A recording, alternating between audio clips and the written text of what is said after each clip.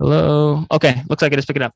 All right, if you're there on YouTube, we should be getting going in just a minute or so. Sorry, just having a little bit of technical difficulties, but we'll be on in a minute. So be there in a second.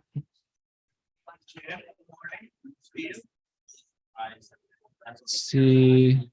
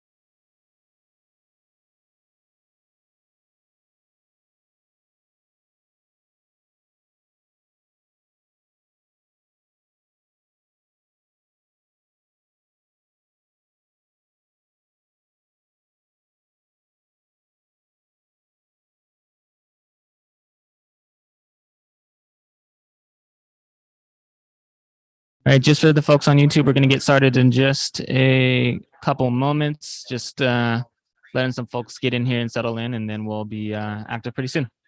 All right.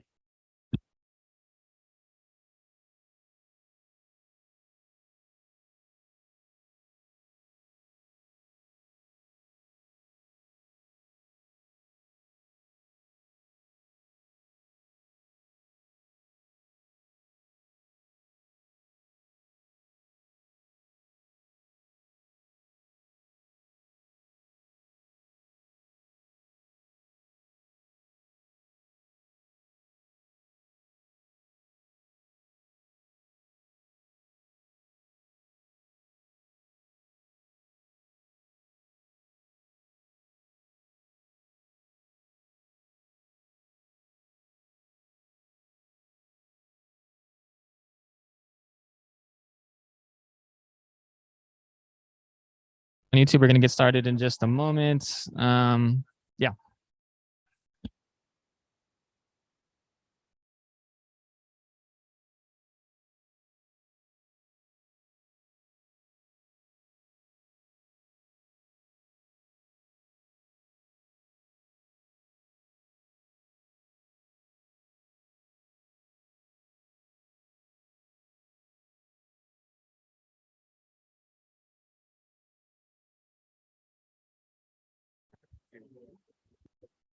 Oh yeah, it's so it goes right to. Oh, that's great. Okay, it's kind of slick. All right. Good morning. Good morning. Morning. Hello. No, I didn't even know this went to YouTube. That's great. Hello, YouTube. All right. So it's good to see everyone this morning. And welcome to another meeting where we're going to talk about the blue line. And really, we got exciting documents that came out. And we're really going to have a robust conversation today and dialogue. I'm very excited about it. So it's good to see everyone in person, especially after everything we've been through. And so just we're looking forward to this opportunity to build. I'm going to pass it to see Terrence. And yeah, good to see everybody. Good morning. Thanks for showing up again so early and for all day. I know there's going to be some more folks trickling in. Some folks are sort of texting me, kid stuff, all that different kind of things. Getting here at 9:30 on a Saturday. Thank you for doing that. And no shame to the folks who are going to get here probably pretty shortly as well, too. So I know we're going to get some more folks in here. Yes, I am super excited to be in our second Saturday meeting. I think it was a little bit different than we thought it was going to be. And I've sort of talked to a lot of you about that in sort of our one-to-ones in the lead up. But I still think this is, and actually, more importantly, because of the change, I think we have the potential for a more powerful meeting, a more productive meeting than I think what we were initially even thinking we we're going to do too. So it's good to be here. Thank you, Crystal, for hosting us. Where's John? I don't know. Thanks, Crystal. It's super good. Yeah, I really apologize. There was the way that the system in Brooklyn Park Library sort of adopted our initial appointment sort of made a challenge. And so I was scrambling really early this week. And thank you, Crystal, for coming through again to make it happen. Yeah. So we're here at our second Saturday meeting. Really, I think there's two big things we're trying to accomplish. But I think sort of our tagline coming into this is what is the landscape for potential anti-displacement policies? And we sort of queued up that conversation in a number of ways as we sort of transition into, as we continue along this process to get to real recommendations that are impactful and get to the heart of the potential harm of displacement that might result when we build the blue line extension eventually. So just jumping into it.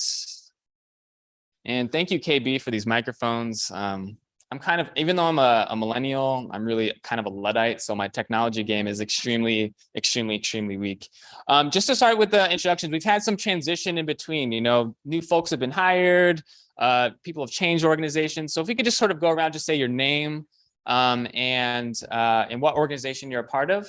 And just so we're sort of introducing the room, but of course we're gonna do more of that too. So I'm gonna sit into the mic just so, yeah. Hi, Anti-Displacement, Bellwether Consulting.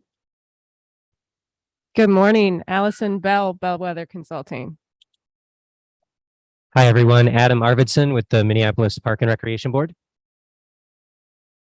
Hello, I'm Jim Vole with the City of Minneapolis. Well, Hi, everybody. I'm Kristen Murray with Kira. John Sutter, City of Crystal. Viola Jacobs, Humphrey School of Public Affairs, University of Minnesota. Hi, Sarah Berkey from the Metropolitan Council Livable Communities Group. Good morning, Sam O'Connell with the Met Council as well, and serving as the Director of Community Relations. Greetings, everyone. Maya Beecham with Phillips Family Foundation of Minnesota. Kim Bergeron, I work for the City of Brooklyn Park. Hey, everybody. Kenzie O'Keefe with Pillsbury United Communities. Good morning, everyone. Margaret Kaplan with the Housing Justice Center. Ricardo Perez, Blue Line Coalition and the Alliance. Good morning, Victoria, Executive Director for Legacy Family Center.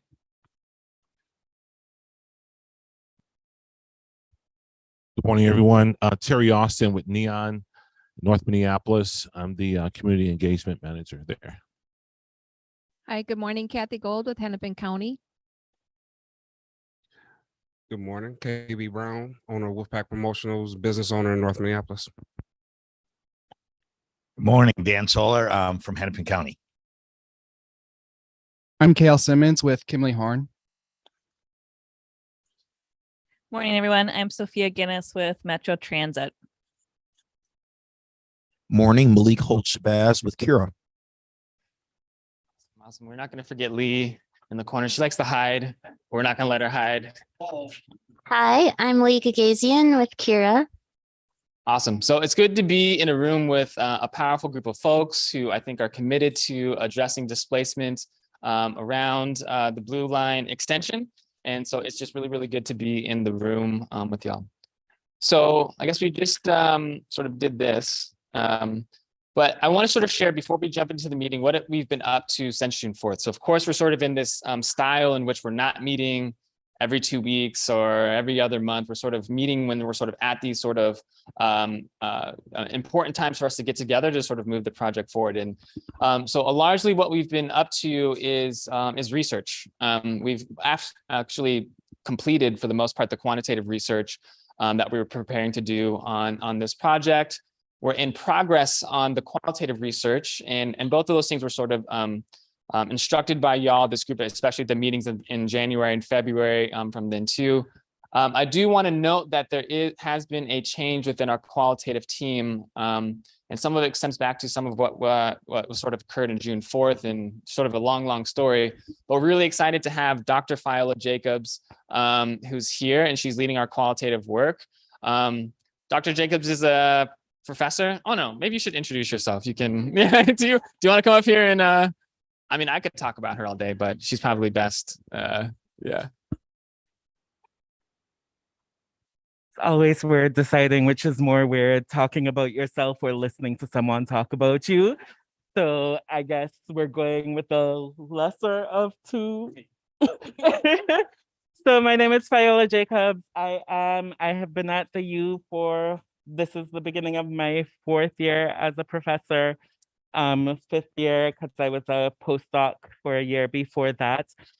So I came onto the U as a postdoc to work on a project called the CREATE Initiative, which was looking at some similar issues, looking at anti-displacement but specifically addressing green gentrification. So how could you get people to stay in place after you build a new park, etc., in Minneapolis and Atlanta? My background is in urban planning. I was trained as a disaster researcher, and I'm really, really excited about embarking on this project with y'all and getting to know each of you a little bit better as we move forward with this work. Thank you. Yeah, we can. Yeah. Yeah, Dr. Jacobs is quite amazing. She hates when I call her Dr. Jacobs. She even says, even my students call her don't call her Dr. Jacobs. But Viola is amazing, and I know we've been onboarding her, and she'll probably be following up with a lot of you about to make sure that the qualitative research, particularly those interviews and focus groups, are meeting the different populations of folks that y'all are working with. We've already done a number of that over the course of the summer, but of course we're going to continue to do that through the course of this fall. So you'll be hearing from her. Wanted to make sure that everybody got a chance to meet her as well too. Another big part of our summer has been, for these governments kicking off and implementing internal working groups. So these are these places within governments where they sort of connect with different staff and perhaps sometimes elected folks as well too, to make sure that they're a part of this conversation. One of the big pieces that are coming out of that is we had them complete a survey around the 27 different policies that we talked about in the first meeting. They'll be sort of presenting about that today too, and to sort of help us move forward in this process as well too. But also a number of public engagement that we've done as well. Actually, in this room, we hosted an open house. Thank you again, John, City of Crystal, as well as at URock. I believe that was in the month, was that in August that we did that? That sounds right. But as well as we've been doing a lot of different public engagements. I mean, I get emails all the time from folks in community asking about this project. And so it's been sitting down for coffee and all those different sort of things. And so we've actually had a quite busy summer, even if y'all haven't sort of felt that busyness, but it's all sort of to get us to this point where I think we can have this productive conversation to get to these recommendations that will address displacement in our shared community. So excited about that. Come on in, Candy. Don't be shy. Welcome. Everybody give a hand clap for Candy coming in. Yeah. I'm just going to be awkward this whole time. So it's kind of like hosting the Oscars. That's what I feel like right now.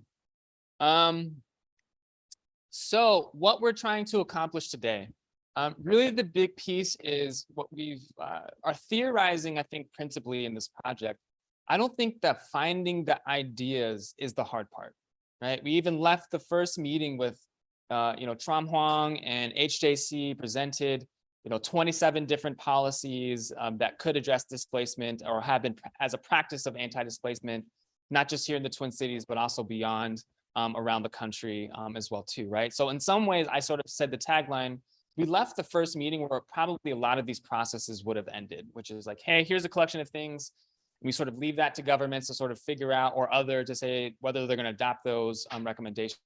But really, policy making is much harder than that. And actually, even more importantly than that, sort of transparency and conversation and dialogue with community is the harder part, right? And troubleshooting, where there, of course, will be barriers to delivering those 27 different policies if we do deliver all those 27 different policies.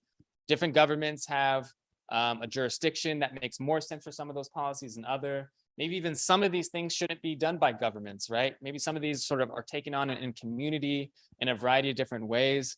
And so, of course, I think the challenge, or I think the good part about this process, if we left the first meeting with sort of the ideas, the rest of this time is getting into the how and the what, right?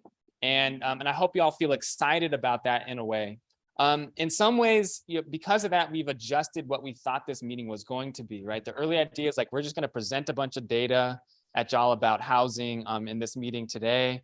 And then what I sort of heard in sort of follow up with folks from June 4th was, I don't necessarily, I want more dialogue, right? I want to spend more time about these 27 policies. I want to hear more about what it takes to get them done. And so we really kind of adjusted this meeting to sort of meet where y'all are at. So hopefully you feel that way. Sort of my one-to-ones with y'all over the past couple of weeks, I think is reflective of that.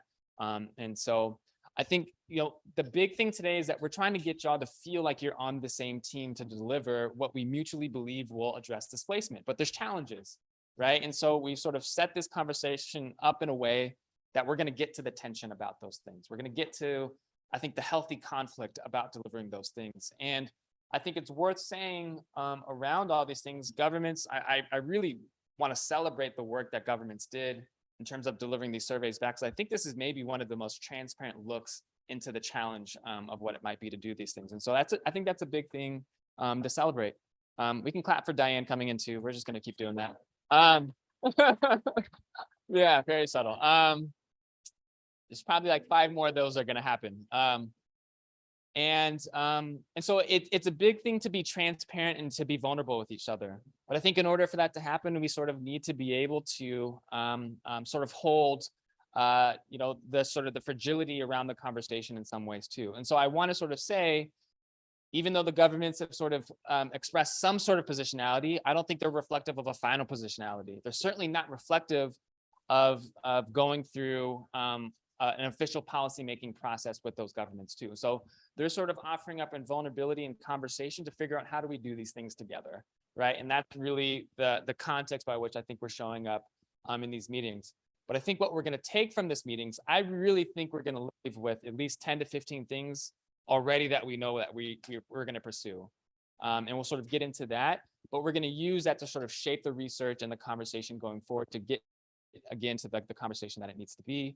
And so we want to build clarity in that way around the pathways for these different recommendations. Everybody wants to feel useful, that this is a practical, a powerful place that's productive.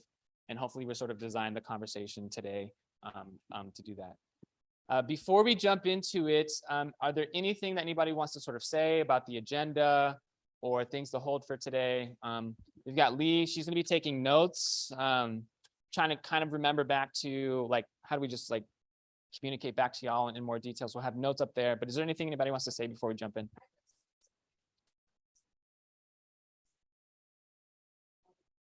Yeah, there's food. All the materials are over here. If you want a face mask, there's a face mask there. I know we're still in a pandemic. I get it. Just provided that over there for y'all too.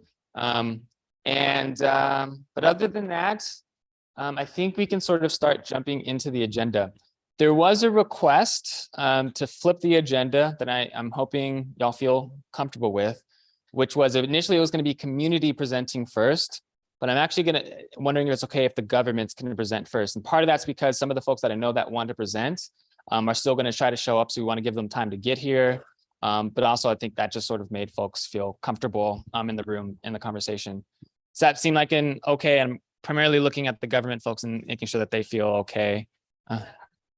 Kareem's still, yeah. Well, I'll try to like cadence it out in a way, knowing that we're going to go into small groups this afternoon, which is going to be the really big processing of this conversation as a whole too. Does that feel fair for us? Okay. Just looking around. Okay. So with that, we're going to jump into, we're going to use the time where I probably have y'all's biggest attention in the early part of this morning to go through these presentations. Is there a government that maybe wants to go first? It can't be, I guess, Hennepin County. I do have it queued up. Want to do it? All right. Go, Jim. There we go, Jim. So I have to apologize. There are two of us from the city that are on this team, Joey Dobson and myself, and we had this brilliant idea of sort of divvying up the work for this, and she did all of this, and then she's sick today. So that's all. If maybe she said she might watch, so if she's watching, we can say hi. But so I'm not totally prepared here. So although actually my presentation style is pretty poor anyway, so you might not be able to tell the difference. But let me know if it gets kind of tedious for me to just sort of read through all of this. But these are some of the things that the city does. Do you want me to just tell you to advance the slides, or do you want me to just do it? Or? Okay. Yeah. So I mean, I don't know if I'm going to read all of this word for word, but this is you know, what we were charged to do. Just this forwarded here. So there's a little bit of information about homeowners and renters in Minneapolis. And as you can see, Minneapolis now is more, there are more renters as residents than homeowners. And that's what that graph is showing. Some more breakdowns. This is by categories or ethnicity or so forth. And you can see that there is a majority of households in Minneapolis are renters, but there is a home ownership gap. So that's what this is showing. And we know that renters are facing higher rents and slower income growths. So that plays into our work here in this group. There's a renter cost burden. Again, let me know if you want me to spend more time reading this or let you just read it and we move through it. But I think the takeaway there is about, for Minneapolis renters, about 40,000 households cannot afford their rent.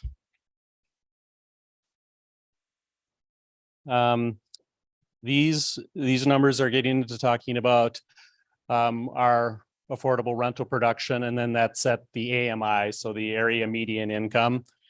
And that's, I think, I'm not an expert on this, but in my personal opinion, is to concentrate on this group because the area median income, I think, is something like $118,000. So I've often thought, you know, well, 60, 50, 30, what does that mean when it's a percentage of that number? So a lot of our city goals around housing come from certain documents, and these documents are important in the sense that they had community engagement and were adopted by a city council.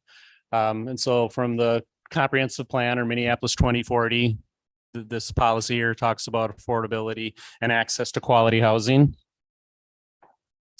Our strategic racial equity action plan, or SREAP, it sometimes is called, has policies talking about housing stability, so reduce involuntary displacement and rental housing for Black, Indigenous, people of color, and immigrant communities. I'm assuming we're going to send this presentation out, and there's a link in there to that plan. And then one of the things we've heard in our internal city groups and other work is that there is a difference between affordable housing work and anti-displacement work. So we're aware of that. And the city does have a lot of policies related to housing and goals of protecting renters and so forth, but not every one of those policies necessarily what we think can be anti-displacement are anti-displacement. And again, I don't know if I need to read this all, but these are, when we did our internal work, these were some of the policies that we thought applied to the work that this group is doing. So supporting existing residents, affordable housing preservation.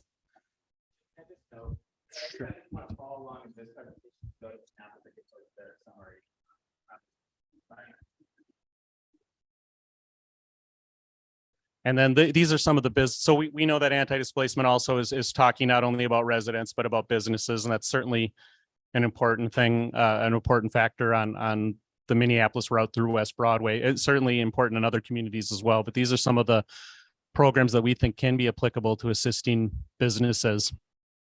But I don't know if any of them I would say are strictly anti-displacement policies or programs. And so, well, I don't know what I'm doing here, but yeah, so there's our contact. Again, Joey is our housing and equitable development coordinator. So she's really the, an expert on a lot of this stuff and would be a good person if you have questions to follow up with both of us, and we would make sure we would get you answers to your questions. Yes.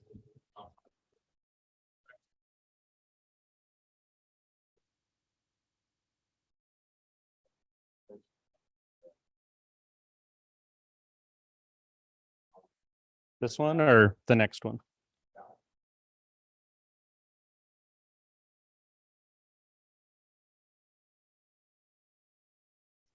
Yeah, so the way I understand this slide is it's when we get into talking about renters and homeowners, these are the percentages by those categories. Where's that data from? I don't know. I'd have to find that out and get back to you on that. That's citywide. That's citywide. Yeah. I don't think it says it on there, Sophia. I'm sorry.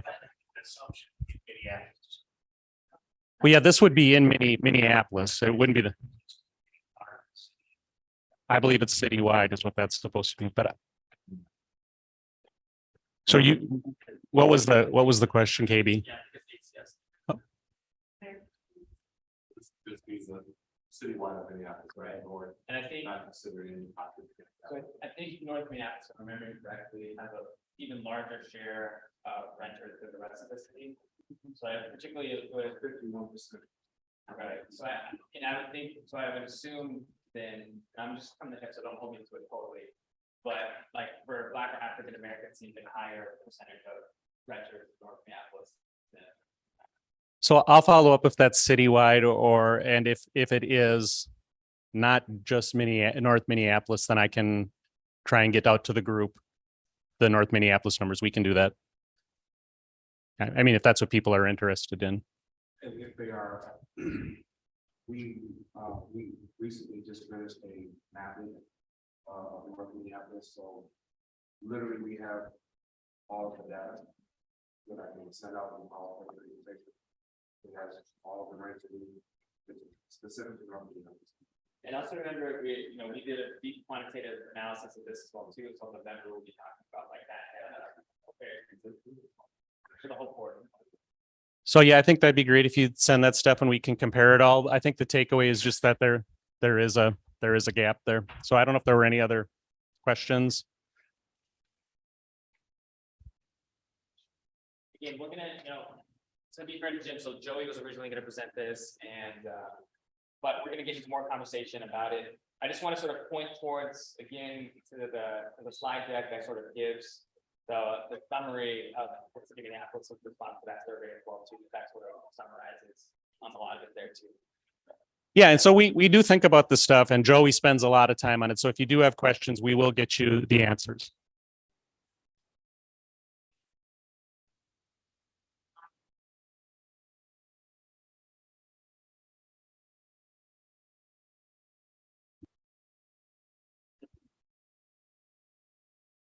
All right, well, I think with that, thank you, Jim. Thank you. Yeah, for sure. Good to see you, Joey, online. All right. So looks like we had Nicole come into the room. I think that was it. Okay. Okay, yeah, round of applause for yeah, cool. Okay. Did any other go? I got your slides, yep, so I got them queued up. Yep. Amplify your voices just for them. No, it's just great. Yeah. So you don't have to totally focus on it. Okay. Great.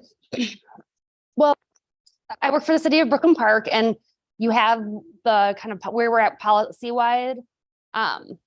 policy wise related to what we are doing and what we're thinking we might be able to do.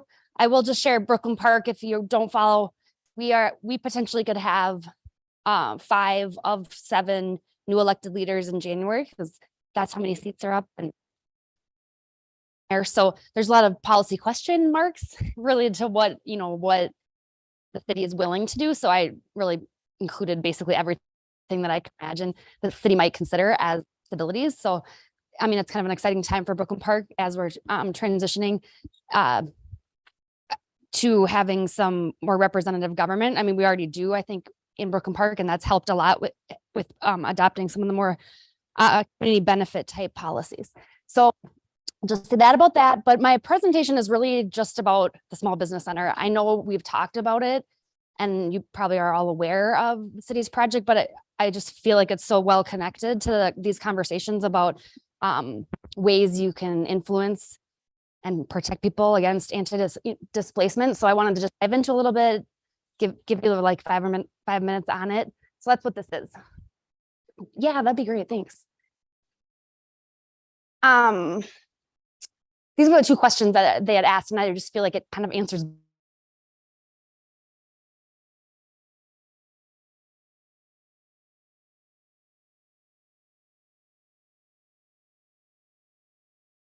both questions. So it looks like right now, but if you want to keep incubator for small business, a place where small business can be and grow, and entrepreneurs can start their businesses and learn from each other and get technical assistance and all those things. We've been hearing it for as long as I've worked in Brooklyn Park, since 2007.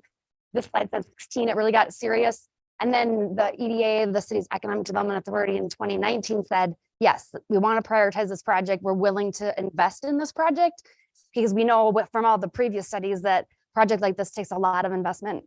So, and what really catalyzed it is Met Council's $100,000 LCDA grant, having the ability to hire the people we needed to hire to advance the conversations to get real about doing a project like this. If you could, next. We thought we were going to lease a space for the small business center, but in trying to find a space, we quickly realized that it's cost prohibitive to lease commercial space. It would have been hundreds of $1,000s a year, and not knowing how things were going to play out, it just felt like a big risk to sign a long-term lease, especially as we know anticipate values would be going up. Just like it's almost interesting, like we had these conversations, we're going to get displaced from the space, we're going to get priced out if we're a renter. And so because the EDA had some cash that we could use to invest, we pivoted and decided to buy the strip mall, because it just happened to kind of be quietly for sale. It'd been on the market on and off for a while, and they were asking a lot for it, and they hadn't had somebody step up to buy it. And of course, as soon as we stepped up to buy it, there was another buyer that we were competing against.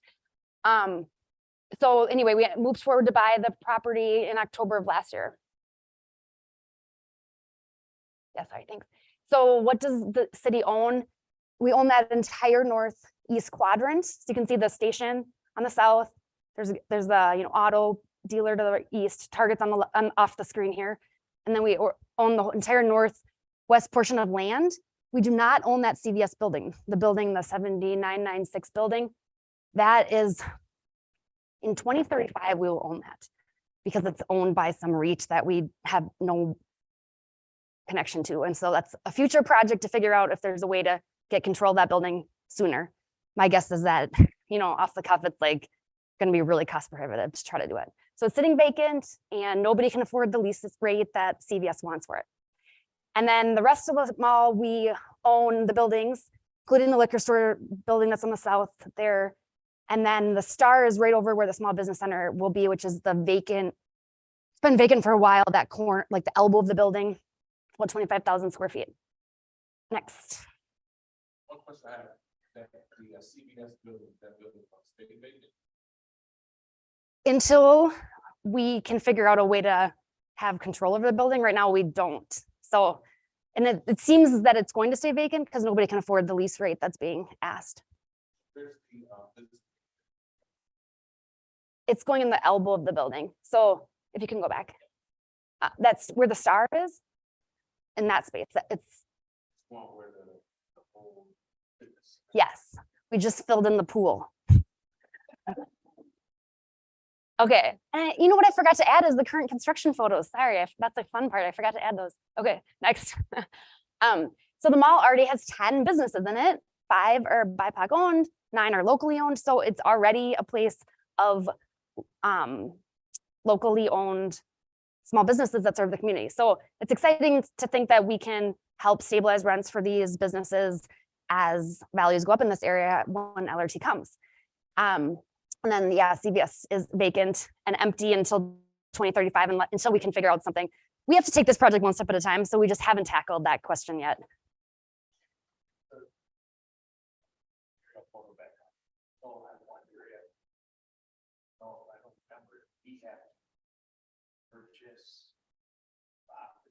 From us, yes. Side, I guess we do, as LRT comes where the red is there. Yep. Traffic light. We're also proposing the access. Closing the left turn access by the CVS and putting traffic signal down on 85th as part of this as well. I wonder if somehow that whole project. Well, we own the land though, so it's not going to impact that CVS build. The building owner is a different entity that is not local. Yeah, unless you're going to impact the building. But maybe, because we'll probably have to get in touch with them. We just we bought the land. Oh yeah, no, I didn't say that. No, it's okay. So it's really just the building and the leases. Yes, they lease the land from us. So they actually pay us 100 and some thousand a year to lease the land. It's very, there's 3, I mean, yeah, it's complicated. Okay. So next. This is just, yeah. So so what the project itself then is this 50,000 square foot retail mall, 10,000 square foot CVS vacant space for future use, 10 businesses that are there, and then 25,000 square foot small business center that we're building out. So it's under construction right now. And I'll show you the numbers in just a minute, but yeah, maybe just go to the next slide. This is the slide deck that somebody else had put together. So it's great. It was already done for this session. So this is what the small business center is going to be. You can see it's the elbow of the building. The red space is retail. So there'll be, we heard when we were initially starting, we were feeling like this was not a good place for retail, given that it doesn't have visibility to, the retail type of visibility. And we had been focusing on kind of more of the office type uses, but the community members that were participating were very clear that we needed a retail component. And so that red space is these little retail bays. And then otherwise it's, leasable office space, dedicated offices, or like a membership model, like a co-working space. So it's very much like a co-working space that you're seeing in the private sector, but the intention here is for it to be affordable. And we're expecting up to 60 businesses could be here. Technical assistance would be a big component, as well as having kind of the networking opportunity. And then the space out, the yellow space on the bottom, we're not building that space out just yet. There's an existing building in or business in the gray space, but that yellow space in the bottom, we're going to leave and provide some flexibility for future build out. Inside of the business space, 60. I mean, it depends on how much space each business takes. So if it's, because it's going to be like a membership, you join as a member. And so then you're going to, based on your needs, we'll have some type of membership.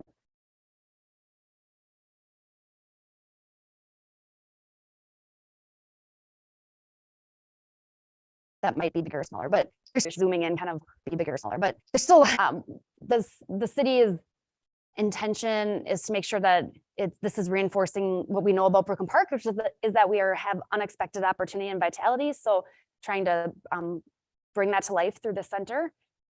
And these are just some of the images that were kind of inspiring to the advisory committee that helped us design this place.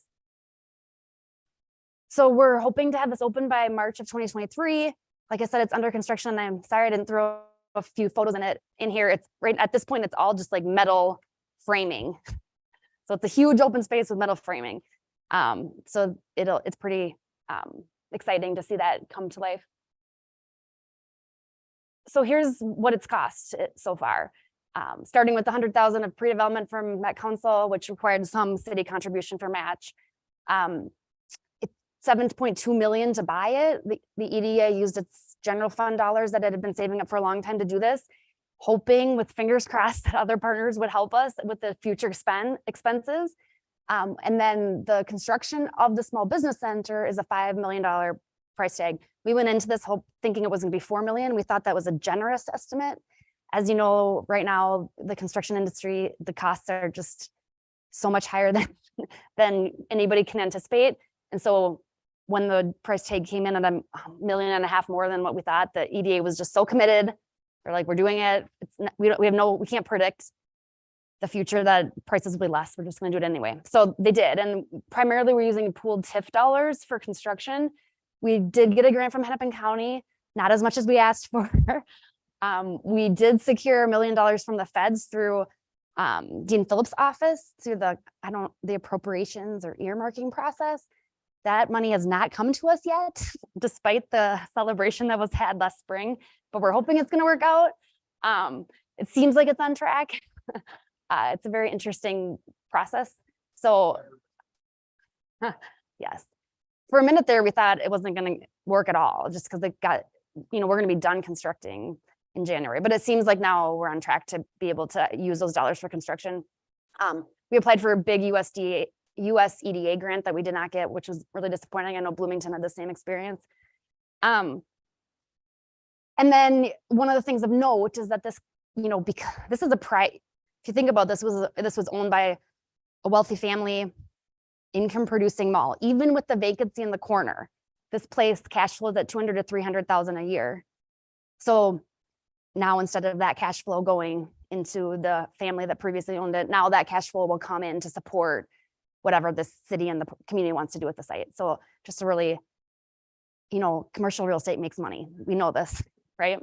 So, and then operations. So the EDA really wanted this to be grounded in community, and LIBA, Liberian Business Association, and I know Jackson, I thought he was on this group. Yeah. Okay. Yeah, I was gonna make sure I didn't get a chance to coordinate with him, but LIBA's, has been hired as the operator. So we're just in the process of figuring out what that's gonna look like contractually. But we're, at this point, they're kind of working fee for service in cooperation with city staff to figure out all of the things that you see on this list. So we're in the process right now of trying to figure out what the pricing is gonna be for members. So that'll be, hopefully we can get those decisions made in October so we can start signing people up. Next. What was that? Yeah, no, is that the last one? Oh, okay. Oh, that's it.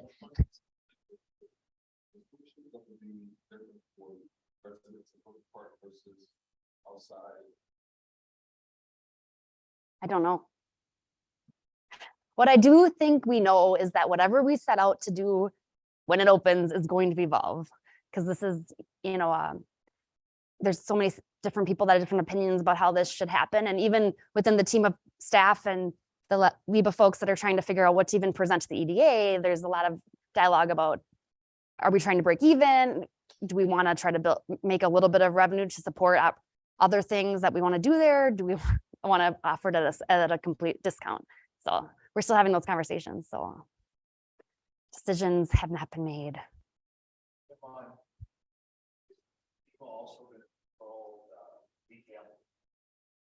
No, they will just operate the small business center, the 25,000 square foot.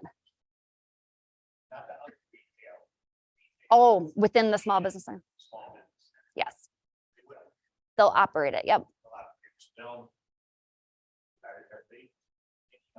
We took a tour, even down on some quarter, went down to actually the business center, which was right off of Snelling, South University Avenue, and a little bit of a model there where it was building, but it was broken up into spaces like that, vendors, various, so whatever wide variety of retail level. Yeah, the space is being built out so that each of those, like, they're little rooms that can be locked. And there's 2 that have plumbing, but there's not gonna be any like food production. People could sell prepackaged food, or there's 2 that have water, so they could conceivably do like some type of beauty type of activity, but otherwise it'll just be like retail goods. Like, you go to the Longwood Center, they have a lot, of whole area. So. Yeah, this is not food. All Mhm. that. Yeah, I mean, it's been a series of decisions, and one of the decision points was this is not going to be the food use that we know people in the community want. We're working with Devin George on a different project that would include a commercial kitchen in it, but it was, at some point we had to make a decision that this is not the food.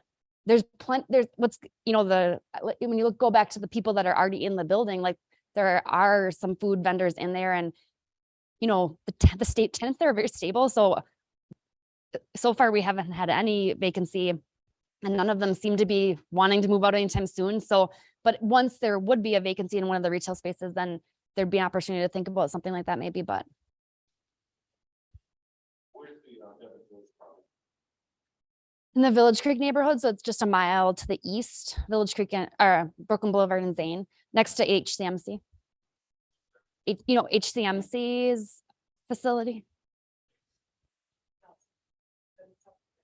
The health clinic.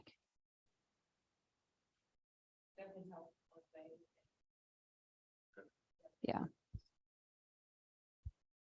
Yeah, he's right. And that is a apartment development with first floor retail that includes a commercial kitchen. I just want to go over. So, yes, I'm wondering why the focus is not this and that's small nonprofit. That's a great question. Because we hear from the nonprofit community a lot that they want a space like this too. It's just the Economic Development Authority, the council, they just made the decision. Again, like a series, this can't be everything to everyone. And so the decision point here was this is a business center. This is for entrepreneurship and for profit, like building up wealth with our, entrepreneurs in Brooklyn Park.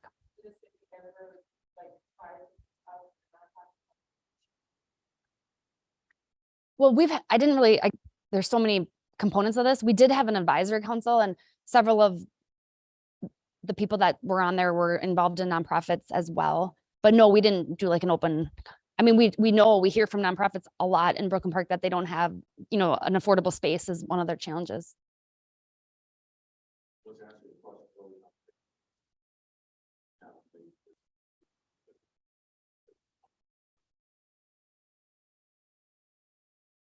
Yeah, you were sitting on the advisory council, right? Yeah, I'm sorry, I didn't acknowledge that.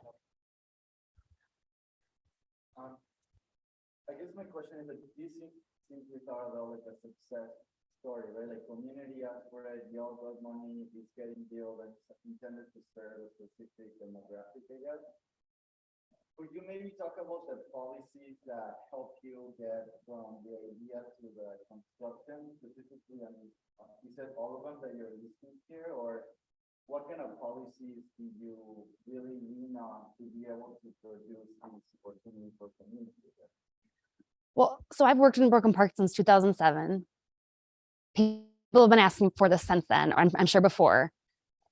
From my perspective, it just takes political will and it takes money. You need political will and money to get things done, and staff that can produce, and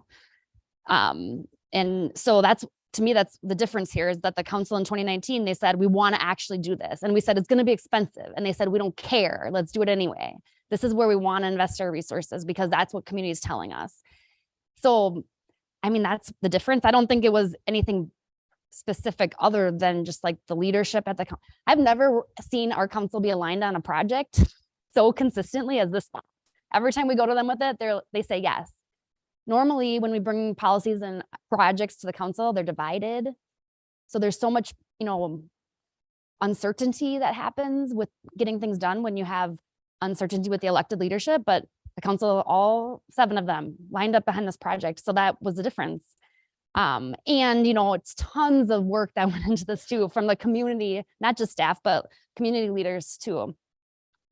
So was it like one dedicated staff person from 2016, or how many people? I mean, because if we're thinking of feasibility to do this across the corridor, right? Right. How can we, city of Minneapolis, say, dedicate how many dollars to make this happen? You know, like, Yeah. have any idea? Oh, sorry. Well, the $100,000 made a huge difference because if, like, let's say staff had just said, okay, let's get started. We had said this, like, let's look at it. We'd researched it. But whenever you research the stuff, you say, oh, it's like pretty expensive. There's tons of decisions that have to get made. So I think a couple things that were unique about why we were successful. We had the $100,000 from Met Councils. So that meant we could, I don't know if you saw on the first slide, we hired a broker, an architect, like all these different expertises. Then we had the advisory council. So we had the community leaders advising.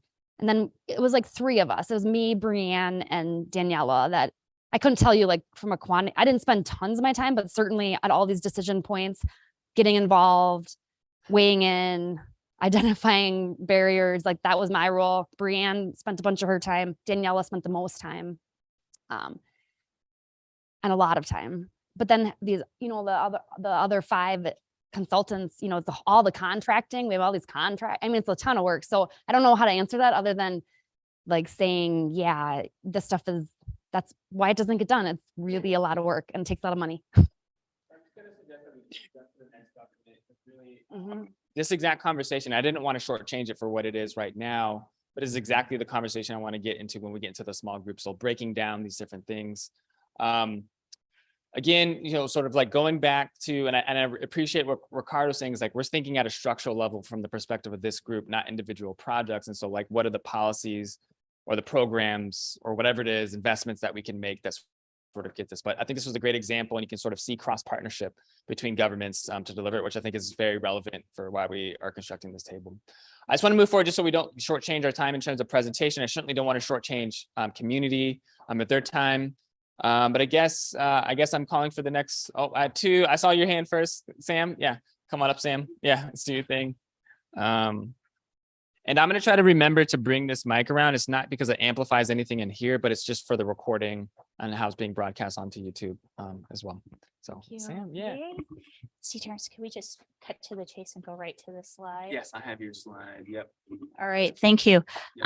Good morning, everybody. So we've been so happy that we had our Minneapolis folks talk and our Brooklyn Park folks talk. So if you imagine the city is sort of at floor 1, I'm going to ask you to get into an elevator now and travel with me and go up to like floor 150, because that's really the perspective that we're going to look at in terms of the Met Council.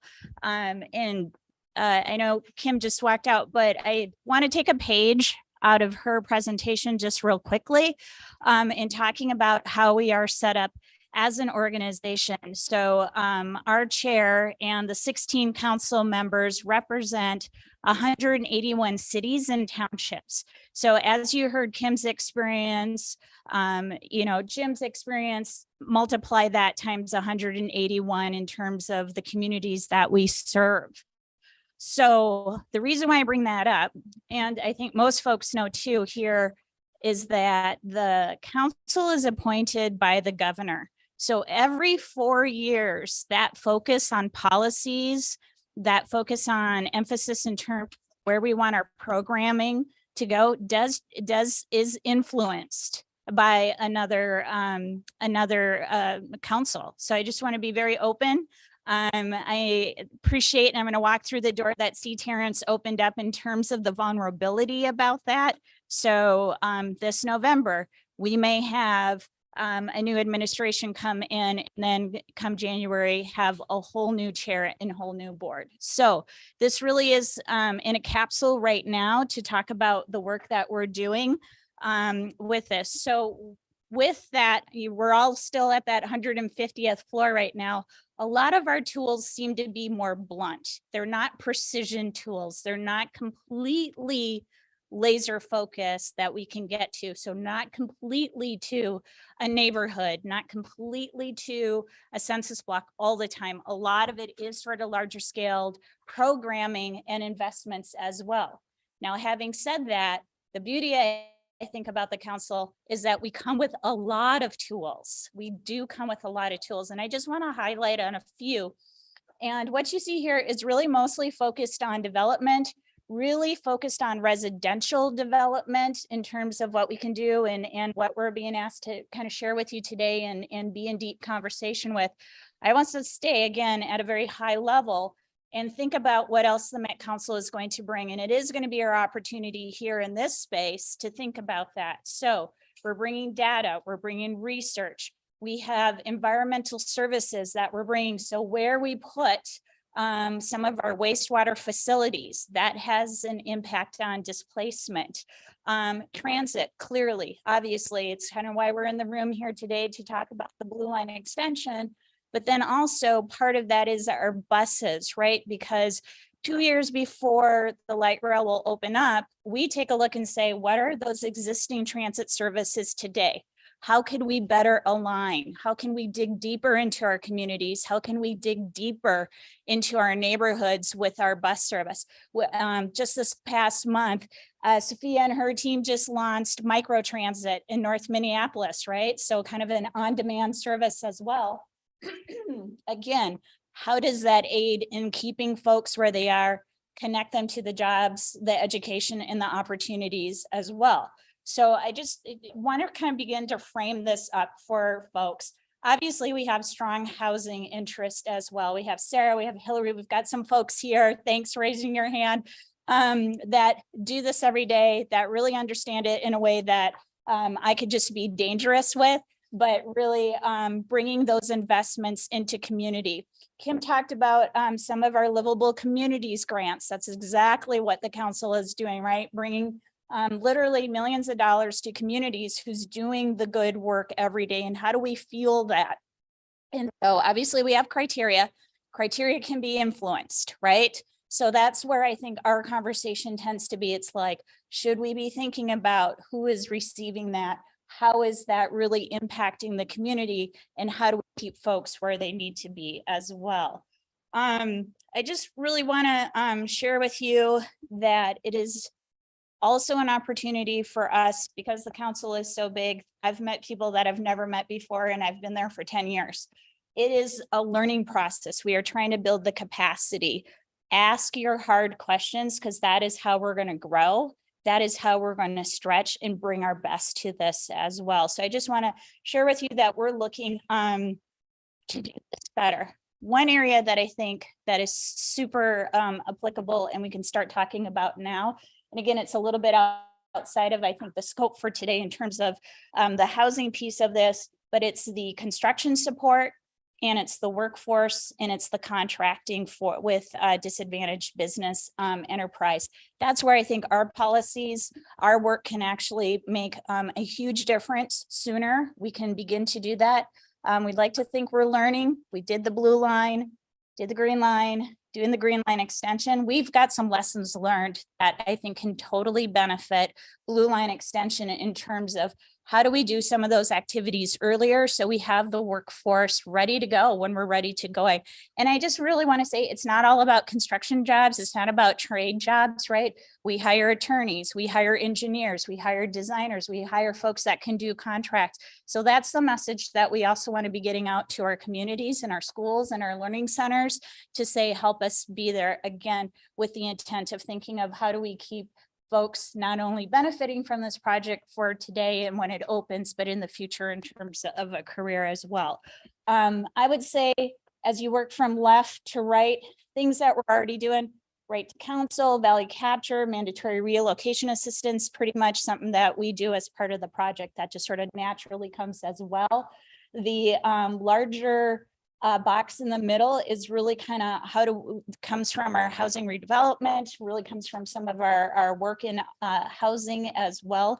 Again, still staying at a very pretty high level still, right? So we don't get into zoning. We don't really kind of get into that. We support communities that do, especially when they're doing the stretch and learning in terms of anti-displacement. Commercial, not as big for us here at the council.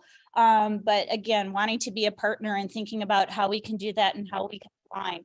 I think the opportunity in that yellow is the fact that the federal programs and policies are changing as well. So how do we tap into that, right? We can say, wow, look what USDOT is doing. Is there an opportunity? Can we be a conduit for that information and funding? Redbox really does kind of get very, from our perspective, a very localized piece, but that doesn't mean we don't have any role in it. We can always be convener, we can always be facilitator in these conversations, and things are changing. So Redbox, a little bit harder for us to do, but those green boxes is really where we seek our opportunity to work with everyone here. Questions about what we do and what we can bring to the table? I cannot have covered everything.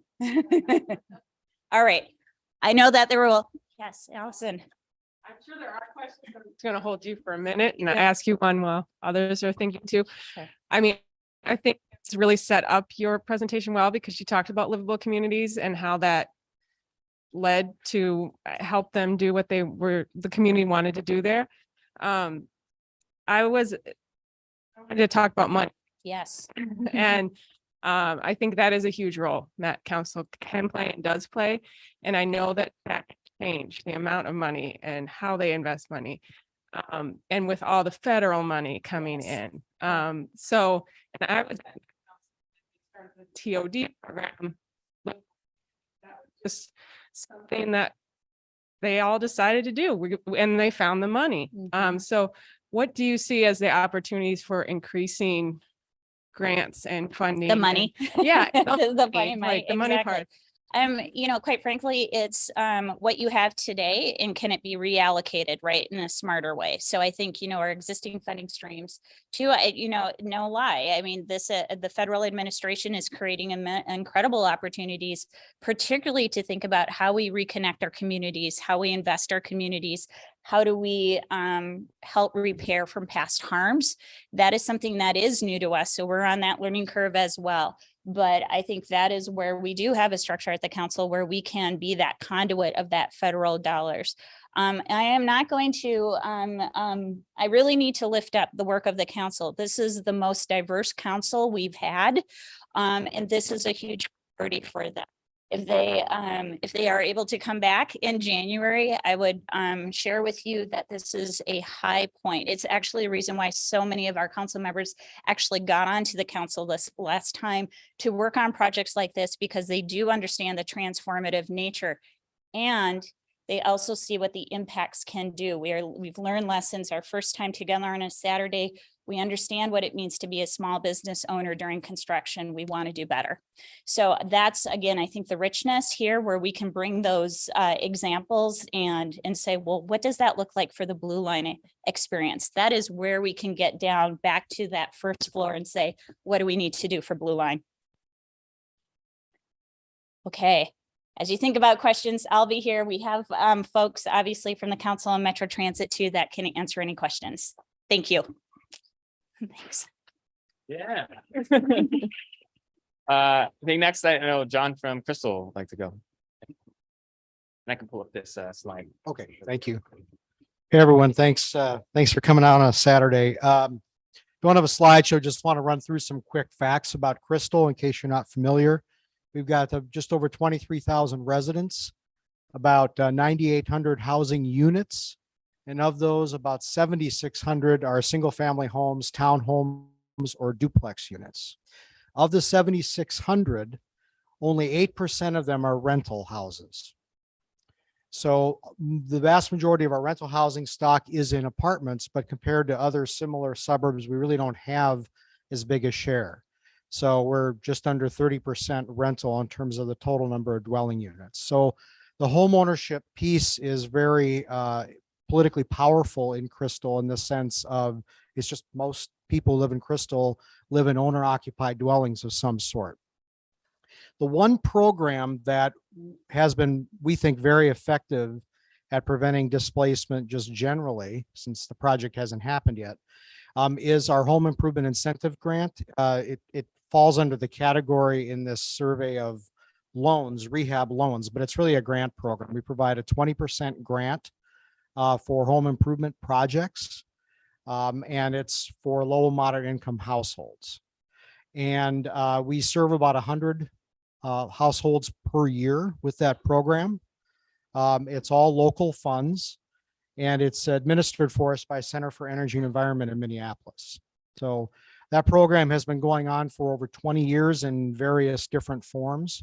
But it's something that our council historically and consistently has been very supportive of.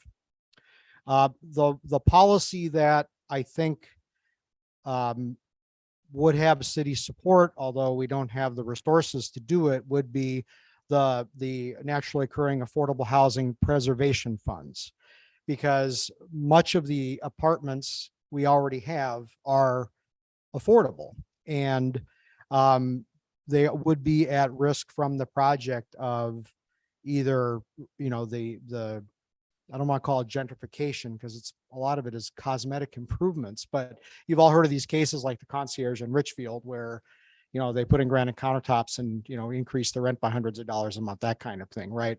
We have no complexes nearly that big, especially not in the stationary, but we do have apartments of that vintage that could be subject to that kind of threat to affordability. And while reinvestment in these existing older apartment buildings, of course, needs to happen because they are wearing out as they age, a NOAA fund would help to preserve them as affordable units while they are rehabbed and preserved for the future. So as we went through this process of internally of going through the 27 policies and programs, we first had all of our department heads go through them and kind of evaluate them in terms of what the city can do, both financially, and also I think some of them we don't have the legal authority to do, such as a construction excise tax. So we were able to sort of go through them, and then we presented to the council the same 27 policies and programs. So we did all that before we answered the survey. So as you can see from the slide, there's not a lot. Well, I should say there's a lot in the red box, but I want to emphasize that that doesn't mean we're opposed to all of those. It just means that we can't or don't have the resources to get involved in them. So for example, if the project determines that it will have an outsized negative impact that could be addressed by those programs, the city would not necessarily oppose the project, whether it's the county or Met Council or some combination of the two, creating a program, funding it and managing it.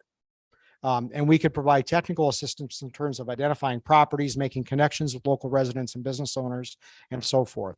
And that's especially true. I know we're talking about housing today, but it's especially true in terms of the business impacts, businesses that will be impacted by construction, and then commercial, again, lack of a better word, gentrification, resulting from the project. One side note, I think some of you are familiar with the strip of buildings along the north side of Bassett Road across from Becker Park. It looks like a strip mall, but it's not. It's actually structurally separate buildings on legally separate parcels of land. There are 3 different owners of the buildings in that strip. And one of the greatest success stories is the Habinka discount store owned by Bintu Kamara. She basically is doing her own small business incubator. If you go in that store, you'll walk by a bunch of small rooms that have individual separate businesses that she subleases to. And she started with just a very small storefront in that mall and then quadrupled her space several years ago. So that is an example of something that we've focused on, rather than redevelopment, focusing on fixing the public realm. So we added the on-street parking in front of them about 4 years ago, and that has really helped the business vitality of that strip of buildings. And obviously the major investment in Becker Park is sort of our new central park. So each city is different, and our council has kind of been very selective about where it puts the limited resources it has, but we tried to focus on things that are, they believe, clearly in the city's realm. And I guess I'll stop there for questions.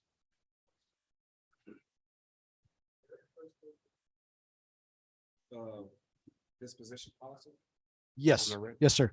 Why are we not having a conversation about the policies for disposition of land? The city does not own any development sites anywhere in the station area. Oh. So we would have nothing to put a policy on. Yeah, there are different reasons for all those. I should have mentioned. I mean, it's not the same reason for all of them, but in that case, that's the reason. Says through when we're queuing you up for in the small group conversations is to get into the why for each of these things and to dig more into it. So this is sort of a presentation, but isn't sort of the final conversation about it either. There. Right. All right. Thank you. Yep, I'm done. Any other questions? No? All right. Thanks, everyone. Who's next?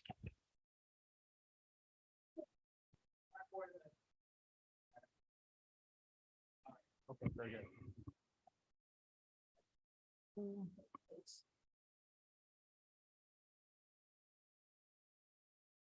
Yeah, I don't have it.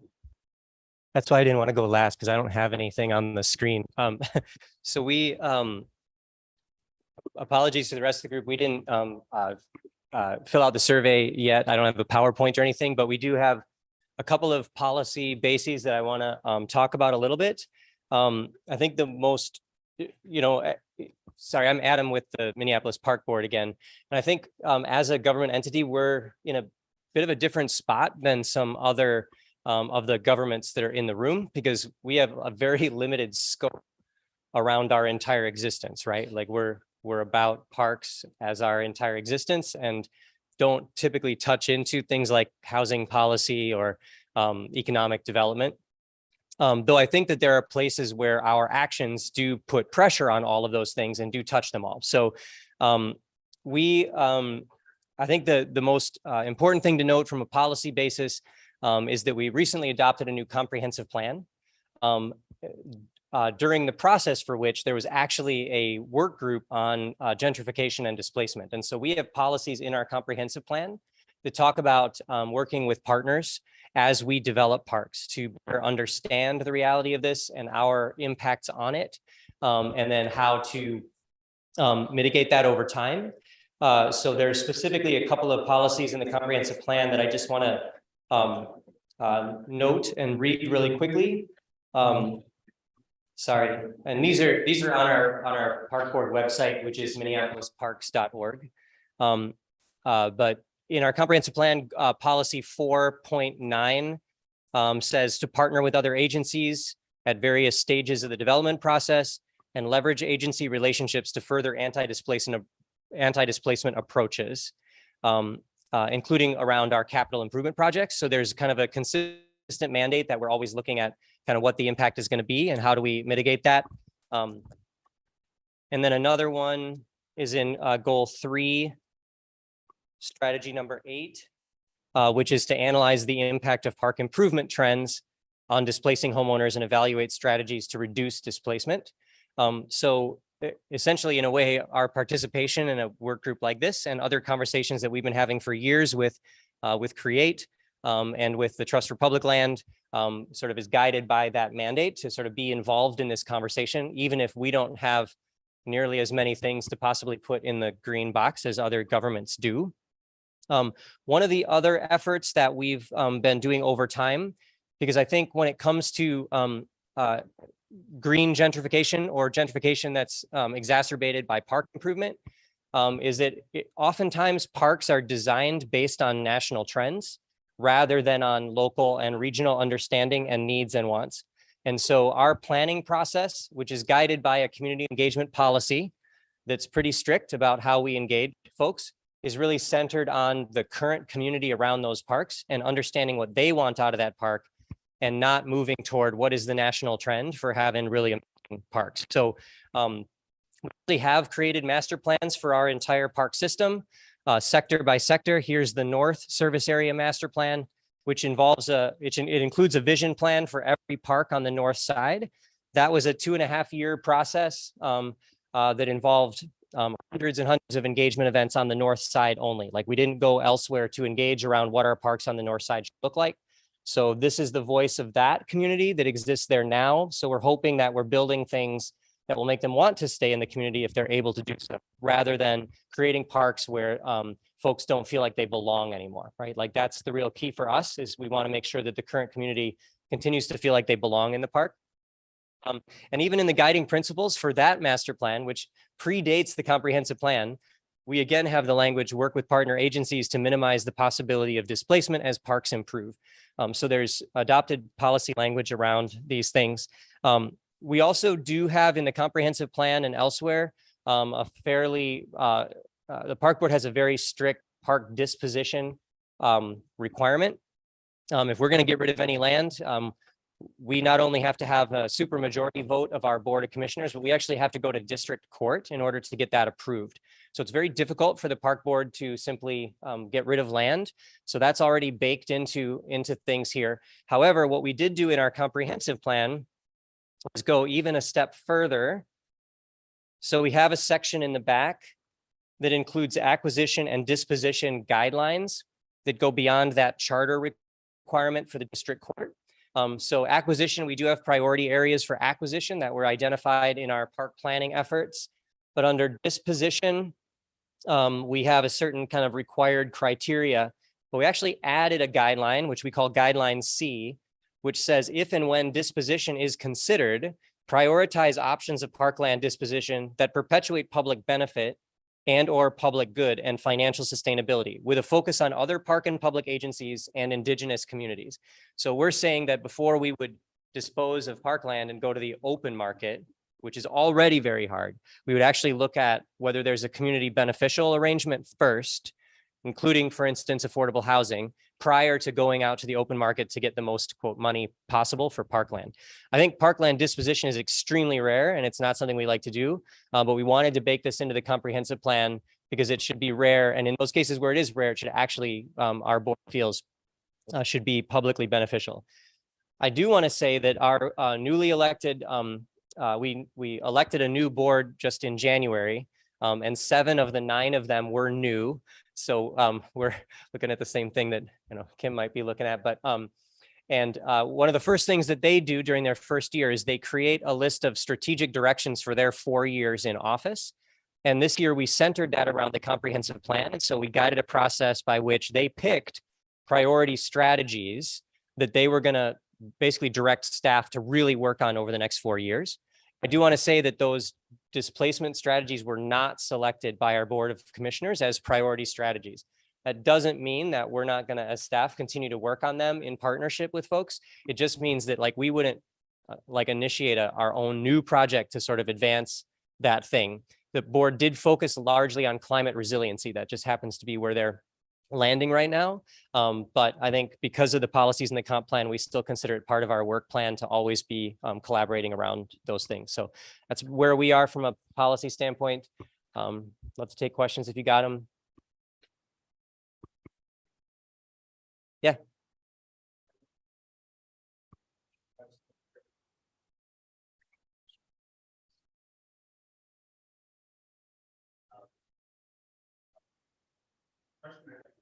This is the methodology.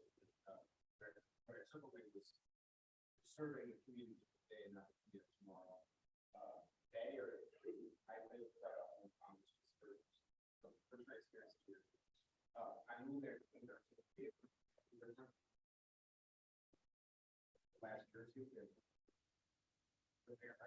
Curious of anything in the methodology. Do a look back. I may be asking you look back. So that it's not wealthy, which is not what is there when I went. So I'm just kind of curious as a way to capture the folks that have already been displaced in the plan. Looking at it,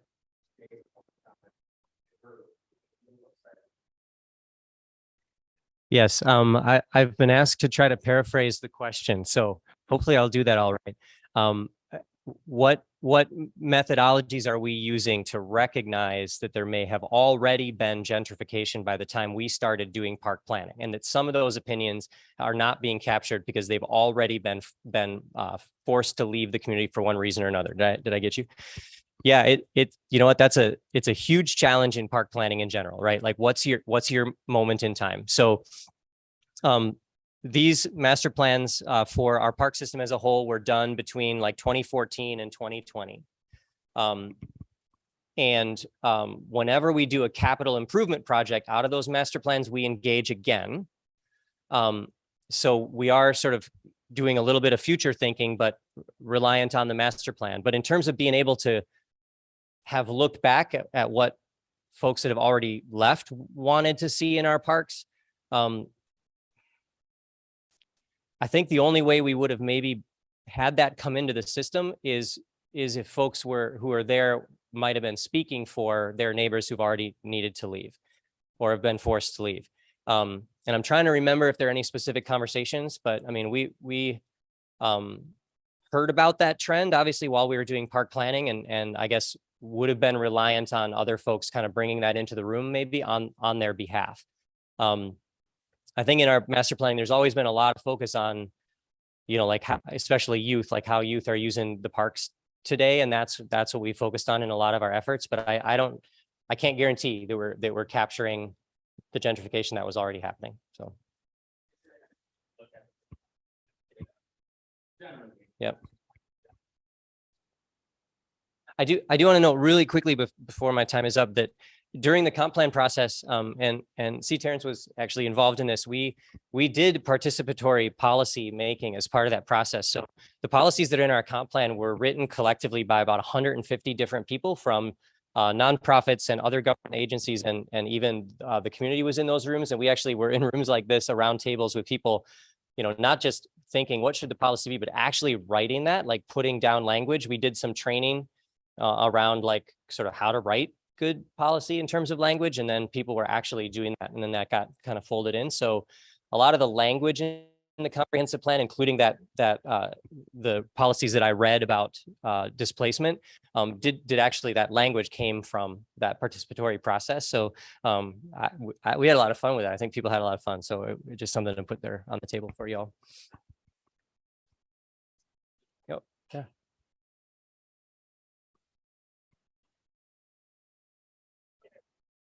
Sorry about that.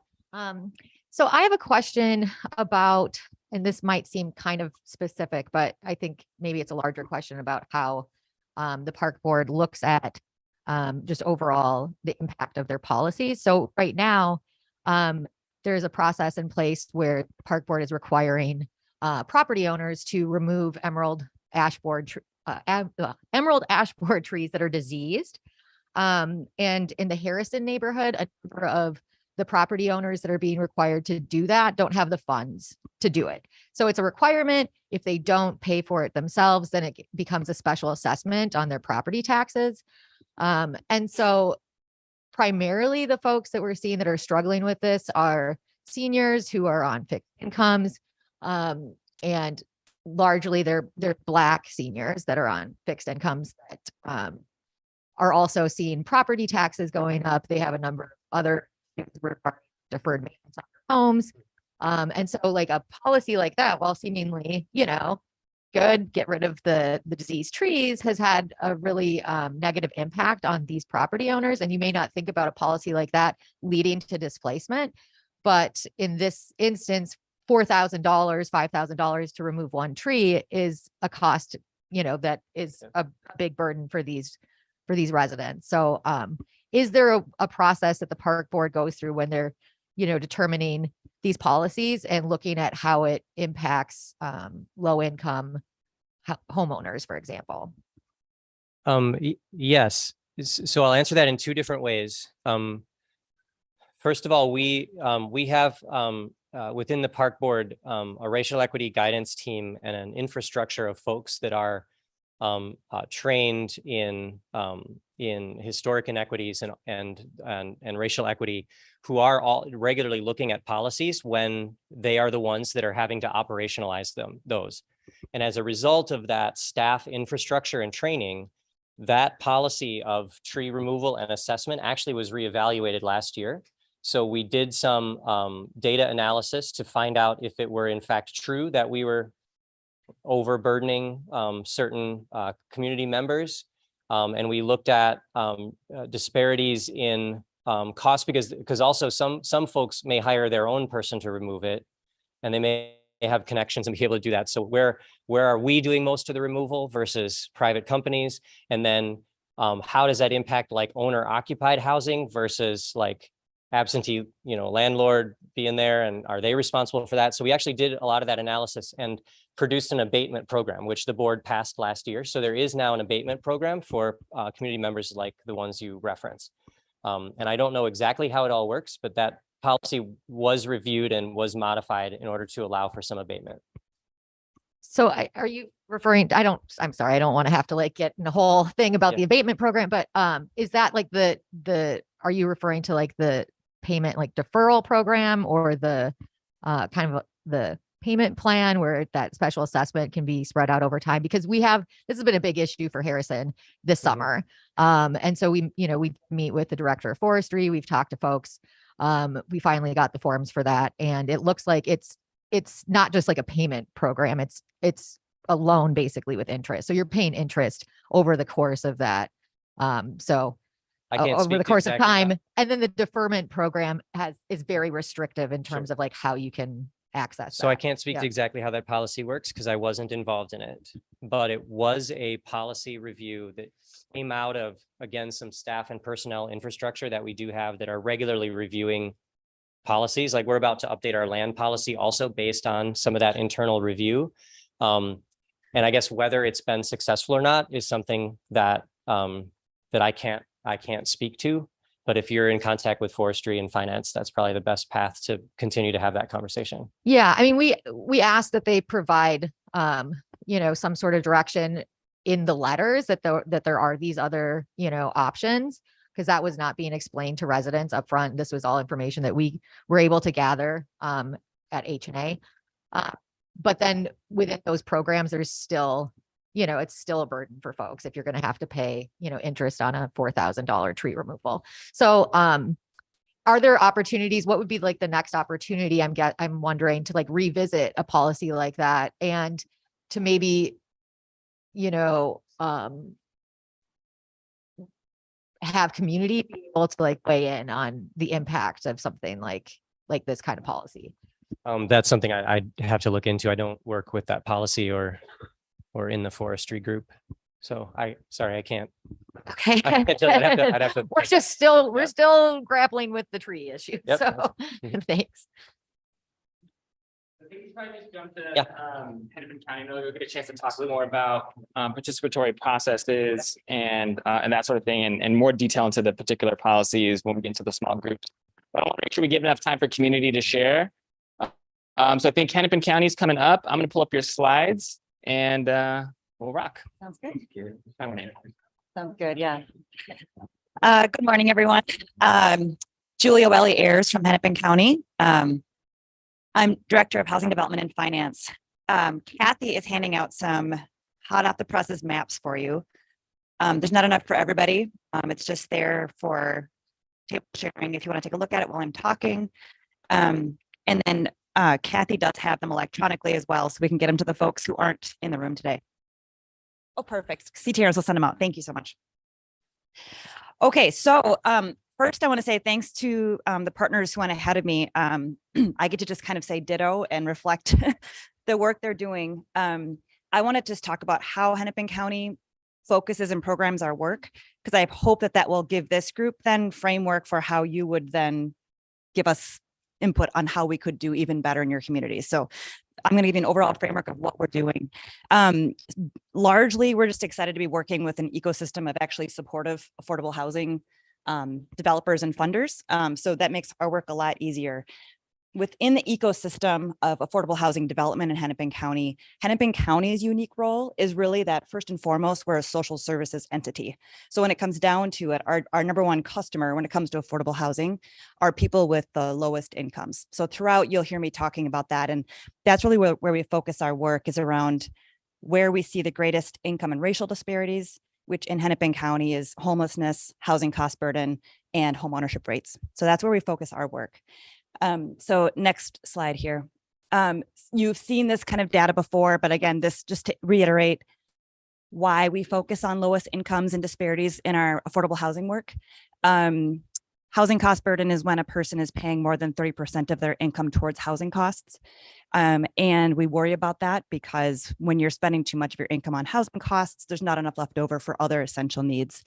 This fancy chart essentially just says the less money you have to start with, the more likely you are to be spending much of your money on housing costs.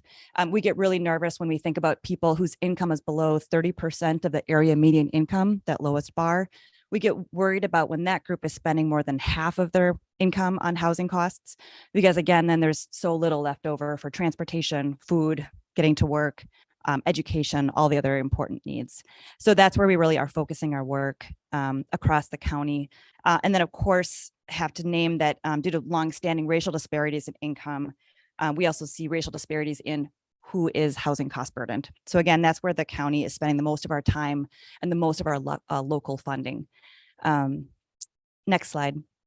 On the other end of the scale, we see Minnesota in particular obviously has massive homeownership rate disparities, especially between white non-Hispanic homeowners and Black or African-American and Latino homeowners at the bottom there. It's wonky, but I put these little counts in here to say that if we're looking at people whose incomes are above 50% of the area median income, we look at that group because they're most likely to be able to afford a mortgage. If we look at that group alone in Hennepin County, we look at 81% of that group, if you're white, owns a home. Only 45% of that group owns a home if they're Black or African American. The gap there between the Black rate and the white rate is 6,500. We count up that number and I think about, and that number totaled across all the group is 13,000. So that's the number I think about for home ownership. How do we get to a space where we can create 13,000 more home ownership opportunities so that we actually have parity for people who can afford home ownership? I'm not going to talk too much about home ownership today, but I just want to name no, I will be talking about home ownership. So I'm going to name those are our two primary things: is housing cost burden and home ownership rates, especially for lowest incomes and for households of color. So next slide, I want to talk to you about how we do this. So since before the pandemic, the county was administering $146 million annually across our homeless and housing spectrum. For people experiencing homelessness, so that bottom rung there, we create pathways to exit shelter we expanded shelter diversion, we created new barrier shelters, and we're really focusing most of our time on case management to help people exit homelessness. Above the emergency shelter line, all of that is around how we finance affordable housing. To create and preserve affordable housing, we use a number of capital tools that include long-term deed restrictions. We think that's a primary way to make this work happen, to make sure we're not just putting a little money in, but ensuring that that home is affordable for a long time. We implement these tools through specific programs. And you've heard that from my partners who talked before. We don't fund things project by project. We fund programs according to priorities set by the board, and then staff are able to administer those programs. Across these programs up here, the county creates or preserves nearly 1,000 affordable housing units every year. I will note the dollar amount 146 does not include our sort of American Rescue Plan Act funding. The board allocated 37% of our total American Rescue Plan Act funding toward affordable housing activities. And we've already awarded 30 million of these funds to create or preserve 25 housing units across all of Hennepin. On your maps, you'll see where those are happening in your communities, but just note that the county is interested in financing affordable housing is what I'm trying to say. We want to finance affordable housing. We have programs to do it, and we need your input to make sure they're doing the right thing. So next slide. I want to give you some examples of the programs we do have, so you can know what's available for your communities, and also you can see how we create programs in order to help us think about, how should we continue to create programs to meet your community's needs. So for the people with extremely low incomes, we focus on just gap financing, little soft money at the end of a project to make sure the housing is affordable. About a quarter of the units we finance each year across our inventory are affordable to households with the lowest incomes. We have our new single room occupancy strategy, which is where we're trying to buy buildings instead of paying developers to buy buildings. So that's interesting. We'll see where that goes. And then supportive housing strategy, we want to highlight that one. This was where a couple years ago, 2019, the Housing and Redevelopment Authority created a brand new program, right? So they said, we're going to create a new program. This one's focused on funding supportive affordable housing for people with the lowest incomes and who are also very vulnerable, right? People who are cycling through homelessness, through treatment, through institutional settings. Let's create a housing program just for that group. And they funded it at $5 million a year. And the goal of that program is to finance 1,000 units of supportive housing over 10 years. And we're 3 years in and we're ahead of schedule. So we're really excited about that's how we create programs in the county, and how we put our money where our mouths are. On your map, near the bottom of the Minneapolis map, I believe, you'll see Emerson Village is just one example of those. It's not open yet, but it's a beacon project that will create, oops, I can't remember. I want to tell you how many units it's going to be. 40 units of housing affordable to families with extremely low incomes. So that's just one project. We're actually putting a total of $2 million into that project because we're so excited about it and excited about what it could do. It's in the old shelter space, the Families Moving Forward shelter space. Okay, so next slide, when we go up in income a little bit to 30 to 50% of the area median income, here we provide gap financing through a couple of different programs. We have a lot of programs to complete these work, and each one has their own focus. It's kind of how it works. Our biggest one, my bread and butter, is Affordable Housing Incentive Fund. This program is kind of our housing trust fund, created back in 2000. We've financed 10,000 units of affordable housing since that program was created. And that's, again, sort of the bread and butter project. Around your map, it's the little purple diamonds or purple triangles that are our AHIF programs. Transit-oriented development is a similar program, also funded through our Housing and Redevelopment Authority. That one, of course, is focusing on transit access to help people have access to jobs, school, community events. And then home and CDBG are our federal programs. We're excited to work with partners like John, where'd he go, on implementation of our CDBG work to create and preserve affordable housing. So those are 4 existing tools the county has for financing affordable housing. They're all guided by priorities that are set by the board in response to research and community engagement. So it's forums like this that help us know, are those programs working and what should we do to make sure they're working better for your communities? And then if we go up one more to home ownership, so we can go one more slide. In this space, we really know that for affordable home ownership, the county is never going to be the biggest player in this space because it's such a private market driven thing.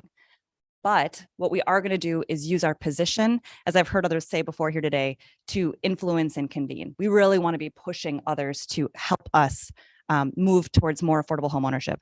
So some things we're doing in particular is kind of, again, like John was saying, focusing on preservation. If you already own your home and you're in your community and you want to stay there, and if you're low income, we want to help you stay there. So we have several programs that help homeowners improve their loans, provide grants and low interest loans to help them preserve their homes. We repair about 200 homes a year across the whole county.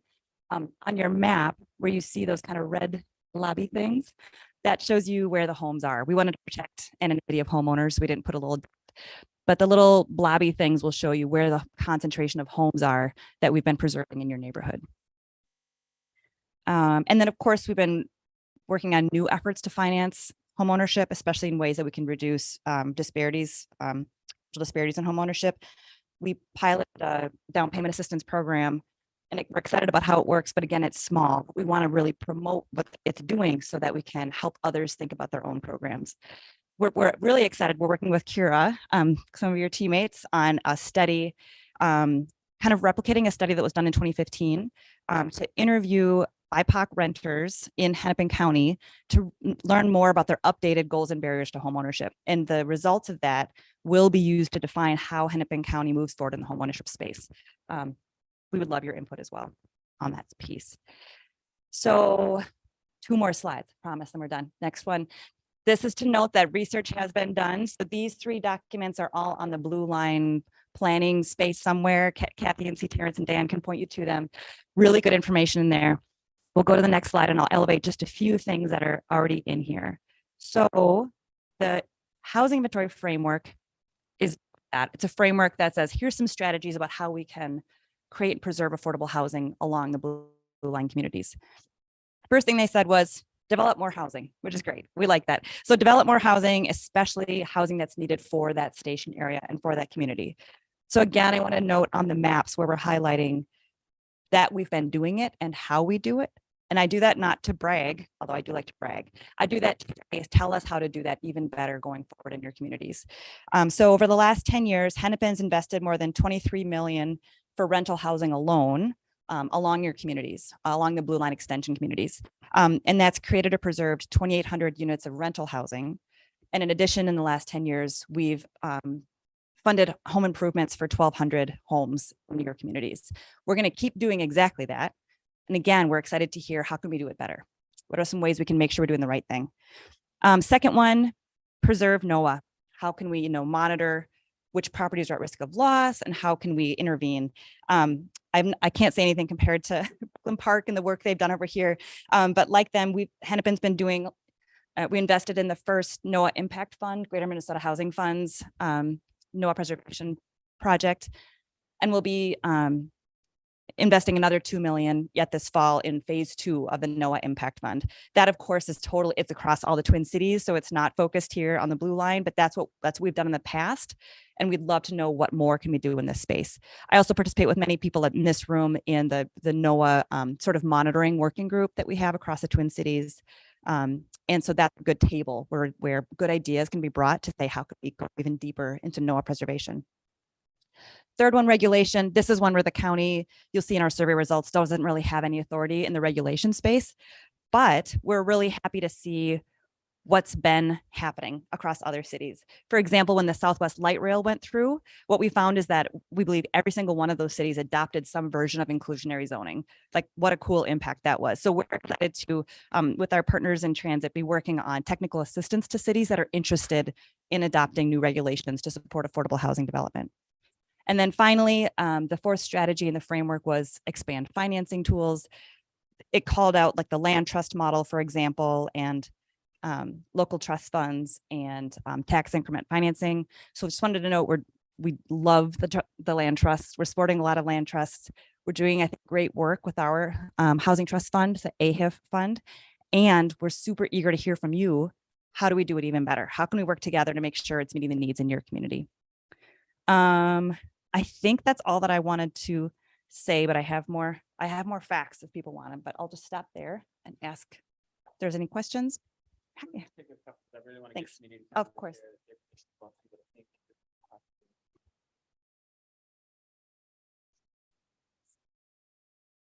I guess I'm interested in the role of service provision and displacement or anti-displacement. And I'm wondering if there's mechanisms for evaluating like the impact of how services are provided, and like the role that poor service provision could potentially play in displacement. Like I think about emergency rental assistance and people not like, that's a great service that was created in states and counties across the country, but what happens when that money doesn't go out fast enough? And are there mechanisms in place to evaluate how services are being provided to residents?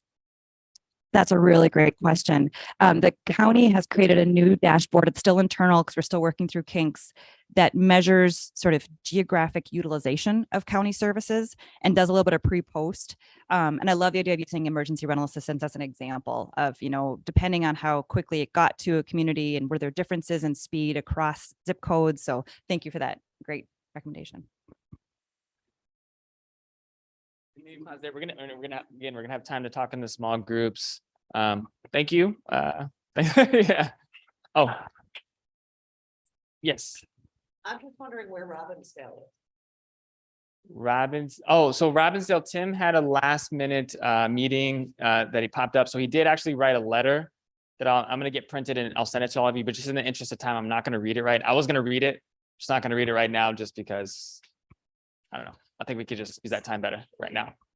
They did have their survey tools. So yeah, I just wanted to point out, so each of the governments sort of presented sort of a highlight or some main highlights from this survey. They sort of explain their position, but this really sort of reveals sort of how they responded to, except for the park board. but she sort of talked about that. We'll get that back to you, I think probably next week or something like that. And I also wanted to point out the last page of it, which is sort of a key trends analysis that we did around this, which sort of, I think, points towards where do we see commonalities between governments? Where do we see, you know, around the different aspects of like, what are they already doing? What do they feel like is in a possibility? What they're feeling unlikely. We're going to use that to sort of shape up the conversation again in the small groups. And but I think if you sort of notice, there's like 13 things that they're either doing or they feel like are a strong possibility. And I think that's a pretty good story about it.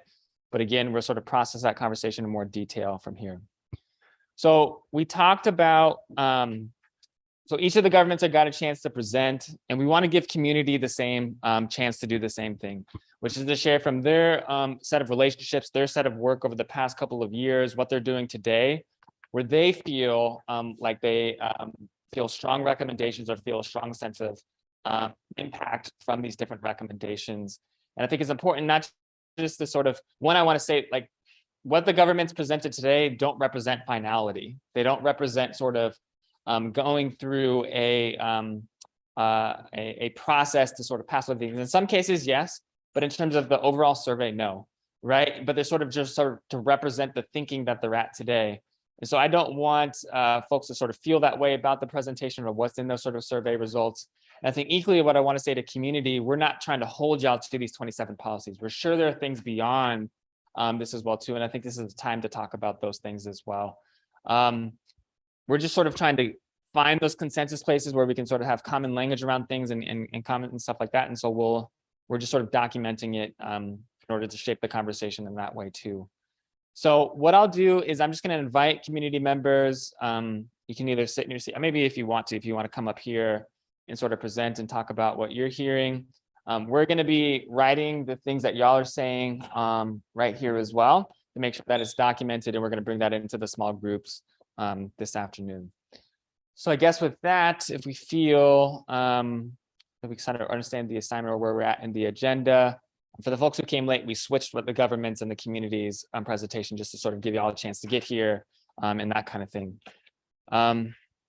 Is there a community member that may want to go first in sharing their thoughts around this?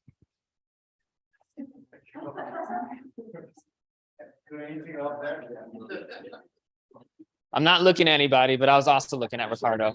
I'm sorry. I'm sorry. Oh, I think it's that one. Yeah, that's what we're on. Hey, Ricardo Perez, I use he, him pronouns. I'm a coalition organizer with the Alliance and I help staff the Blue Line Coalition. I would say I don't feel like I represent every single community member at all, but I do look at the project a lot and talk to people about it. So I guess a couple of things as I was walking to the meeting. I didn't really have a lot of time to prepare what I'm gonna share, I guess, but it is really what I do for work, so it's always on my mind. I think it's like, I think about that very recent famous book, like How to Be an Anti-Racist by Dr. Kendi, and I learned by reading it that it's not the same not to be racist than to be anti-racist, right? And I think like when I think about displacement, it's like a similar approach, right? It's not the same not to displace community, and it's a very different thing to work on anti-displacement, right? So I feel that as I'm looking at the lists that you help produce and the red boxes and the green boxes, I challenge you to think about it that way, right? It's like, I'm not proactively doing something, but what environment am I creating? And what are the outcomes that we keep seeing? So that's maybe where I can start also. So Blue Line Coalition has been looking at the project for a bit, like 10 years. And very recently, we did prioritize a couple of the policies listed in there, but I guess I just want to talk about the fact that I also heard you talking about every 4 years, people change, right? We're going to get a new council, new mayor, new council members, whatever.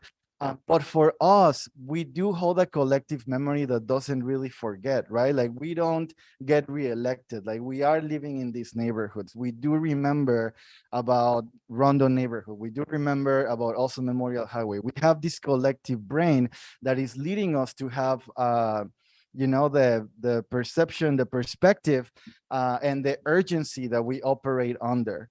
because for us, it is urgent to address these issues. It is urgent for us to enact rent stabilization to help people stay in place, to enact tenant opportunity to purchase, to break patterns about who gets to live where, and to also to ensure that inclusionary zoning policies are strong enough to generate the amount of units that we need to address the issue that we all apparently understand exist in our community, right?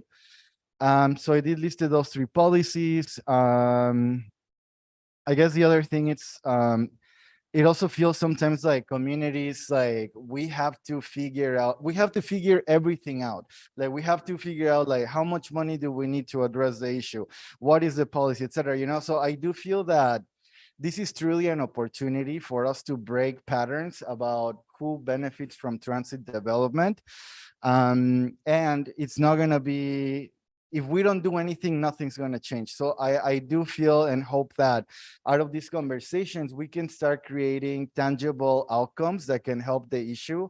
So for example, like we talk about right here about how much money is needed to catalyze a project or something like that.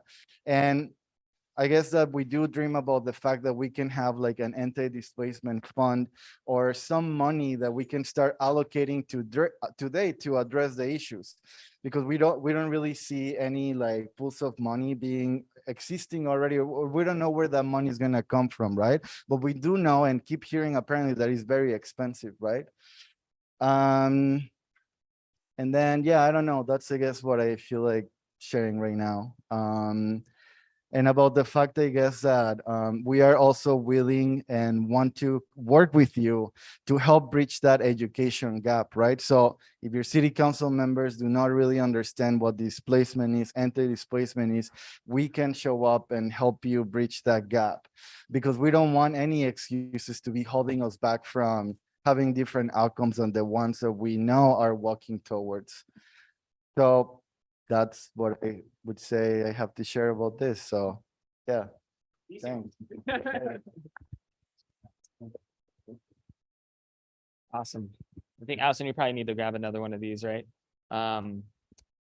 Let's see, who else? Is there anybody else from community that would like to speak? You can say wherever you want. Yeah. I think one of the critical issues that we have to address specifically in North Minneapolis is how are we going to support some of our BIPOC businesses, specifically African-American businesses along the corridor? And then also, we need to really talk about what resources are going to be available, and for how long these resources are going to be available. If we're looking at displacement of businesses, these small businesses, this is their lifeline. So we have to ensure that whatever resources we have is going to be sufficient enough to make sure that it lasts as long as the project lasts, to help support them. And then not only that, those are just the business owners. There's a lot of renters or people that's leasing these spaces that also need to be supported. So I want to make sure that the language is not only for the owners, but also for those that may be leasing spaces, that we need to also offer them support. And if they are displaced, then we need to also support them in creating new spaces that can help them maintain and then thrive in their existing businesses. And then lastly, because in North Minneapolis, we have so many renters that are lacking of home ownership, we need to also address that issue. What are we going to do with those families that's being displaced, and how are we going to support them and their kids? So we need to make sure, to me, I really want to talk about where are these resources at, and are we going to have enough resources there to maintain and support these families throughout this project?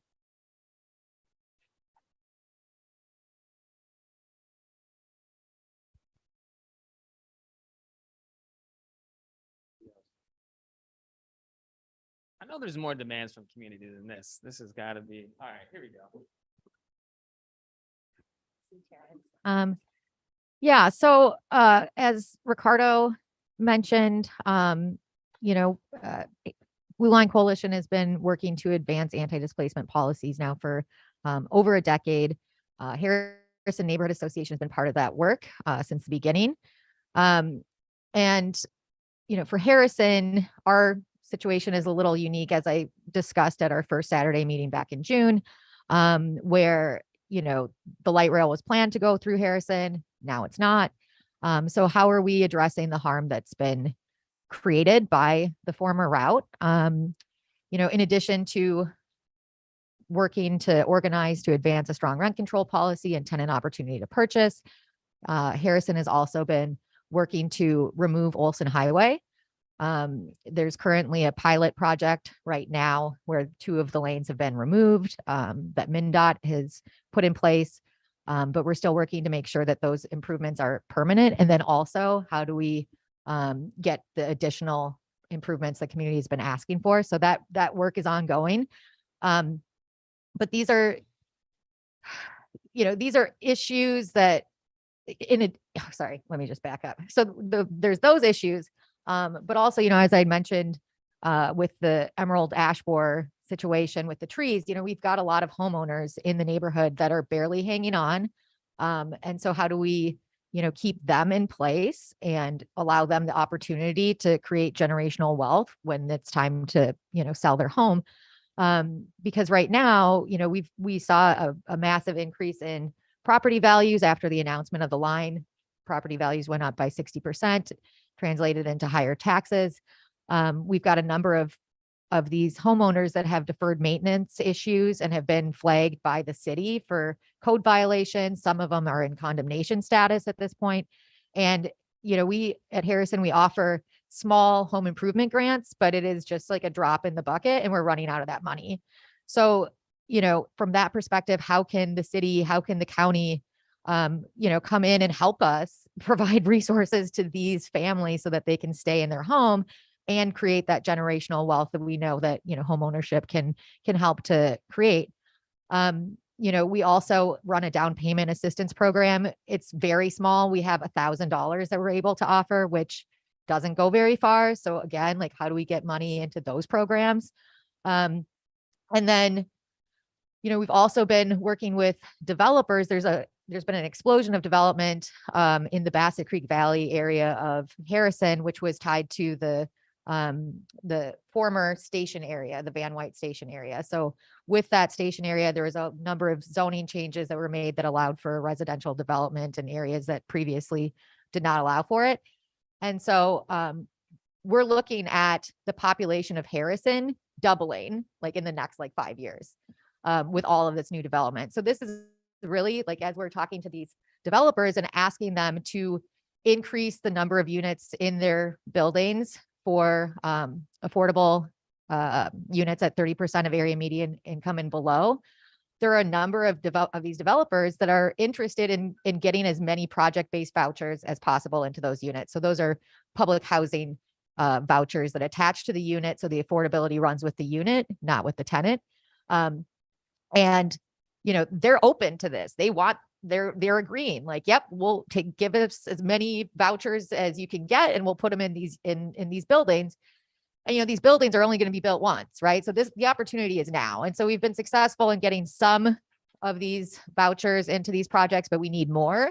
How could the county, how could Met Council, how could the city of Minneapolis Public Housing Authority help us to increase those units?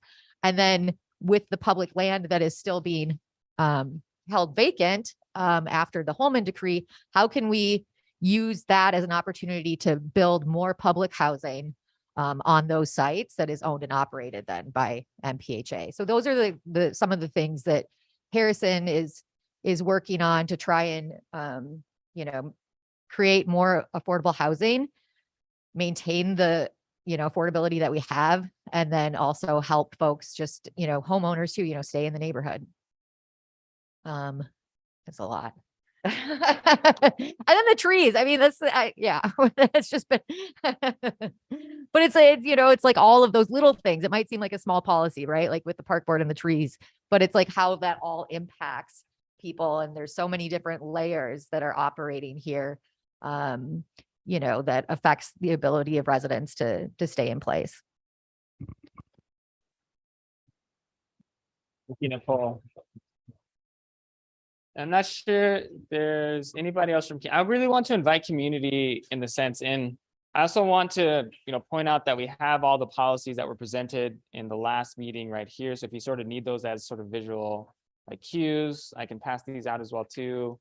But I really want to invite community to sort of share their biggest dreams right now, or like what they sort of feel is core, because what we're trying to do is align these landscapes within governments with the landscapes that are in community, right? And make sure that they're mutually talked about. Yeah. Sure.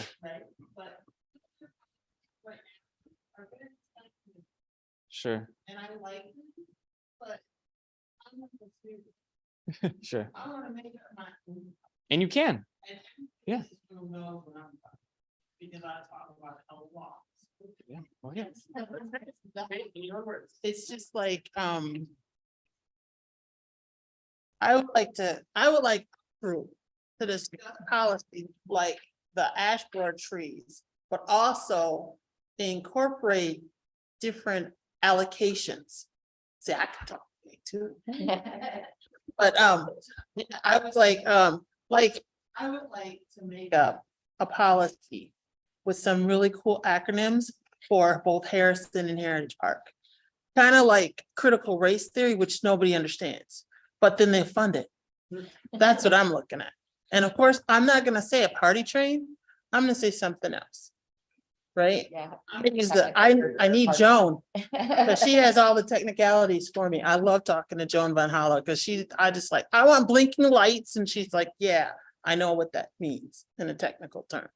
Just like I would love to do an art installation at Heritage Park with tubular color explosions.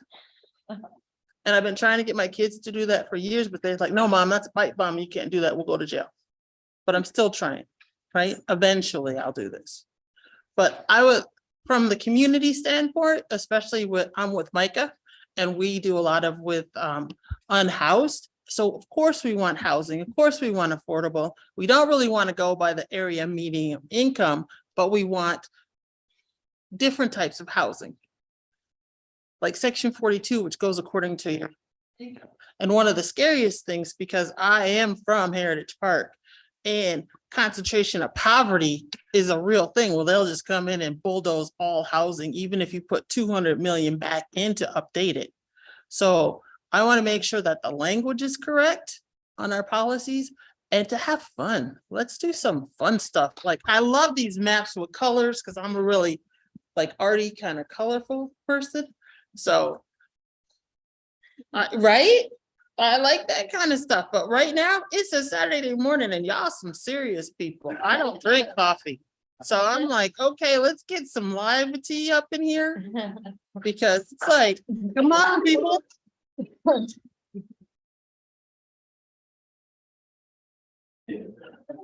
Thank you. Yeah.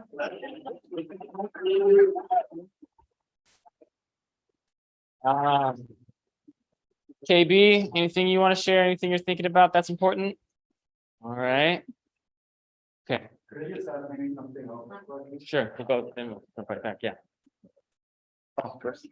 I guess that the one thing that like came to mind as I heard my colleagues, but it was like with Blue Line historically, what we have boiled down our efforts to be, it's like it's not about the train, it's about the people, right? Like, so that's what really Blue Line Coalition is. And when we're looking at the feasibility or the policies and the green, yellow, and red boxes, I think about people, right? And I'm trying to find people on the green box, or I'm trying to find people on the yellow box, but I keep finding more people in the red box. When we think about policies that impact people directly and people's right to stay where they live. So I would really encourage you all and challenge you all to really think about how this is an opportunity. Perhaps we cannot change the housing market completely, right? We cannot solve capitalism or whatever, joking. But maybe we can enact tenant opportunity to purchase and give people a chance to buy the building if it's going to be put in the market, So again, I would love for us to also quantify, measure, have a diagram that reflects the impact on the people that we keep talking about, that we know don't own their homes, that we know they don't speak English as their first language, that we know don't have maybe good credit. Those are the people that we're looking at, and those are the policies that we're interested in standing behind. So I know that TIF financing is a great tool, but when, like what Candy was saying, if I go around and I start telling people TIF, that's not going to be a thing as powerful as us pushing for some of these policies that impact us directly. So that's what I would like to add about that. So.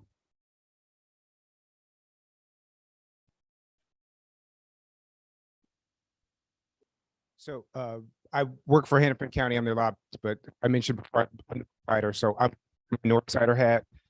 I want $1 billion investment in community that's outside of the actual laying of tracks and build and bridges and everything. It needs to incorporate repair of harm that was done with the original alignment. It needs to ensure that the folks that have already been displaced have a method to get back. It needs to ensure that the community that's already there can stay permanently, long-term. And it needs to be an all-in approach from government. I work for government. I understand the silos. There's certain things law permits us to do, doesn't permit us to do, but that needs to be set aside so that all of these things, we need streets paved with gold. We need diamonds in the parks and we need a zip line down West Broadway or from West Broadway down to Heritage Square or whatever. But I want to affirm the need to dream big and to not let government get stuck in the silos and what we can do and be accountable to collaborating and working together. There's, we got Met Council and Hennepin County, these larger governments. There's one that's multi-county, there's one that's one county, and then we got all these little cities. That's a recipe for everybody to point and say, I can't do this, I don't do this. There needs to be a way for government to be forced accountable to covenant to say yes to everything that community is saying here. And so I'm trying to take you're working the anti-racism approach to anti-displacement. That's the way to ensure that this is not just, it repairs, it keeps long-term.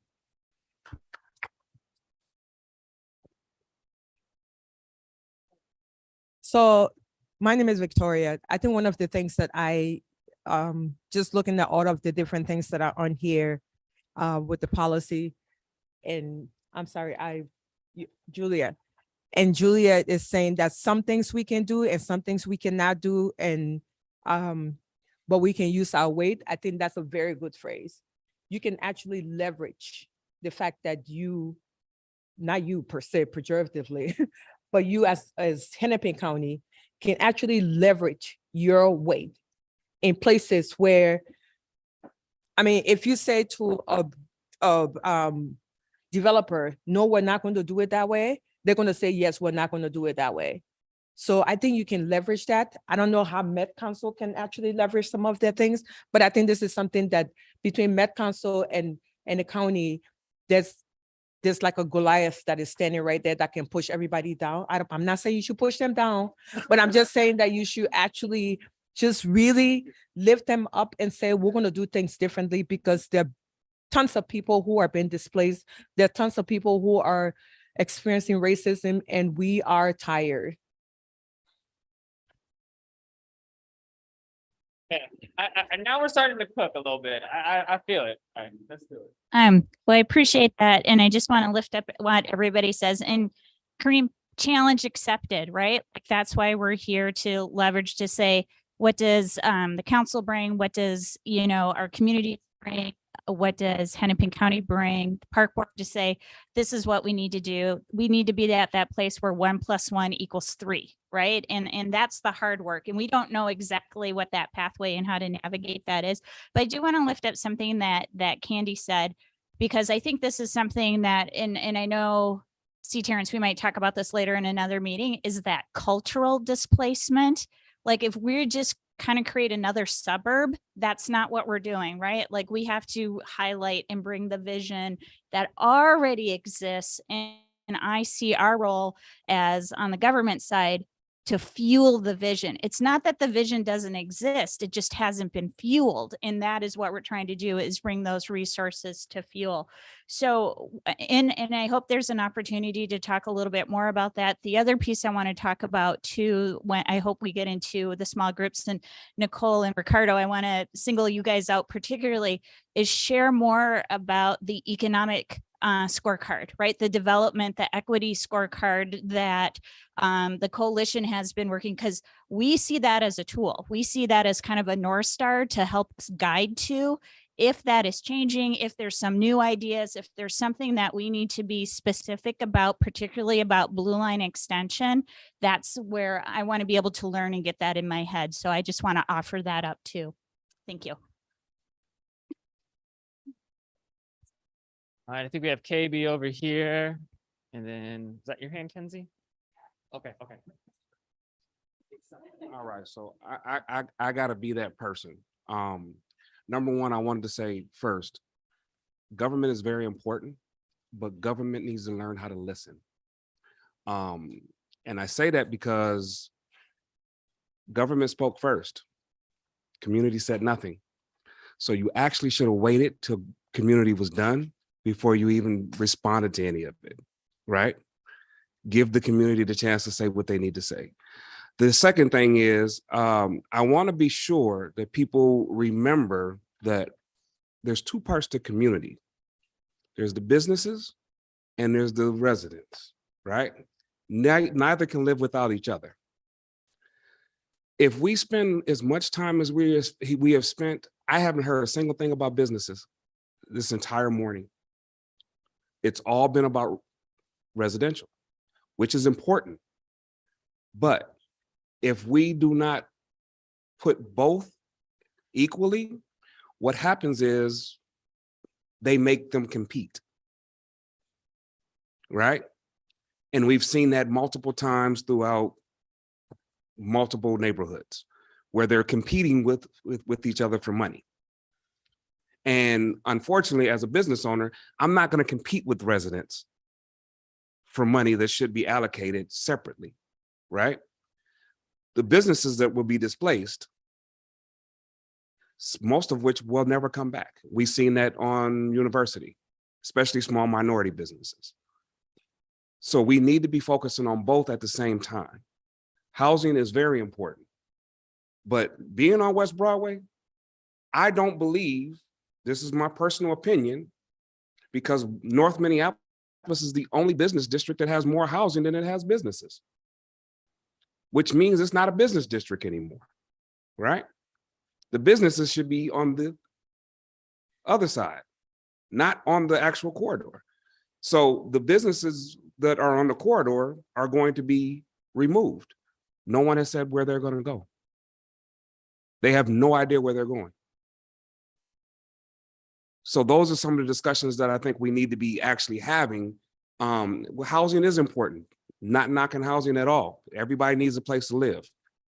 But we have businesses that still, at this point, do not know where they are going. They don't know what their future looks like.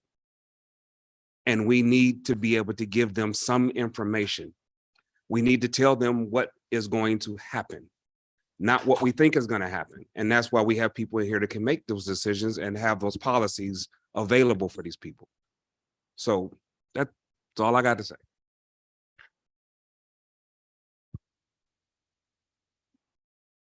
Hi, everybody. Kenzie. As I mentioned in my intro, I work with Pillsbury United Communities, and just for transparency's sake, Pillsbury United launched a CDC, a Community Development Corporation, a couple of years ago, and is a landowner on West Broadway, and those parcels are undeveloped right now.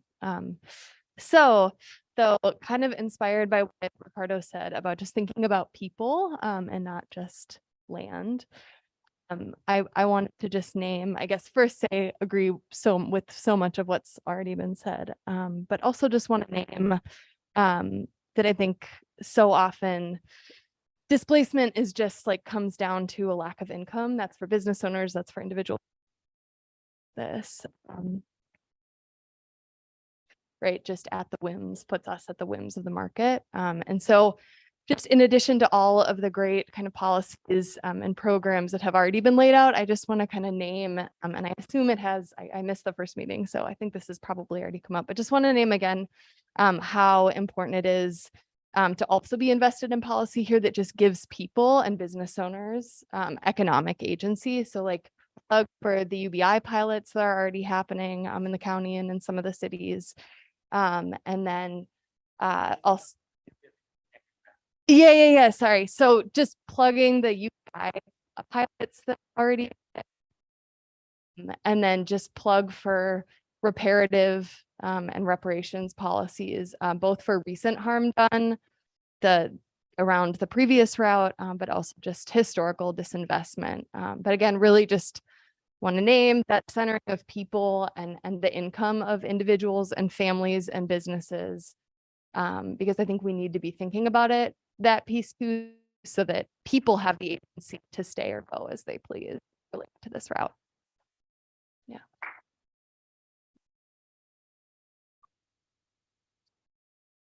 Yeah, so I think now we're getting a good list. Oh, okay.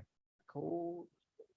I was just going to follow up on that point about income and, not wanting to also, pit residents versus businesses. But when we're looking at, for example, like a policy like rent control, how can that policy ensure that, if you are seeing workers are out there fighting for an increase in wages and they're getting wage increases, that means that, if we allow the rent to continue to go up, those wage increases will continue to get gobbled up in the form of, housing costs. So our ability to control those rents also relates to people's income. Same thing, like with, if you have money then at the end of the month that you're not having to spend on rent, then you have expendable, funds that you could go down the street and spend at the local businesses. So, how did those, like a policy like that, for example, has an impact on small businesses? It also has, a relationship with, household income. So just pointing out how these policies work together.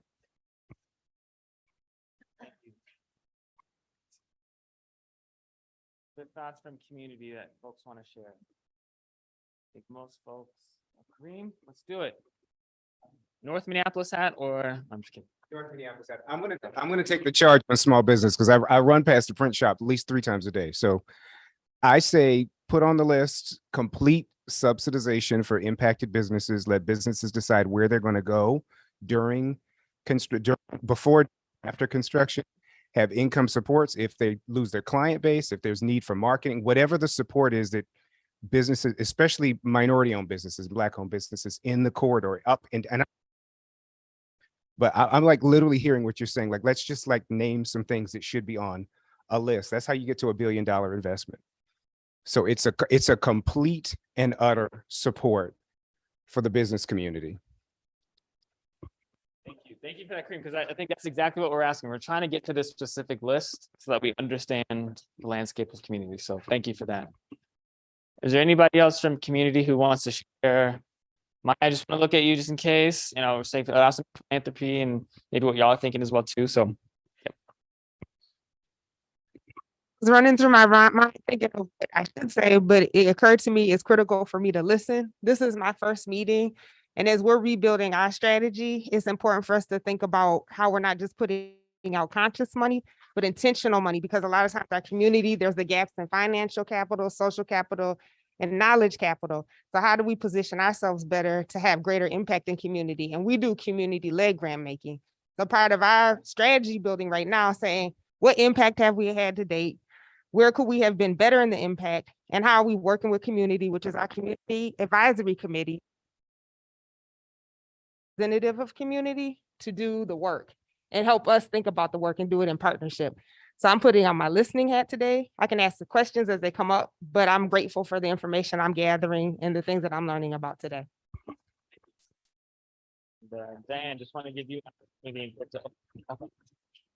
All right. I feel, and I don't want to, this at all is not reflective of the final conversation. I'm just trying to draw some things out because what I hope y'all see is we have a landscape of where governments are sort of sitting right now, what things that they're doing, things that they could be doing, things that they feel sort of a hesitancy around. And there's a variety of reasons why they might feel a hesitancy. It could be a resource question.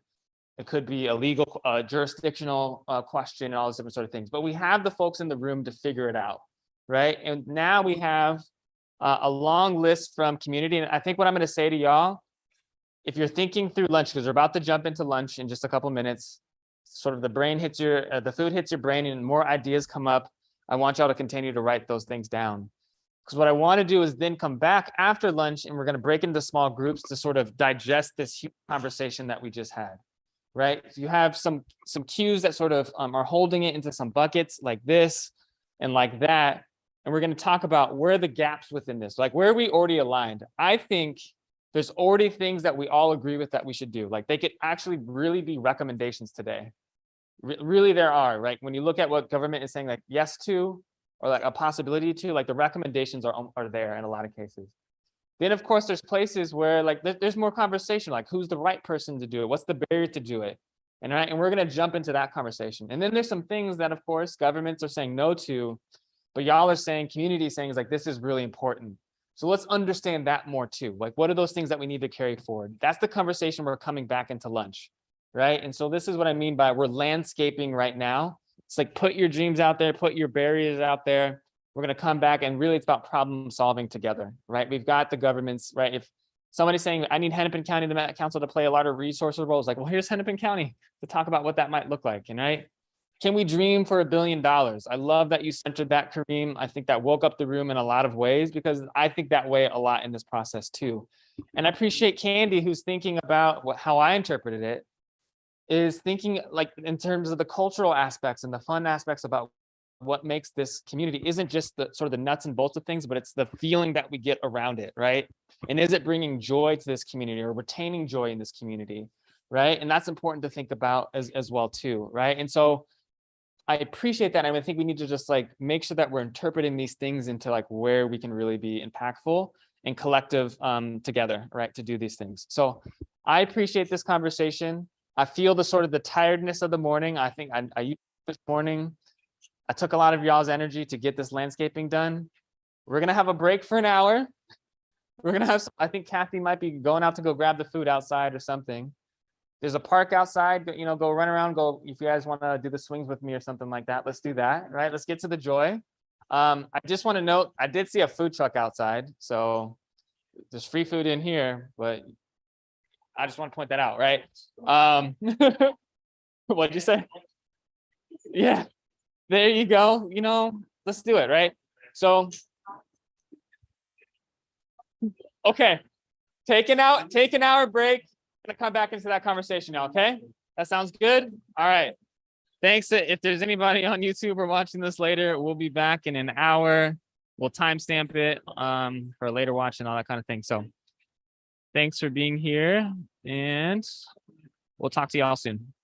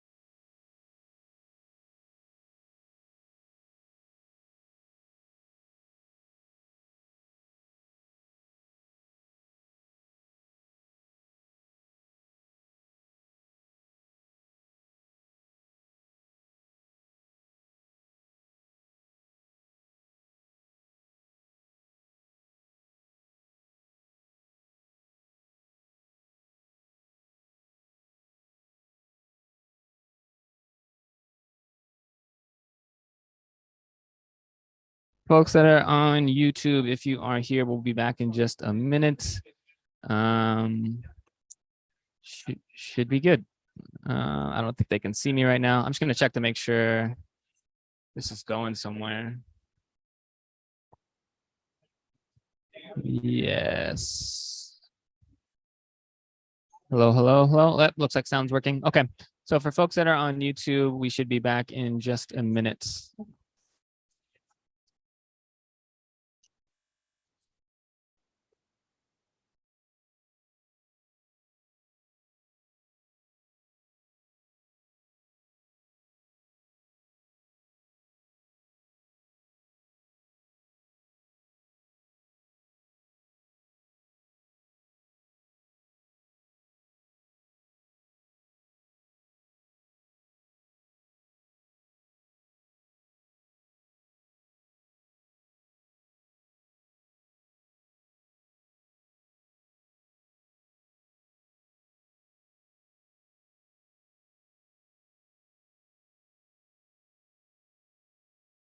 Yes, yes. Oh, hey. How was lunch? Okay, I don't, great. Okay, I'm sure the YouTube folks are like, what? Anyway, so we're coming back together. We're about to go into our discussion groups. And thank you for our food and a lot of great discussion inside and outside. Yeah, thank you. Clap, clap, clap. All right, now we're going into the second round and having rich discussion and dialogue and really looking at looking at these policies. So, all right. All right, I need Malik because I was saying I just don't have that voice that can bring people back from being. I'm not a lion, a cheetah or something. I don't know. Thank you for coming back. Hopefully y'all had a good lunch. You feel refreshed. I don't know if anybody went over to the skate park. No, nobody went to the skate park. Okay. No sitting crutches. All right, next time we have the meeting here, bring your skateboards. So what we are really hoping to do, so we had a rich conversation, right? A lot of details. I think Candy's online. I was going to look to her. It's like, yes, we got kind of really technical about it. But really the hope is for us to start identifying the places where we already agree with each other, right? Where we already agree. I really think that those things are very much at the front of where we're at in this process, right? But there's still a lot to process out of that conversations, right? Government said a lot about what they feel like they are already doing, could do, don't feel like they're in the position to do for various reasons. Community gave us a beautiful vision that's over here about like the things that like from their experience, from the folks that they're organizing, that they're in relationship with for their own positionality is helpful for them, right? And so we have a landscape between governments and between community. And I think sometimes it overlaps and I think sometimes it doesn't. But I think we need to understand in more nuance with each other why we're at where we're at. And so what we're heading into for the large portion, the majority of this afternoon is to be in that dialogue with each other. So what we're going to do about that is we're going to split y'all into two groups. If there are you from multiple governments here, you guys all can't sit next to each other. So Dan and Kathy, y'all are at opposite tables. And we got some more. Hennepin County, y'all going to be spread all around. All right. But also true for folks who also are in multiple places. I'm here too. All right. Well, I think you can do that. Okay, there you go. That's fine. You can do that. We're going to split you into two large groups because we want more conversation. It's a little bit easier at that. We're going to have lots of facilitation through around this conversation about what we can do. So what I'm going to ask is we're going to split the room into two. And so we're going to have one group over here and we're going to have one group over here. So what I'm going to ask is that these three tables come together and these three tables come together. But y'all need to go into one group and the other half of you need to go into the other group. That makes sense. And then y'all just sort of trickle in as it makes sense from there. Does that sound good? All right. Ready? Break. Let's do it.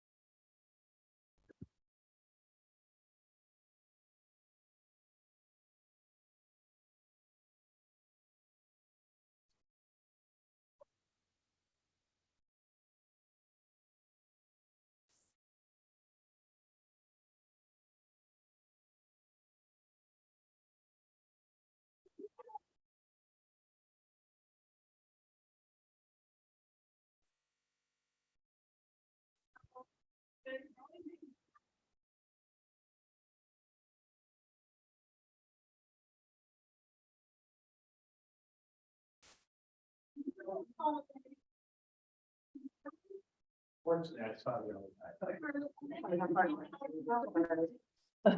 Oh, yeah. Well, I have my computer. out.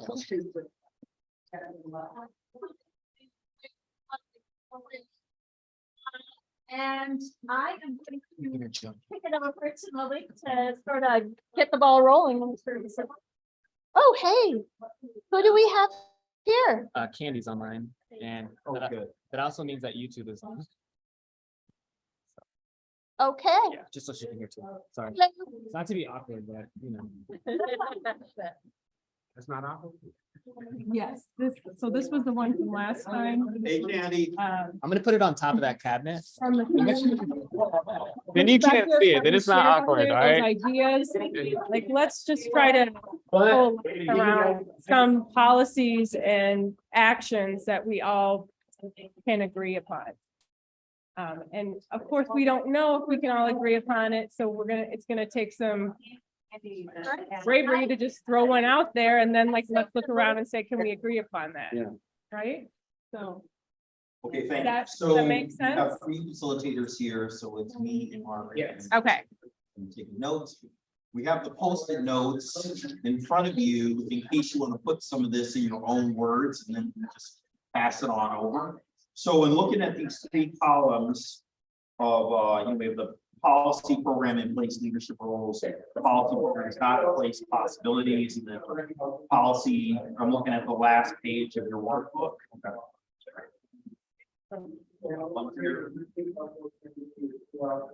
So policy programs not in place, unlikely and not possible.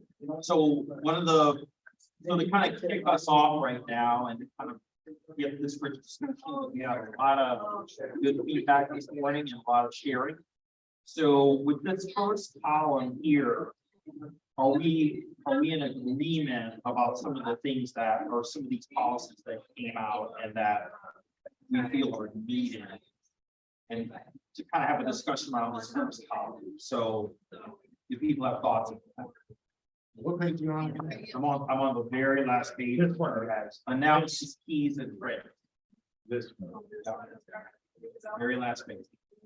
This includes things that, this doesn't include every one of the 27 policies. Thank you for adding. This includes things that like really came up consistently in these sort of like 3 categories. That's the numbers all the time. Yeah, that's the number of times that somebody mentioned that policy in a specific category. And when you say somebody mentioned that, you mean in our last workshop? Or That was in the, for example, 4 of the government entities said, yes, there is a policy in place and we play a leadership role on land acquisition policies. Okay. Now let me ask this question here. I know we have several things on this page. That's all good. How are we going to track, what's mentioned like a dashboard, and how are we going to put some sort of implementation in place to ensure that we're tracking along the same lines, making this work? So I think there's a couple things. I don't think this conversation is about any sort of finality of this.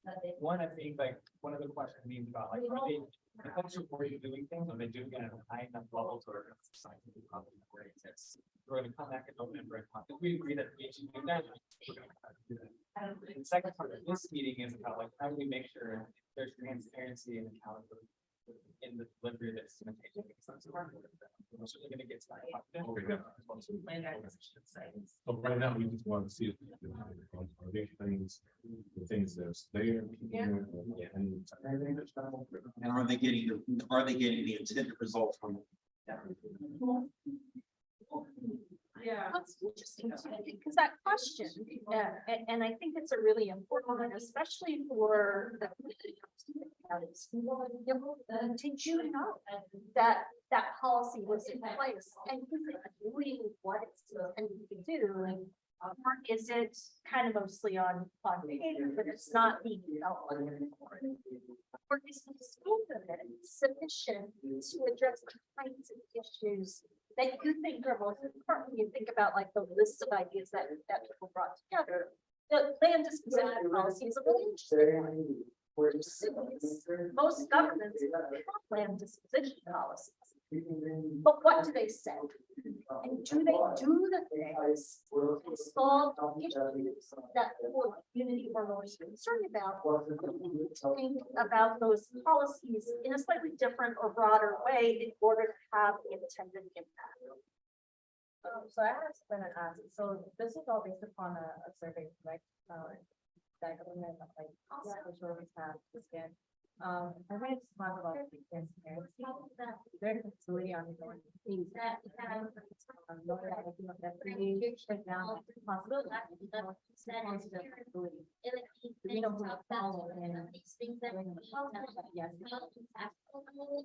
Where is the real? Yep. So it's good that you're everyone, it's a leader in the office. Like what has the legal effect of that been on the ground? Where are the opportunities to improve that ecosystem? So it's like those for all of these ones in the inbox, then still to be done, but how are they actually being done? And if there's areas that have been identified. Makes sense to have the right recommendation. It would already be a recommendation on this. But we get into those in more detail. So that is it the final recommendation thing? Trying to find what to bring down. Go through kind of by redeveloping terms of all that way and analyzing action, you know, like with it. Were these like, these are property, like, Yes. Government staff, in some cases, it was staff and council funds themselves, right? So they did the kids. Sorry, what, kind of what happens to her? I think the actually would be intuition to the government about where they're at now. I don't see, so interpret them as sort of the final decision from the government. So say in the case of John, like it's not earlier, but even the things that come up in the council, like there's reasons we're gonna sell things like to understand, but they could change depending on their resource change and language. So they did that. I was saying, in the case of the city.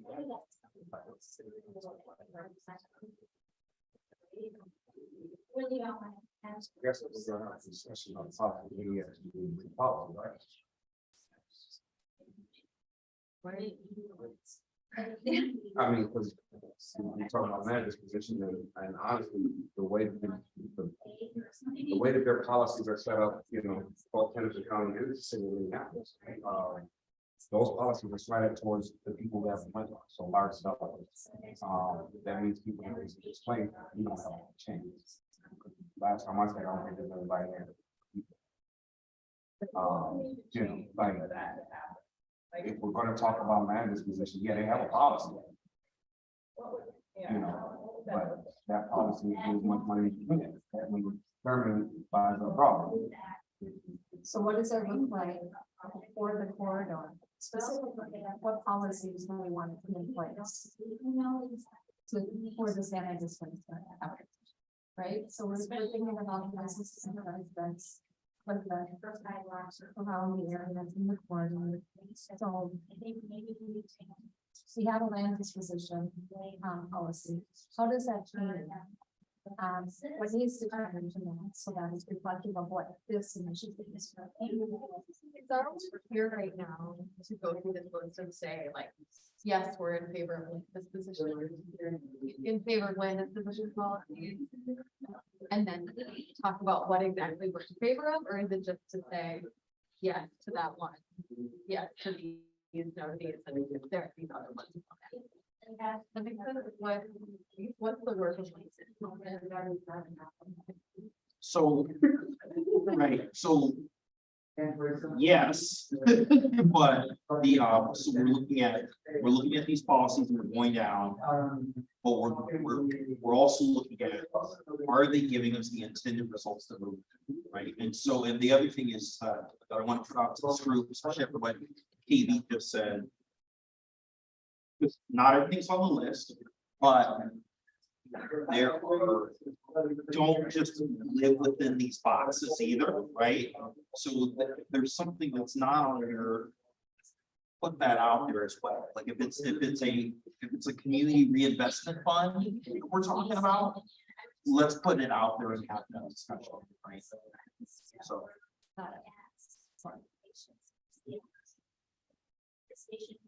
Yeah, so if we're trying to measure, is the policy, are the policies having an intended result?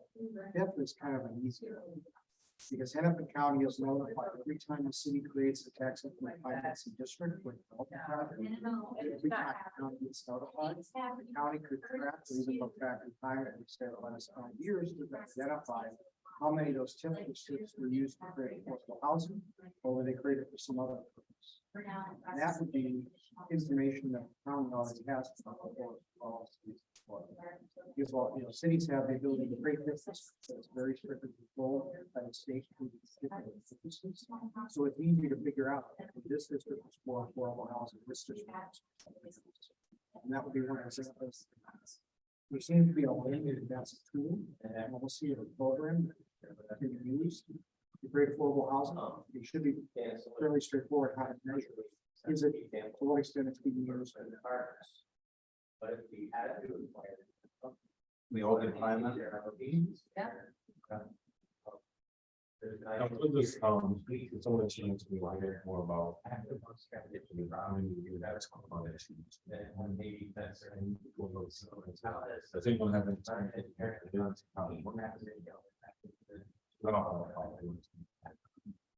To say that something I don't know. Just using it as an example, but it is an example that could probably be. I mean, it could be an example that could be honest. I just want to know what is it? Yeah, I mean, I threw it out there. I mean, it's from my experience when I was over here doing CBAs and community benefits agreements. You know, it's literally we literally are talking about a pot of money to actually address some of these desperate impacts that are going to happen from. And it's kind of a big pot, but I just wanted to throw it out there as an example of possibilities. So, not that I'm saying this group needs to stick to that language. So, Not necessarily, we have to figure out how it's gonna work today, or it's more like, we just have to. Right. It's important. Okay, so it's important that it's not working right now, it's important that it's actually not right now. It's working right now. And when people get a little clarity here, but I think at this stage right now, I think it's about like. What is the ideas that people want to pursue? And what is the issue of the challenge that they're intended to address? And then I think that we can take that and then, you know, for the next conversation, go into a little bit more of the, okay, what are the specifics? What is the how can we kind of collectively decide what would it even look like? So I think right now we're more at the idea stage, like A, what is the big idea, and B, what is it going to do? Well, to me, I can help with understanding major concerns. Businesses and residential being displaced. What language from the bag it all the way up to what language needs to happen structurally in contracts or language within agreements or anything else. On houses, what language we want to make sure that these folks have the resources that are available for them and working out the construction that they can be viable and sustainable. All right.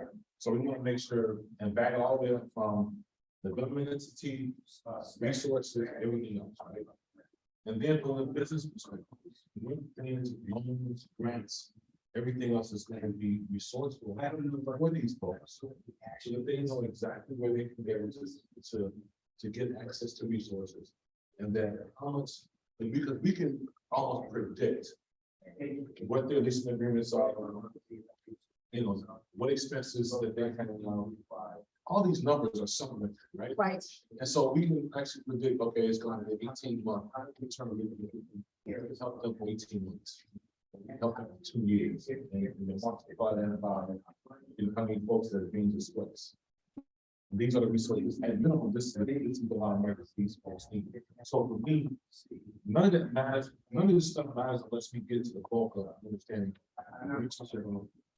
12 businesses being displaced on the corridor, and we understand exactly what those expenses are, and plug them into whatever matrix. I wouldn't care what matrix they're, where the money comes from. There needs to be somewhere where we come to this. You know, one thing that's really interesting about that too is, and maybe this is sort of a bit of a like disconnect, like how people are thinking about the issue, is that in the original list of policies, small business grants was one of the recommendations that was originally proposed. That didn't end up on the list of recommendations for policies that, well, they did, small business grants were the first ones, so sorry about that, but I think one of the things that's interesting is like, it's the specifics that are gonna matter. And then I think sometimes too, we're saying small business grants. And maybe we don't think even bigger than that. Maybe the term doesn't need to be business grants, it need to be something where they can actually, small business grants can go underneath that. We're not taking big. We're just thinking small business grants. They don't think, well, so what does that mean? Does that mean the small mom and pop business? I don't know. Does that mean the 10 to 12 business? No, I don't know. We're talking about small business, so let's think of talking about micro business. Yes, yes, I don't want them to think of micro business. I want them to think of something bigger. So let's go away with this term, small business. Yeah, something a little bit more broader where the dollars can be a little bit more. Bigger. What would you call it? You call it anything, what would you call it? Fun, and not grants, fun. I like the word fun. Because fun means a lot more money than grants. It's a grant feels like there's going to be a longer process. It's going to be chaotic. Who's going to help them navigate, you know, all this paperwork? Well, here's the grant, but go for this out. Who's going to do that? Fun. Be like, okay, here's $1 billion fund. Here's $1 billion fund for these folks to kind of. I think about it a little bit. These are, as I understand these are in place policies that are used for some type of purpose. To go where Terry was going, here's an example. What are we trying, not whether these will work, what is it we're trying to solve? So one of the things we're trying to solve really is this one. Terry and I talk about this one a lot. Business support during construction. Okay, we're talking about an infrastructure project. And so that's going to result in impacts to adjacent business. Okay, so how does business support during construction happens? And some of these policies, I don't know a lot about policy. I'm an engineer, I know a lot about building projects. I don't know a lot about these policies. So my question then becomes, if that's a desire, and I think it is, obviously, to support, you know, one way to prevent displacement is to make sure businesses can stay alive during construction. So how do we make that happen? What are things we can do? One of the parts that I'm going to want to understand is what can we do with the project?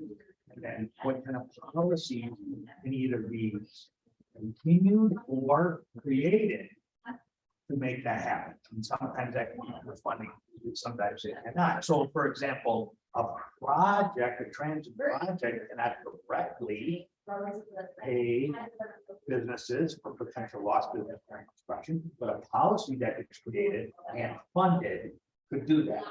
Private might be able to do is things like pay for upgraded signage, pay for upgraded routes and ways to get people to businesses, make sure that it's safe, convenient, accessible, all that. So rather than kind of focusing on what are the things we're trying to do, one of the things we're trying to do is keep people that live along the border in their residences. And one of the fears is building another makes rent go up. Then how do we do some of these policies or ensure some of their policies to keep that under. The land policy, I think the language is just a very important. I mean, he hit on two different things. As far as just educating us on what you can do and what policy. When I say what we can do, I mean like federal transportation funding allocation for the implementation of the LRT you can do, and what other, and when I say we, now I'm going to speak of a big town health people project. Other things.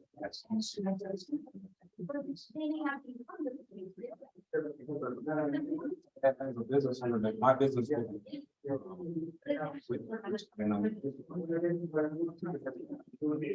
You're along the border, your business is going to get back. Well, my building. We go. Standard. Might be, might not. The, no, it's not true. But not knowing, right, is a problem, right? Not knowing is an issue, but also not knowing if it does. Which it probably does. Then where do I go? So when we're talking about land disposition policies that are not designed to and people like, I have to start looking at a whole nother city. And I have to have a plan in place because businesses, we build our plans 5 years out. So we've got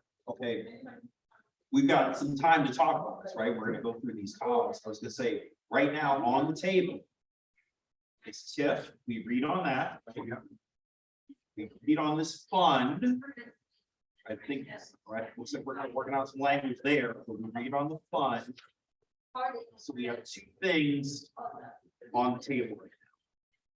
I mean, there's a third one, which is the project itself. There are some things that are going to get to that project.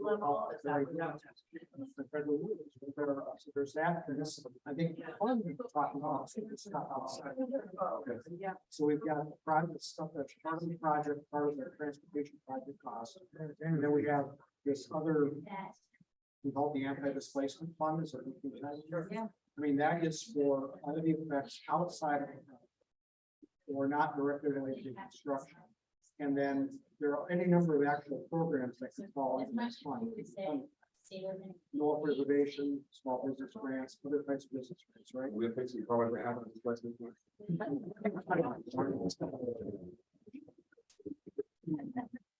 I think I would imagine that this group would agree that there would need to be, I think there needs to be specific project land disposition policy. So there are land disposition policies already.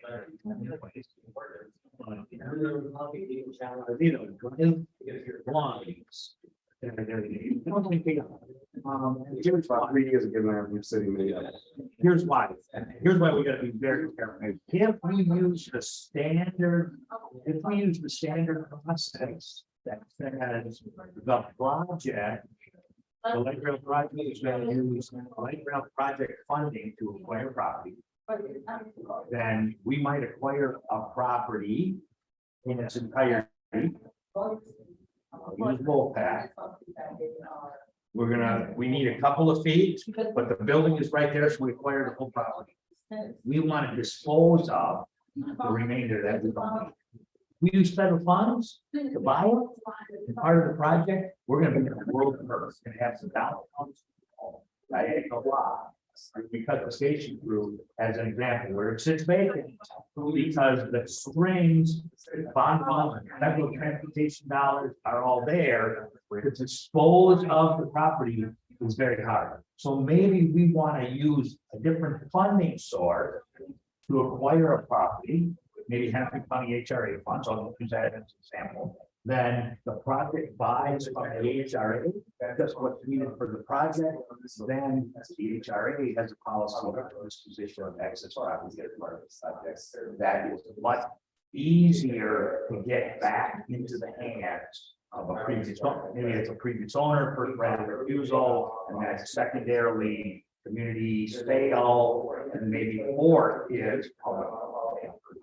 I'm just making this up as I go, but there's some kind of thing like that.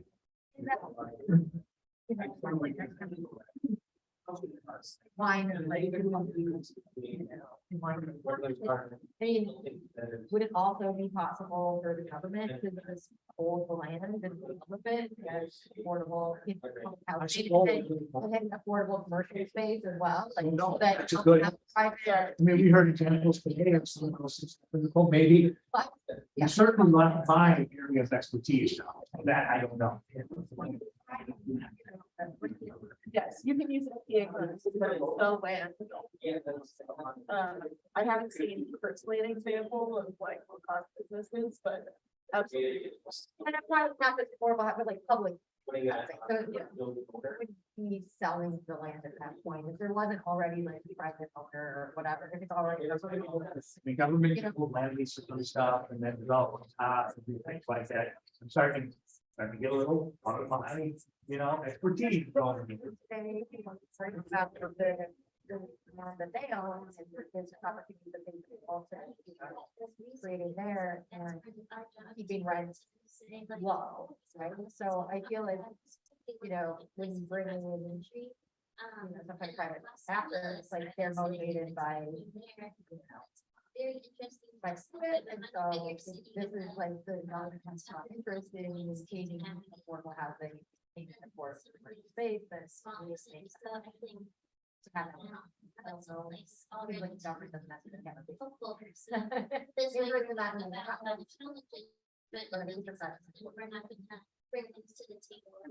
One of the things under the sampling displacement could be the land acquisition investment fund. Does that then ties back to the land disposition, right? If you have this growth on all these different actual programs, one of the actual and one of the things we do is carve out some right of way, like rail line. Yeah, you can sell disposal for affordable housing. That pulls all that steam. Right? So you have. Right, right. So I'm sorry. What the city is exactly what, our local plan. Policy on the back end to avoid some of the paperwork, the red tape. I'm not we don't want these issues to hit the business owner and or like the residential sides. This stuff, it comes down, we want to make it as convenient as possible to speed it down. So that's my concern as far as making sure we have the right policy and the right language, that we can see any area at all. Everybody knows it's going to be a very policy and like this regular. Fund, we know the money's going to be there. It should be a lot easier to kind of do with the language and the policies. We don't get this. Okay, so we've now moved over to the possible bugs, just so we're, okay, all right. You're gonna say something. I just wanted to raise up one of the points that Gary brought up, and I think you're earlier just that one of the potentially the gaps in between kind of some of the folks are kind of wanting is this really low barrier. So it is really, in this kind of the fund versus the grant versus, I mean, right, it is more, hey, there's actually this pot money is really key to get. And these policies, support them. So if they, wherever they fall, that is all. So it's like bridging that gap between those. I would actually, as we're having this discussion, I would ask you also those too, we can capture those ideas here. I think a lot of germinating happening. Feel free to write it out around some of these questions that we're asking in this discussion. So you have three things we're talking about, or three things that we seem to be in agreement. Now, how hard is it to change?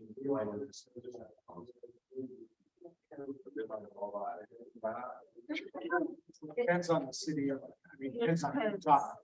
Depends on the legal mechanics. It's I'm government, I'm literally posting the conversation right now. And it's county and city. It's literally things to that. And everybody's and city Minneapolis city council members. Still ain't not. So the biggest issue with that policy is that policy is the policy is still within racism. And Minneapolis has had that problem for years. And that's what the wording is in, because the wording is the issue. The policies are designed to get the land to the people who have the resources to do it. So there's certain schools where they have people that this is all they do. You know, it's not designed to get the land back into the hands of the people that actually live in work. You know, Sherman lives in Israel. They don't care. You know, so property is the disposition of the property is never we don't have resources. But changing the policy, you know, I mean, and sometimes changing policy for an entire organization is hard. And that's why I talked some about changing the policy for land disposition in and around current and previous maybe as well. But the appetite blue line extension corridors. I mean, that's a start, right? And then see where it goes.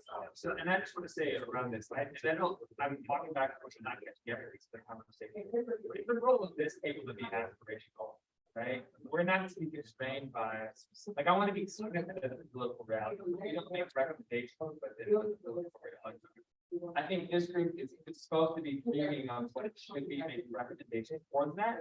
It's our job, and a lot of people's job is to figure out what the thing that is going to be. So I just want, like, I mean, we talk about the political realities, but hold like the aspiration, like this. Maybe the recommendation is change the policy around the position. That's a perfect recommendation. So, well, but I'd like to think a bit more in this. With what final intent? The final intent is to have a land acquisition policy that results in current, the well staying in the community, the land staying in the community, the community benefiting from the disposition of land, then that's, I don't know how to write it, right? I don't know how to write that policy. That's not my job, but that's the end result that we want to. That's the job of this. Okay, that's the job of this. Is I'm working at the funnel, right? So we're talking about the idea, and that's the idea. We're working down the funnel to that. That's why we have a lawyer here to help us write it. But when you have to address the political part of it, because this very first box says the policy they have in place. Politicians have a habit of saying we already have a policy. Right. And then write it off. But we have to say it's not working. And that's exactly what we're trying to challenge. Right. That's exactly what it's here to say. How the question is it working? And it sounds like y'all are saying no.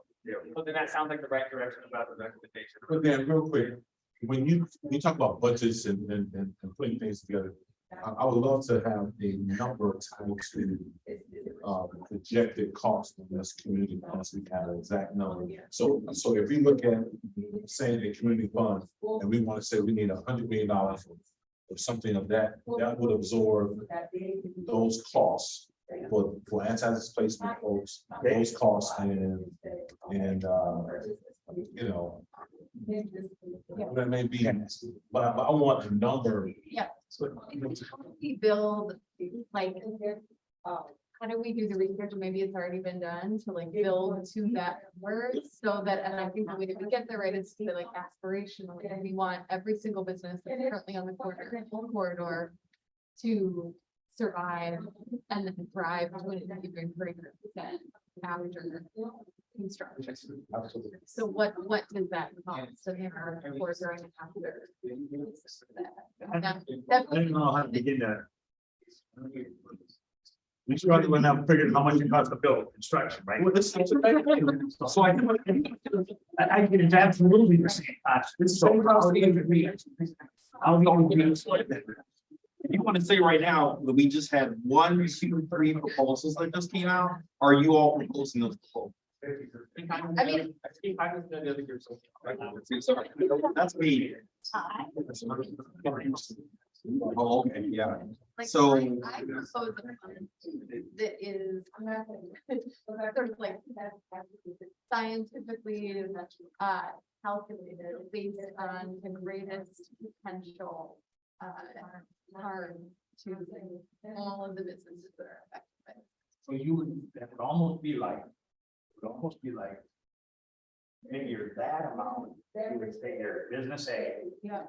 Will earn 0 money. Yep. Will be, you know, we'll have all of their fixed costs will stay the same. Their income will be 0. That's how you would go about it.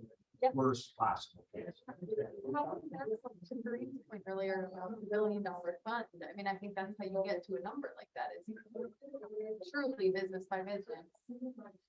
Without, and others like. That doesn't mean business gets that much money, and therefore, you know, say, well, I'm just gonna take the next 3 years off. But. And now businesses are creating.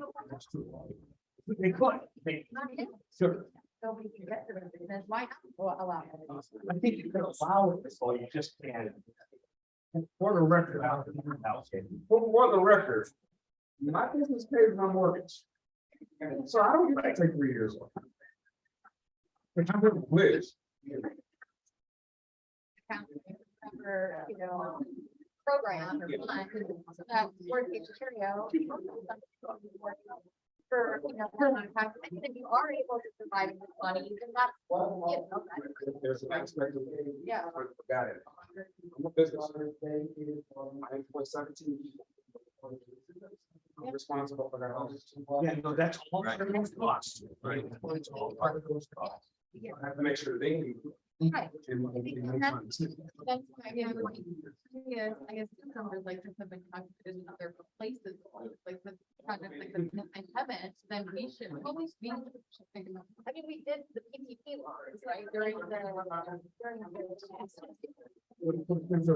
Yeah, but most of us didn't get this. I didn't get it. Well, now, yeah, that's right. I'm just saying that like, there's precedents or for the recent precedents in terms of like paying folks when you're going through like an economic, you know, situations like that.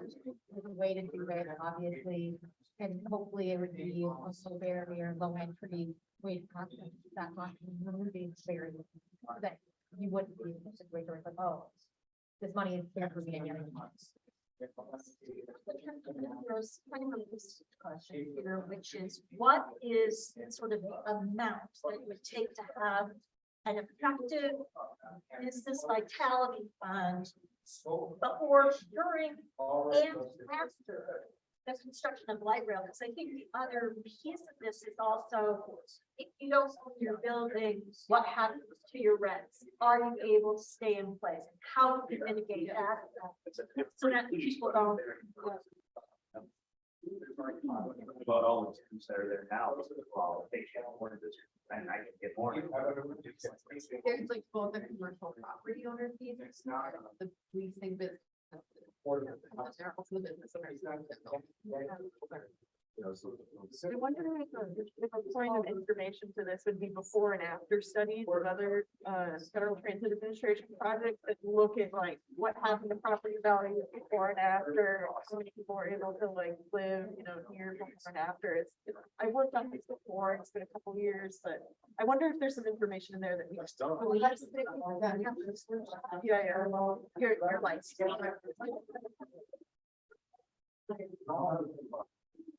Yes. And I'm gonna sort of bring us back to one of the things that I think is really tricky about some of those studies is like they tend to be big population level rather than about the people. So it'll like talk about like, here are the overall community trends with incomes, or here are the overall community trends with housing cost burden. But it's much harder to understand what happens to the individual households, the individual people. How did the change that happened in the community affect the lives of people rather than these bigger picture trends? Yeah, and maybe going to housing, when we think of the aspiration, right? So for businesses, it's like, grants that get them through construction, blah, blah, blah. What if it's for residential? So it's like those equivalent points, like, okay, maybe aggregate those, and then a couple blocks are together. Or there's certain kind of rental insurance that's guaranteed for a couple of years, whatever that works like. What would do these average benefits that really, yeah. I think that's what we felt really nervous how they were saying that it's supposedly unlikely or not possible according to the survey, because it feels like those things that are exactly what you're talking about, right? And like we think, we can assume that property taxes are going to go up, rents are going to go up. That so the policy mechanism to ease the burden of that being on it feel problematic. I don't know if that's something. Yes, I think I got my issues with affordable housing. I don't believe this. I'm just throwing it out. Affordable housing, it's unaffordable. North Minneapolis has the second highest rents in the city.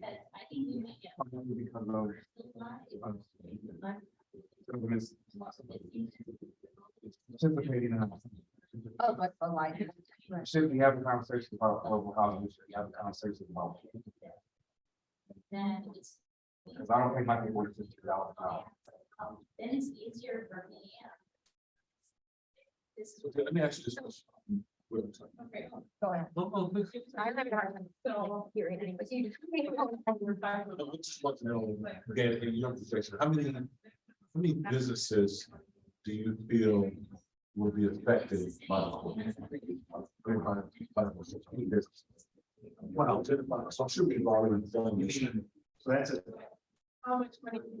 I mean, that's affected, it could be in a lot of different ways. I mean, affected in terms of behavior is definitely different than affected because construction goes on in front adjacent to.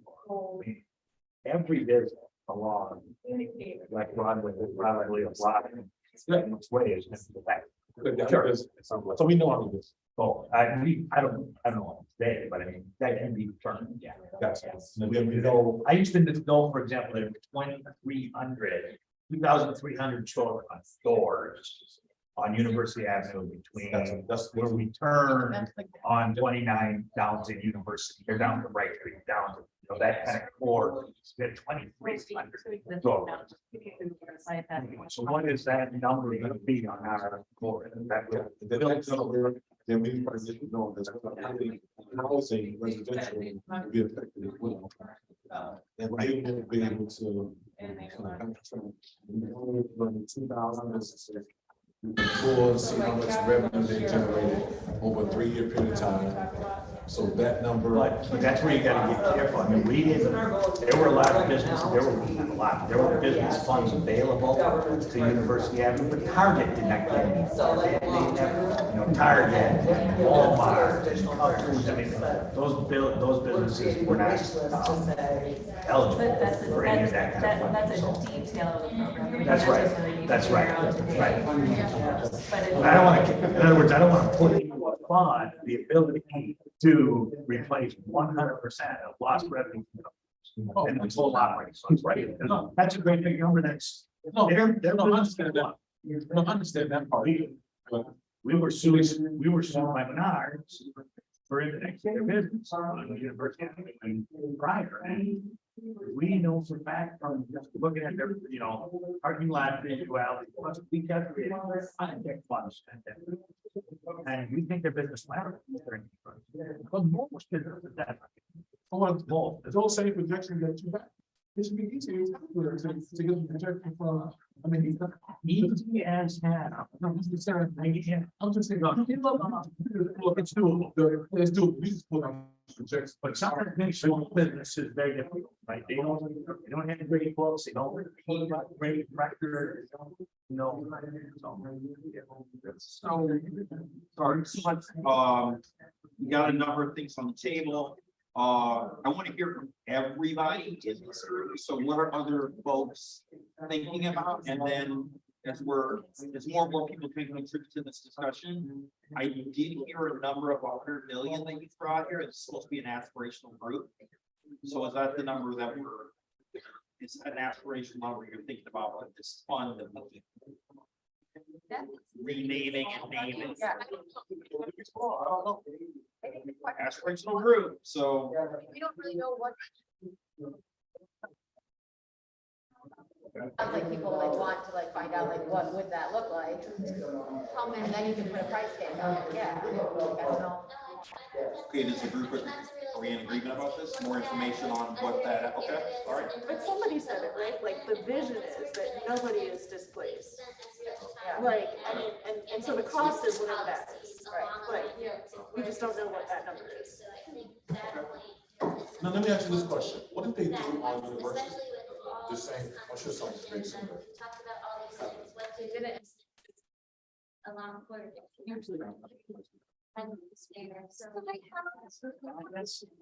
Programs through like NDC and MCCD, and the city had some programs. They did a lot of like, they did some grants, and they did loans for people to buy. It was basically based on a lot of direct business support, so it was less, but and it was based on here's your, and they provided professional help, say, here's what your books were before, here's what your books are during construction, here's some replacement funding for that, here's how to keep track of that, these years of stuff. That was. For these, that was like 2,300. Money. You're like, yeah. It was like less than a couple of million bucks. No, okay, I was just gonna say, Simon, I don't know if you guys realize, but one of the biggest, hurdles for small business, especially minority business owners, is that we never know how to get our books in order. We don't have accountants, we don't have bookkeepers. That was the biggest issue during COVID. Because when money came out, we didn't have taxes because our taxes were personal. So a lot of that stuff caused a lot of issues with us being able to access things. So when we're talking about looking at business owners' books, most minority business owners struggle. But they don't have their stuff in order, they don't know how to do it. You're not even, for many, we found for many small businesses, there aren't even records of salary. Most of the people work there with family. Business was there, there was no such thing. And so that didn't mean help wasn't available. Right. It just meant it had to be done. It makes it difficult because then you can't actually match what you actually need because you're not used to keeping records of what you actually need. Is to have a program that people are going to be able to access. What do we know based on the experience that people had both on University Avenue and the debacle? Like, can we think about what a program needs to look like in order to meet that, not somebody else's objective, but that. And that's what I was getting to, was that if we're gonna look at that type of program, maybe we could be looking at more of a cooperative program where businesses can actually have access to back office things like bookkeepers, accounting, accounting, HR, stuff like that. I mean, I wondered too, in this group, this one is about line policy, and so here's an example, so maybe start at 3 years, 4 years, 3 years from now, 3 years from now, and you need a policy that is fully business support, getting you ready to do all the things that you'll need your construction. Ready for 2 years, whatever it is, and having those phases so that again, getting the reduction of barriers are released for when people. Say, well, I mean, there's still particularly on Broadway that are struggling to keep the bench, they can't have any of that. There's already recent development coming into the area, and that was drive up property value and property taxes, and like starting yesterday. You know, we don't earnings, you know. There's other like, investors and developers that they're eyeing those properties now. So There are some things that we're working on, but I'm looking more from not government, but the perspective of them having the data, so that when they get ready to do something else, we can build on that data. So this is the stepping stone, but make it better and better. So when they are doing other things, that we're getting away from the displacement. One suggestion I make that is county has. It would be great to know where they have like experts sort of help accountants, business environment, marketing, right? It'd be great to know along the project for especially on Broadway, you have how many businesses, what's the uptake of that program in that corridor, right? Let's see how is that program getting to people that and then we can say, county can say, let's take Elevate Business, let's really focus on construction. Right. So in other words, the paperwork infrastructure is kind of already in place, but it's for all over the county. How do we take that and supply instead of creating the record? That idea of like bring the solution to people rather than like have solutions and expect people to figure it out is like the key here. I mean, it's not like a specific policy, but that's like an implementation goal. I think that circled around a couple different times. People are needed to bring in. Yes. So it's actually a policy recommendation for the audience. Part of this thing that comes together is actually do everything. Make sure roll it's got to go in. Like actual, like door knocking is great, but like, you know, like people.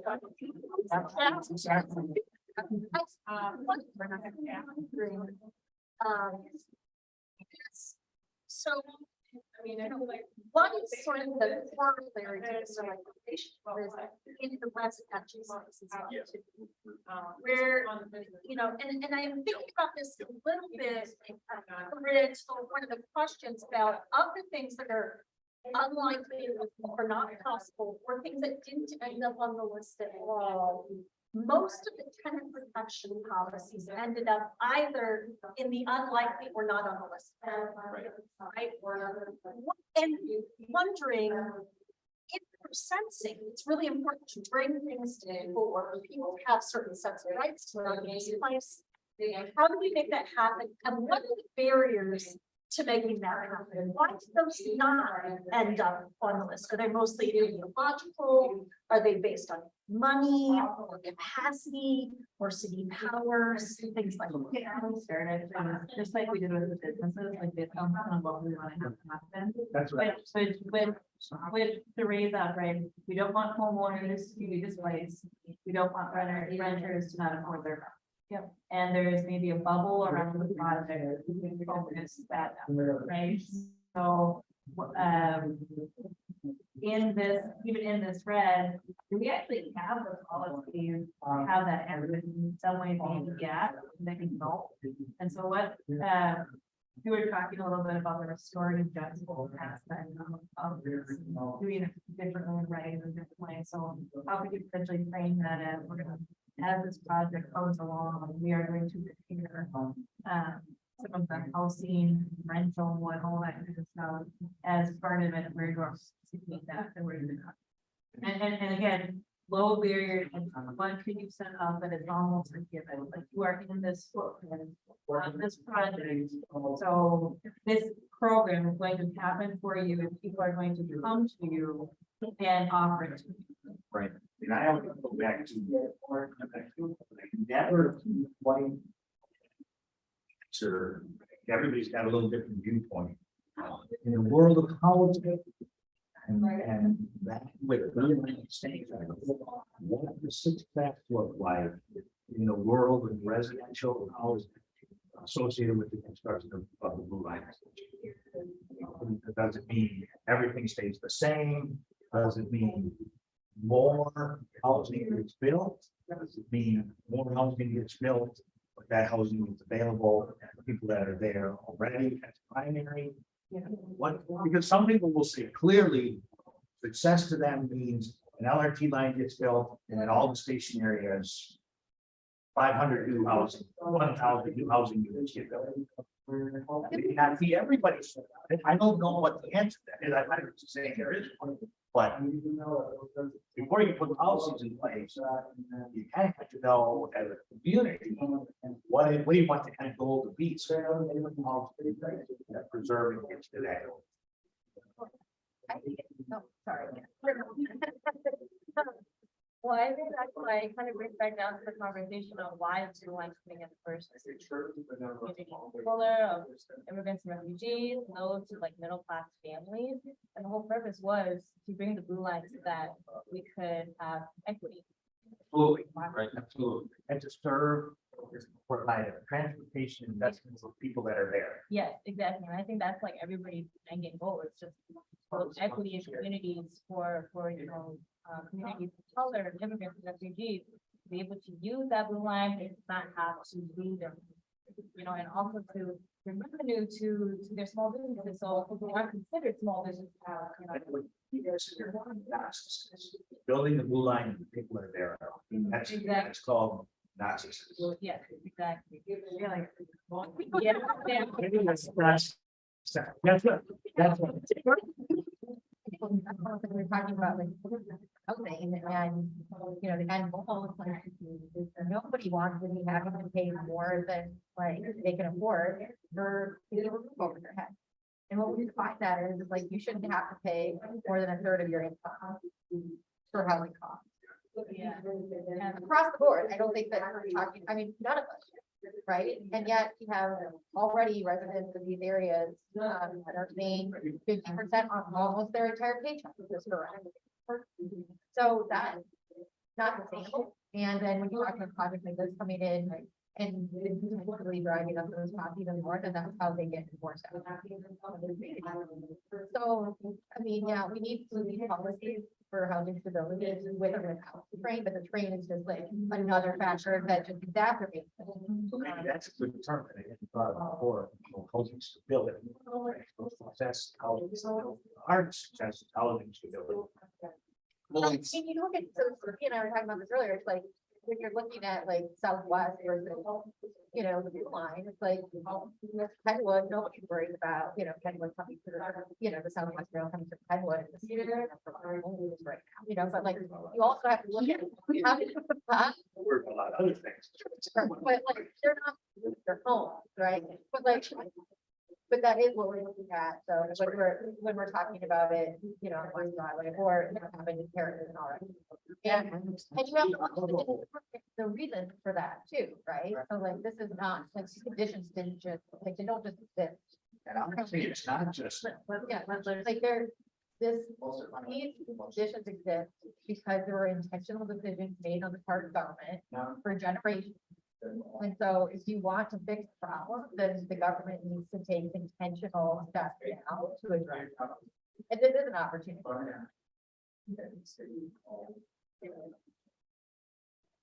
I agree 100%. And I these policies are one of the things and even from that are a possibility. These are a lot of policies that we enact versus ask people. And that's not, we want to develop this policies are in the That's a good example, right? So I want to pull a conversation. So a goal might be increasing affordable housing. Like we might have that recommendation, and that would be a good success, that like as land is disposed, it goes to increasing affordable housing. But on the flip side, if you don't have the, hey, there's this whole bunch of people that live there and our main goal is making sure they don't leave, that then you have to have that set of supportive policies. There's a harm reduction piece of it, and then there's like the opportunity. Yes. And not that those two things necessarily don't overlap or are in conflict in some places, but I think it feels, to your point, like the harm reduction pieces are in the unlikely or not possible. So, and let me just to clarify, those things that ended up being the not likely, not possible are for a range of reasons. Like, for example, rent stabilization, the Met Council said no, because they don't have any housing, the rent stabilized, right? And some of them might be, as sort of John talked about in his presentation, might be not likely because of their current resources. So they maybe spend some time as we're talking about why those things are not possible. Because they could be, if it's political, right, that's an awful thing, right? Okay. So don't view them as limiting situations. The other thing I'll say is like rent stabilization is listed in the no for the Met Council. But that doesn't mean that we can't like talk about it. Right. Like, you know. One thing that, if folks have like a full list of 27 policies, there's one page specifically that is about tenant protection. And this is, you know, she had kind of clustered these as like pre-development, during development, and post-development. And in pre-development, she had put down a number of policies that are intended to prevent that displacement, and that includes right to counsel, just cause, proactive code enforcement, tenant screening reform, and rent stabilization. The only ones that really show up from the surveys, and this is once again not because people oppose or don't or support them. A lot of it is based on the frame of reference people are coming into. But the only ones that show up on this list are proactive code enforcement, which is in place. And I would say that frequently it's not doing quite as much as it could be. And then in the unlikely rent stabilization, but right to counsel, just cause, tenant screening reform kind of fell off the list between these two things. Once again, not because people were like, I hate them, but because they weren't necessarily seeing themselves in that. But that doesn't mean that they can't happen. Right. Wondering as the folks who are working more on the sort of housing, residential, trying to prevent displacement of current people's side, are there things in Muncie that you feel like are absolutely critical in order to achieve your objective of people don't lose their homes? Yeah, I think rent control is absolutely critical. I think, we talked about it earlier in Sheila Brown. You're talking about income or, it's like a wage issue. Well, it's a wage issue, but if you're not controlling you know, the cost of housing, and that continues to go up, and that gobbles up any wage increases that they make. And I don't think, maybe we're still here, because I think that, you know, he's doing the right thing, trying to pay the wage, a livable wage. Right. But that wage is only livable so long as, you know, you have some control over the housing cost. So I think he's probably interested in subsidizing the green landlord, right? So I think that is absolutely imperative, and we have a strong rental policy in place. That, you know, again, people have money at the end of the month, instead of having to pay all their income and rent, then they would have more spendable funds to spend in the local economy. So I see that as like really critical. And then I would probably say, well, is that I think it's gonna be areas like some of these small businesses. They don't necessarily, we have to keep in mind, they don't own the property.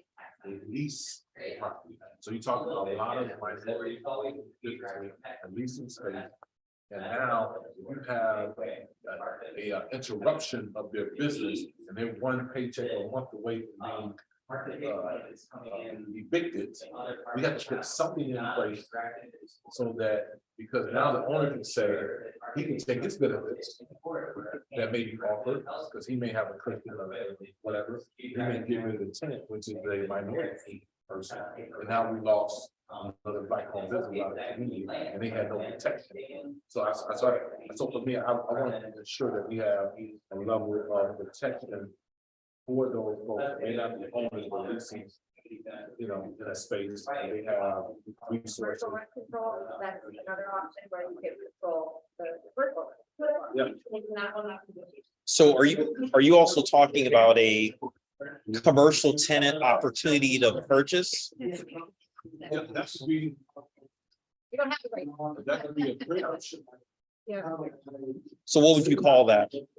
Would you call it that? Working title. Sounds Yeah. good. Yeah, commercial opportunity for tenant opportunity. Yeah, I don't like the acronym, what it Yeah. spells out, but that's fine. Cops, but C-top. C-top, there you go. C-top, there you go. I'm gonna say like about 20 more minutes and we're gonna do like a little report back. And as a partnership with that, like money to subsidize that purchase. You know, I Yeah. think that we might be kind of in a moment similar to where in the pandemic, a lot of HRAs bought hotels and turned them into SROs. This could be a same type of like capitalize on the situation. Yeah. You know. Yeah, they just like, well, the way I'm involved, you know, kind of. Y'all do know some of us gonna know the acronyms, right? You're gonna love this acronym though. I need to hear that. I'm in a bubble. So, you know, I did have a thought on, you know, under this anti-displacement fund, one of the programs that maybe could be funded would be something to help residential and commercial tenants form co-ops, right? So they can become owners in some way, or the land trust model to get the appreciation in land values out of what has to be absorbed by their renters. But with the land trust, there has to be a mechanism for the people that are getting the building to be able to buy the land. Yeah. The biggest issue with the land trust that I know we've had in North Minneapolis is that the land trust holds on to the land. The values in the land, the equities in the building. Yeah, it depends on whether they're going to be owners or just tenants of the space. But the general idea, this is from just our experience in Crystal, that Bass Lake Road strip I was talking about. Those 3 property owners that own chunks of that block. Generally speaking, they don't care. They're not going to put $1 into the building. Everything is a responsibility of the tenants. So, you know, when we did our project to do the streetscape in front, I mean, there was no special assessment or anything. I paid for it. It was 1/3 county, 2/3 city money. We paid for that because that was our job. Public infrastructure that served those businesses, that's our job. The tenants are on their own because their landlords don't, right? So one of the ways, and those property owners are going to benefit from appreciation and they can jack the rents up, at least that's what they're thinking. So if there was a way for this umbrella fund to finance the creation of these co-ops so that those tenants could own their building. I believe these business tenants, because they've been much more successful since we did our project, I mean, the economic density there is going up, right? They would be willing to reinvest in their property if it was their property, right? So if we can help make that happen as part of this project. You're a lawyer. So is it possible for the city just to put a freeze on, raising rents for a certain time period? Yeah. I mean, Specific to this project? there are lots of barriers to it, but yes. So why couldn't we just propose a moratorium on raising rents of any kind for a 5-year period? That's what Yes. stabilization is, right? Yeah. I mean, is that for the freeze? But, Oh, but if we were actually just a freeze to it during this project and maybe a year or so afterwards, then, you know. now remember, that's gonna be lobbied hard by property owners not to be done. I understand, I get it, but I mean, that's what probably makes that, I'm guessing that's what must make that hard to do. You know, come out of Woodburg, see the city or whoever, whatever, right? But like. Right. Aspirational. You're not gonna be the one taking the vote. Well, can I pull out something of what John was saying too, to get to the residential too, which was this initial capital to ownership. And we're thinking about people that live in the corridor right now and the gap in home ownership. And that is a thing that maybe we want to address. Yes. That part of this fund should invest in that, right? Like helping close the gap to home ownership and getting more rental properties away from that, companies that are huge and to the people that are living there. Right? That's a. Could we title it like reparative ownership or? Sure, yeah. So here's a question that I have for folks about ownership. Okay, so I was just looking at the data for Hennepin County. And I was looking at how banks are operating in Hennepin County. And right now in Hennepin County, some of the biggest banks, Wells Fargo, US Bank, reject Black applicants at a rate 3 times higher than white applicants. Or mortgages? Is that Or what you had? mortgages. Okay, Except for North Minneapolis, except, yeah, and that's because of Robbie. right. Because Robbie. Robbie is the president of the US Bank on Broadway, and he's closed more mortgages for black home, minority business homeowners in US banking history. It's amazing. So the question is, if that's the sort of, if there is like the market that we're living in, right, where people are being rejected with really high rates, but we know that doesn't have to be happening. Are there policies, interventions, ideas that people have in order to change that dynamic, right? Let's Don't use identify that the as a criteria. bank branches that are on or near the corridor. Let's start with that, right? Right. The Well, bank Wells Fargo branches was a that branch are in on Crystal, a the half corridor. mile from the station site, just as an example. US Bank has a branch in That what, John? Robbinsdale. That what? Just the banks that actually have a physical presence in near the station. Are they serving the community? Like to Yeah, that example? That's the US Bank right in Broadway. Right, so let's take, it can work there, Right. right? Well, what are the other branches along the corridor and what's happening at those branches? Like the program would be phased in the. Ah. Or I at mean, least you just, just sit down with Robbie and find out what he's been doing. right, Yeah. right. And does he talk to his counterpart at the Robbinsdale? Yeah, put Robbie in front of like a consortium of other. Things. I actually think a good thing for the CARE team to do would actually be to have that conversation. Yeah. Yeah. Yeah, that's critical. That's critical. Yeah, well, there's a US Bank branch. Close to West Broadway. I think. Yeah. Right up there. US Bank on Broadway. it is. Well, I know that one. Yeah. But I'm thinking there's one on 81 in Robbinsdale, that's right on the corner, and I think there's one Wells Fargo must have. Wells Fargo's on Bass Lake Road, a half-mile west of the station. And then Kristen. Right there by McDonald's. Wells Fargo, right next to that too, things like that. There's several branches along this corridor. Up in, up on Boulevard, yeah, yep, that's right. So what else is this group thinking about to, with the barrier that Margaret just brought up? What are other ways we can remove that barrier? What are people thinking about? We definitely need to talk to the gentleman, but what other barriers? Well, I still think there's gotta be a path. Building LRT, there's gotta be a path to new housing.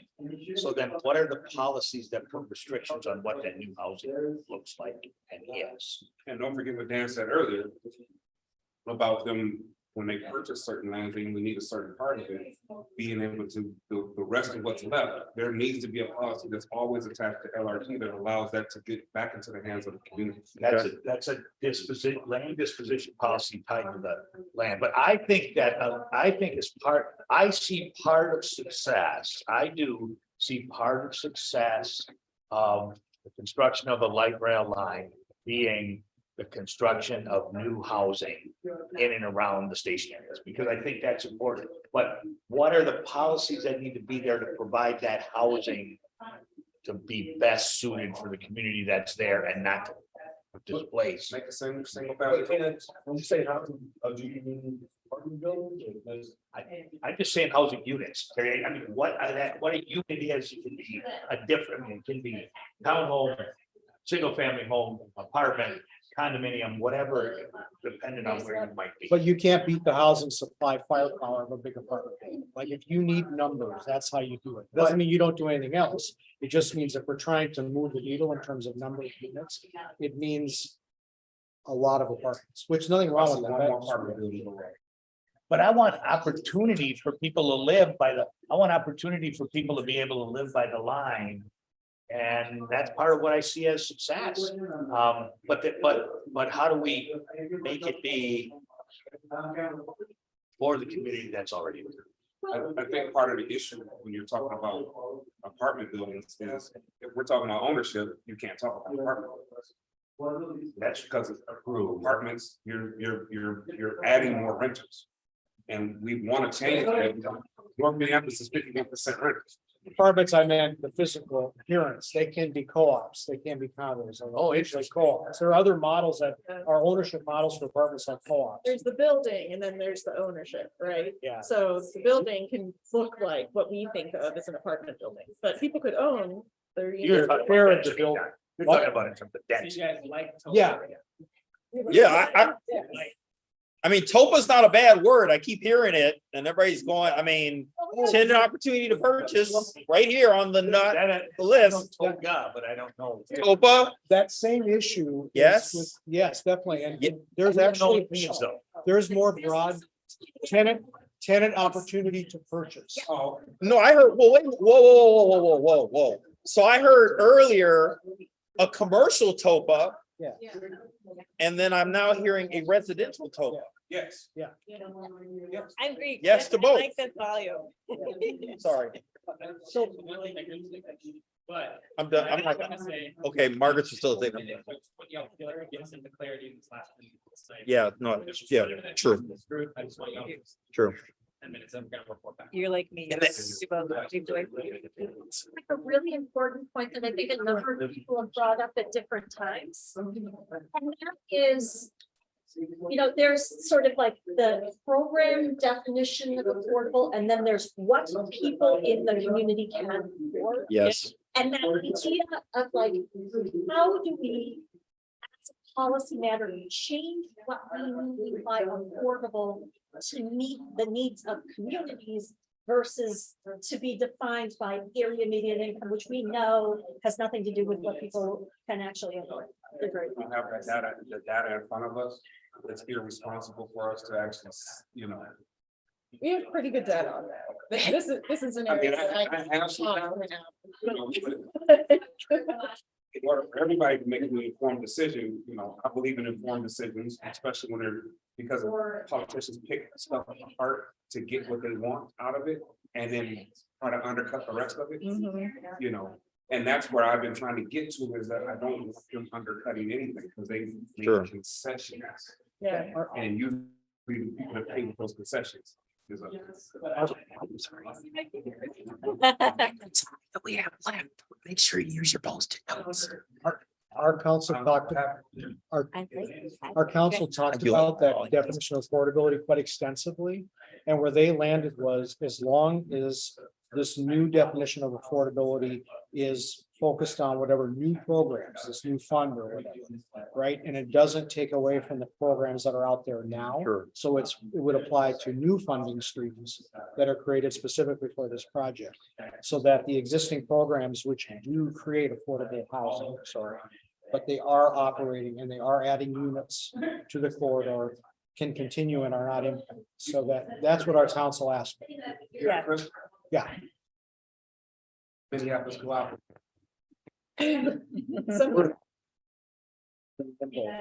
Yeah, we do when we're scoring development projects that come into us for funding. So Kim was talking about one earlier that got LCA funding. Is we look at what people are currently paying around the project for housing, what their current rents are. And then we find out what that is for AMI purposes, just to be able to judge the project and consider that. So we kind of use like a micro scale of affordability in order to consider what development we want to prioritize with our funding. So we haven't changed the definition of affordable, but we're kind of doing that. So it's totally possible, is what I'm saying. Like, we can translate this so that developers don't have to learn a new language. But that we can still get something that meets what the community needs. How do you make those developers people from the community? Yeah, that's a whole. Yeah, great point. write that down. Yeah, Yeah. that is a barrier right now. Yeah. Yep. Like, the development is a very personal business. It's about a lot about connections. You know, how do you build people into that business, right? Yeah. How do you help people break into that business? And I've heard, this is reflecting other conversations that I've heard from community folks is there's folks in North that are really starting to spearhead some of that, but it also feels like I'm parroting others, so forgive me, but it like reducing that burden that it feels like you're the only one. There's multiple people, right? But it's like kind of that capacity building in that development too. Like how do you not only support the people that are doing it, but teach others in the community to kind of start to come along, so it doesn't feel like if one person fails, then it fails. Yeah. Yeah. One of the, I've talked to a lot of like emerging developers about this stuff, and there are two things that people talked about a lot, and granted, this was maybe about 2 years ago. One was how hard it was to get pre-development funding if you haven't developed a bajillion things before, right? Yep. From a bank, like, or from a- Yep. Anyone. From banks, from us, businesses, from companies, yeah. A what lot of have time the nonprofits, their stuff is more stringent than the bank. It's Right. so hard to get that money. The second is how to get enough money that you can sustain what you're doing through the period of time when you're all risk. So that whole pre-development through development cycle, right? Because you're not going to make money on that development until it's actually a development that's running, we're renting out to people. And it takes so long to build things. That concludes the construction That carrying includes cost, yeah. all the construction carrying costs, everything, like if you're applying for government grants, it may take you multiple years trying to do. So like, it costs a lot of money to get the money to even start to build the thing. And then you build the thing and that takes at least a year before you can start actually running it out to people. So only people with a lot of money up front are able to even begin to think about it in a big way. How can we flip that so it's not just like the same money interest that community development, right? Like, and how do you make sure that across this housing economy, not just the people who end up in the buildings, but the people who think of the buildings, own the buildings, build the buildings, operate the buildings are also part of the building. Well, I mean, that's part of, you know, when I think about the displacement as a whole, and I think I've shared this with Dan before, it's something that we, you know, as a business owner, he kind of need to know what's going on within the next year or two. Based on how, you know, dealing with the city of Minneapolis, you know, it might take 2 years to even get the approval to actually start building. The building process will be shorter than the approval process, but that process has to be started. It can't be started when the project begins, because then it just, you know. Maybe it's something that we can get to within the project, right, this bubble that we're talking about, and how that differs for developments like this project or this area to benefit from a more reduced process, if you will. Or also, I think we need to plan like that was being, you know, like Katie says, is what are we going to do from the project perspective? I'm not saying it's part of the project, maybe in the title, we'll have to figure that out. We need to have a plan in place where if this building is, we're gonna impact that right 2 feet.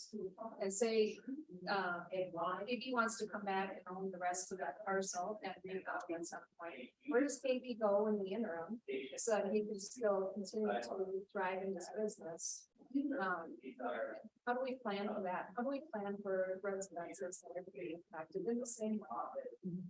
So planning for that effort, how we can, and then, you know, making sure that we deliver at the back end that their place for them that they desire. Because I think that's part of the reason why when people are talking, when you start talking about like the right to return, I think part of the problem is we go through this process, we don't think about people wondering about their future. So they leave because it's so much uncertainty. They're going to go to a certain, you know, a place where they have certainty. Yeah. And I want to get away from that. So that people, we actually know what the future looks like. I like the word certainty. Uncertainty is risk. And It's- risk yeah. is, uncertainty is risk, and risk is what we're gonna try to avoid. The risk. I mean, business wise, you know, like I said, we plan our business stuff 5 years out. 5 to 10 years out. Right now, I can't. I don't know what 5 years looks like. You know, if I have to start looking for another place, then you know, that changes my entire business model. You know.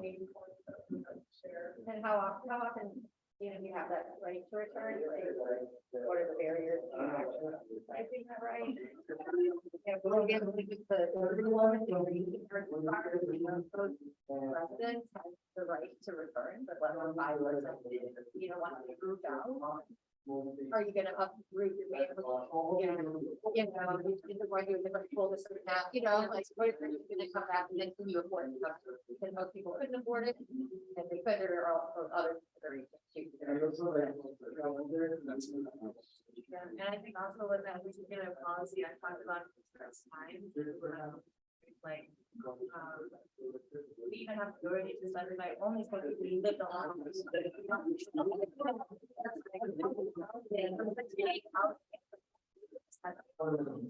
Wherever there's like 1,000 dams, but you can work out. Right. Like, how can we ensure that, you know, residents who are placed because of the life are gonna get first aid rather than those who are, you know, and do we really even have to do that? You're home, yeah, you're homeless, but it's to people who really want to do like that place. It's sort of like, well, you know, it's like, these are issues that we should be talking about first, and what else I think. Earlier, saying was like, you know, we're so worried about these issues, we're so worried about babies in the river that we're trying to take the babies out of the river and save the babies, but you're not even thinking in the first place, why are the babies in the river? Why are we trying to swim upstream and be like, who's throwing the baby in the river? We're just trying to save the baby.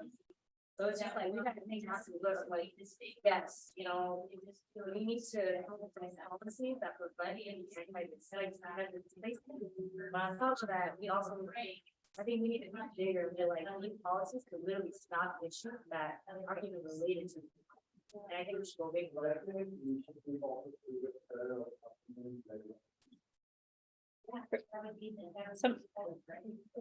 One of the, when I react to that, right, and I think about it in a residential context, is it's that, how do you get people to have, well, so that they don't end up in the river, right? And you know, there's KB earlier with like the income and the job stuff and livable wages and all that kind of stuff.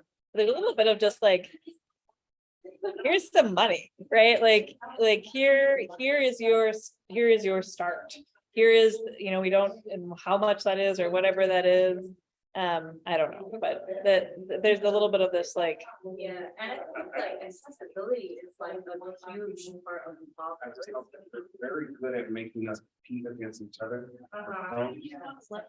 Right, unfortunately, it, that's what that feels like. You know, because yeah, there's people that are homeless, but if you're displacing people here, you know, yes, this needs to be addressed, but what do you do with that? Because you took their home, you know what I mean? So like, we can't just tell them, oh, you go to the back of the list, because now we're creating homelessness, right? But if you say, when you go to the front, then what you're doing is you're literally causing them to friction with them, because now, oh, how'd you go to the front? And there's tension, and they're fighting over something that should be given to them in the first place. You know, so how do we get around the forcing of the literally fighting for cause? Yeah. Living with wealthier country in the world, there's Right. plenty of wealth to go around. Like, you couldn't be boxing with the idea like scared of the order so much to go around. You know, have to fight over, you know, these crumbs that are thrown to us. There's plenty of money. And what that like, is, you know, there's a bunch of like scenarios where we have large businesses, you know, being in like a bunch of money to the right? Like projects like these. I'm wondering like one of those scenarios, why we're like this like corporations being like about like I like target. Yeah, that's why I'm gonna route it. So I don't know if they're being dollars, but. So we're gonna start to close this out as we're getting close to time. But as just a quick glance of the lists, what are some last minute policies that we should develop strong support around? And you can also put it on your post-it note as well, but I need $1 billion. hey, if you want to throw that number out, brother, like we got room on that pad. I'll take it, please. There's a program out there that, one of these that already exists, and maybe could be expanded and focused. And that is the property tax, kind of the circuit breakers for properties experiencing significant increases in a given year. So there's one for homeowners, and then there's of course the renters credit, right? So there are property tax relief programs the state already has in place. Again, thinking about things where the paperwork infrastructure is already there, but maybe it could be expanded, targeted, and focused on the project area. I don't think that came up yet.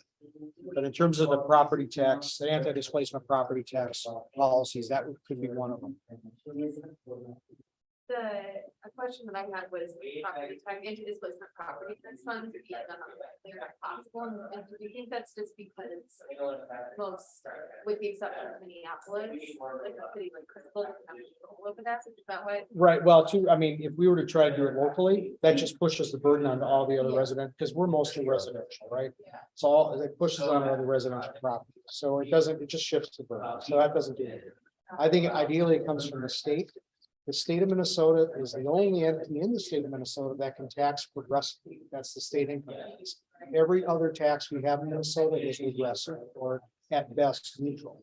So I think we think the city thinks it needs to come from the state if it's going to happen for that reason. I would be supportive. Any last minute thoughts before we close out? First, we're gonna do a quick report back, and then we're gonna send y'all into a break, and then we're just gonna pick up one more thing. I know it's long. Anybody wants to join me for drinks after this? Like, drinks on me, let me know. Yeah, we're gonna go to the report back just real quick, and then we're gonna get a break. All right.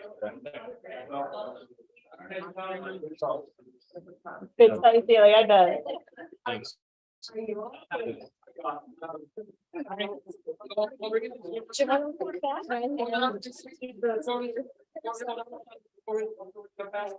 to add? I even feel I can be both of these conversations. I was just thinking our scribe was gonna, well, okay, whatever, we'll hear a little bit here. We went a lot, we went a lot of different ways of like coalescing those. I know, so, like, it's a good group. But I just want to hear, maybe I'll look at the facilitators more, y'all just want to sort of stand up, I want to give like each group maybe like 5 minutes max to just sort of try to in some way talk about the important. That makes sense? And then we're gonna go for a break, we're gonna come back, and we're gonna wrap this up, again, like I said to them, no, it's been a long day, if I want to go get break taxes on me. Yeah. Right, it's like, it's almost like, here's the aspiration, and whatever one of these does, like, that doesn't matter, it's more getting to the thing. That's right. Just jump in. Great aspiration. Feel comfortable sitting, okay, so go Allison, just take 5 minutes and we'll. First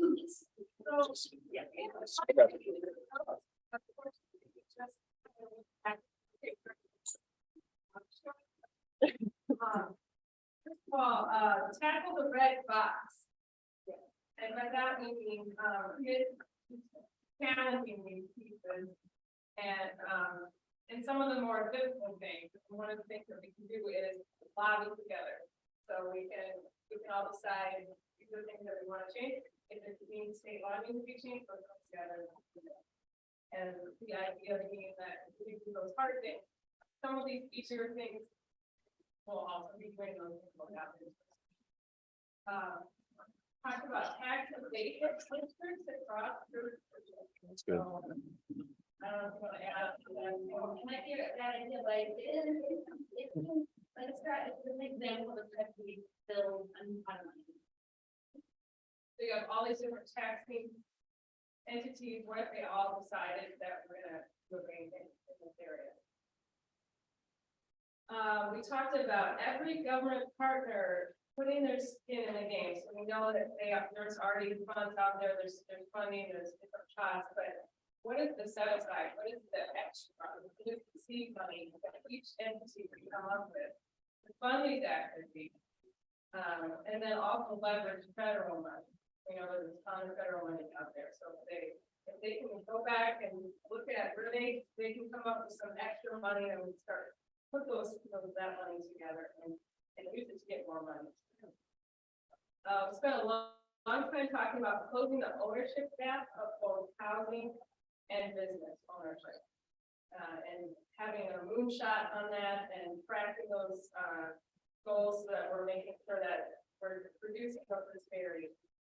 And then we also had a discussion about how it's also about wealth building for everyone, not just the owner. So we need to have wealth building activities for renters as well.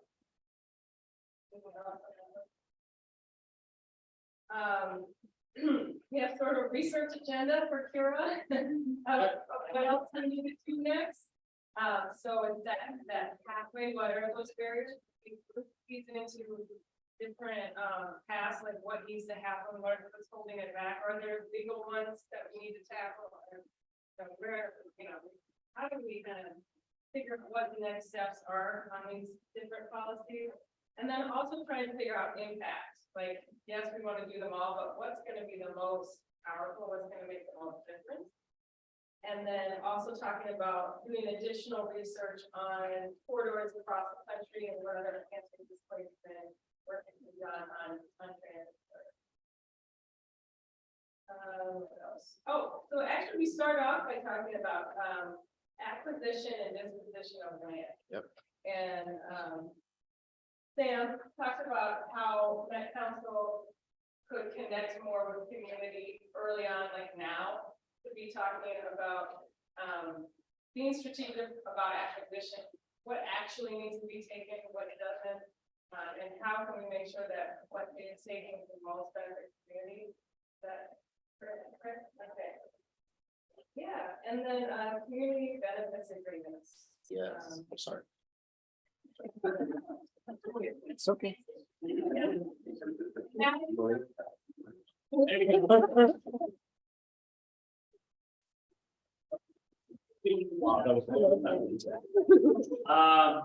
right, this wonderful group. So, let's see, I think maybe I'll start with, there were a couple of values that came up that I think are around the how for a number of the policies that we're going to talk about, so that they be, I don't want to use the word, that there's a low barrier to access and entry, and that the programs come to the people. The programs come to the people, don't expect the people to come to the programs. So that's like across the board, kind of fundamental. We talked about just big picture that I think we love the idea of this anti-displacement fund, the $1 billion, or what is the X amount of money, which is another research question, right? Like, what would it take? How much money is needed to support the businesses along the corridor for X number of months so that no one is displaced and residents within a bubble along the corridor? What is that dollar amount as part of that equation? But this anti-displacement fund, the policies and programs would sort of live under that umbrella and be supported by that fund. Some other things we talked about TIF. There's also an opportunity to measure effectiveness with TIF, like where it's actually what it's actually supporting. We also had a big conversation about land disposition and acquisition as a policy that is important, but it's not working now. It favors developers who have capital, larger developers. That needs to change. That policy needs to change. There has to be investment in developers who are from the community. We had really point out some great things around what's needed there. Let's see. Other things related to businesses. We talked about TOPA for residents and businesses. So the tenant opportunity to purchase, so we don't get too acronym. Yes. And then also as part of that, offering support to businesses that's both strategic in terms of sharing to really get out in front of what, 3 years out, here's what's happening, 2 years out, here's what's happening, because businesses plan. You can't just say this is happening and then expect them to be able to take advantage of opportunities. So, and then there's some programs that could be leveraged, like the Elevate program in Hennepin County, that could be is it working right now? How can it be leveraged to support businesses being able to apply for things in an easy, low barrier to access kind of way? Do you want to add something from what you remember? Yeah. So, the other thing is, getting on this whole thing of TOPA not just being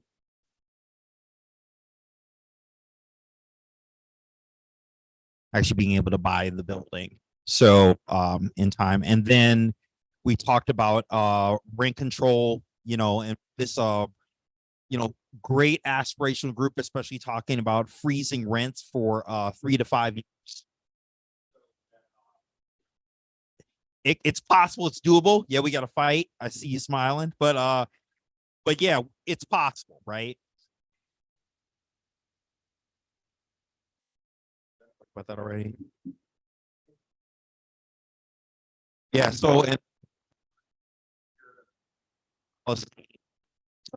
looking at, we've had some really good rich discussions about this home ownership gap, and particularly home ownership gap in Northside, but actually putting together a policy and actual program around that, looking at not just looking at co-ops buildings, but also looking at condo buildings and family homes. So yep.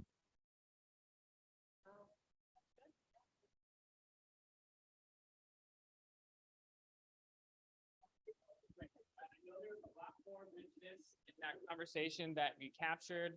I just want to say, I hope you feel joy in the conversation that you just had. Because I think hopefully you're having that conversation in an aspirational sort of way, where we're starting to do the building blocks of what this vision is, right? Of course, there's a lot of challenge and a lot to think about to get to a tree that's bearing fruit, right?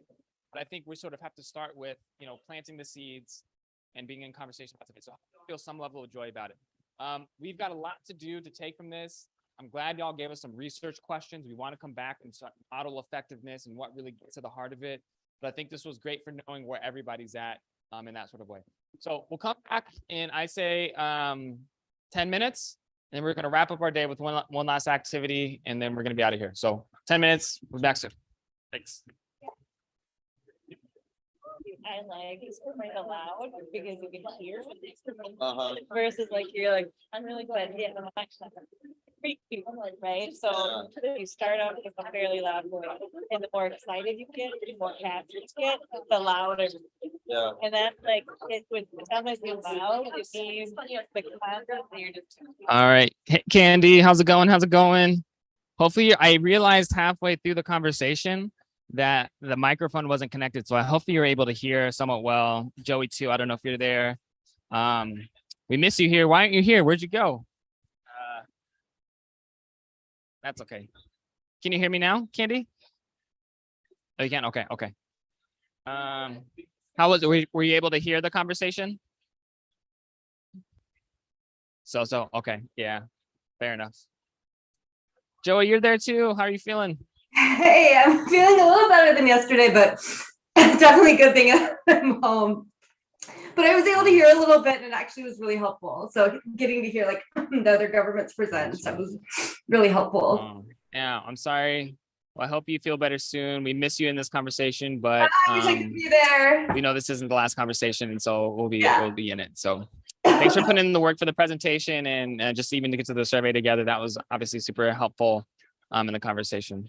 Yeah, it seemed like the conversations folks were having were really good. Yeah, fair enough. Okay. We'll be back in 10 minutes. I don't know if y'all you said you're headed out, or are you gonna stay? I can stick around. What are you doing next? Oh, thanks for doing that, Candy. It's hard for me to hear y'all. Sorry. Oh, there we go. So we'll be back. We're just taking a quick break. We'll be back in like 10 minutes, and then we'll do the last activity, which is about structure building, and then we'll rock from there. Yeah, I'll stick around. Thanks for accommodating this. Don't worry, get better. Thanks.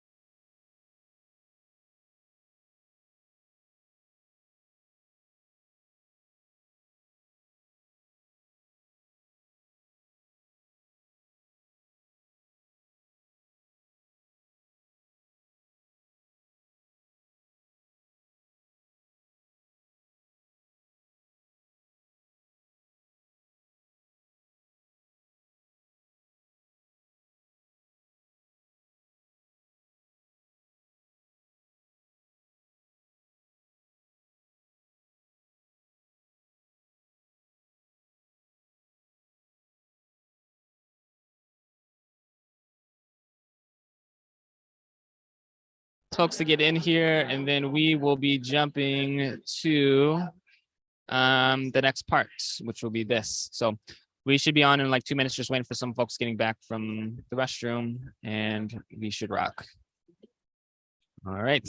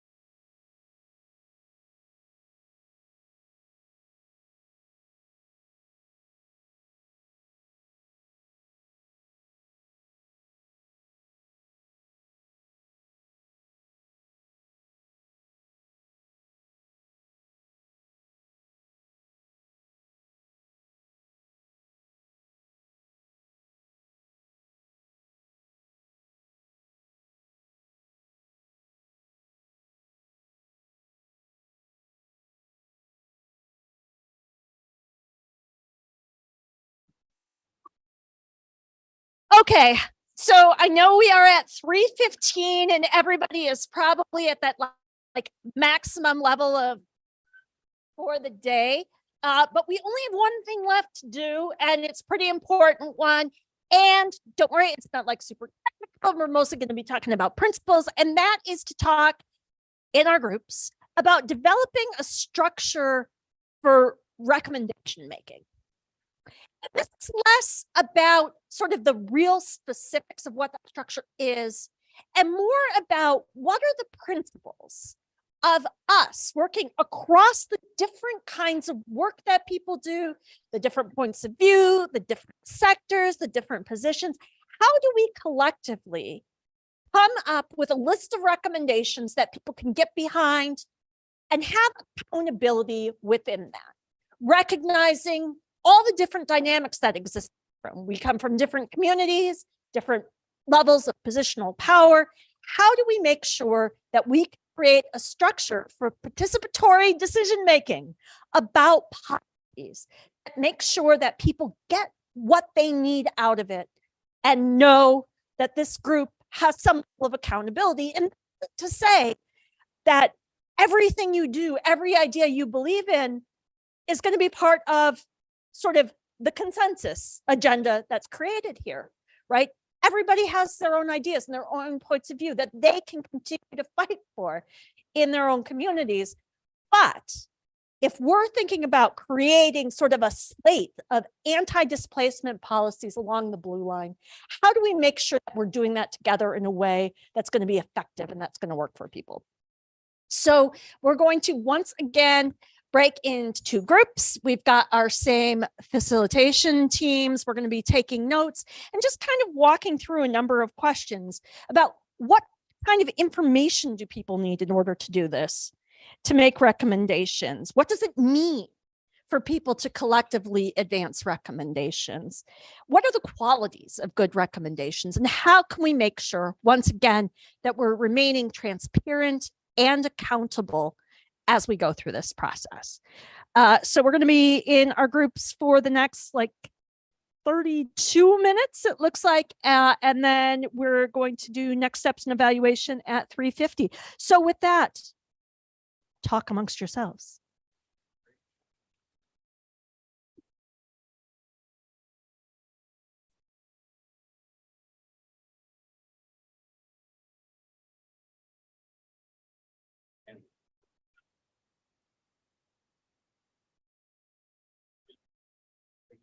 Writing down that one word.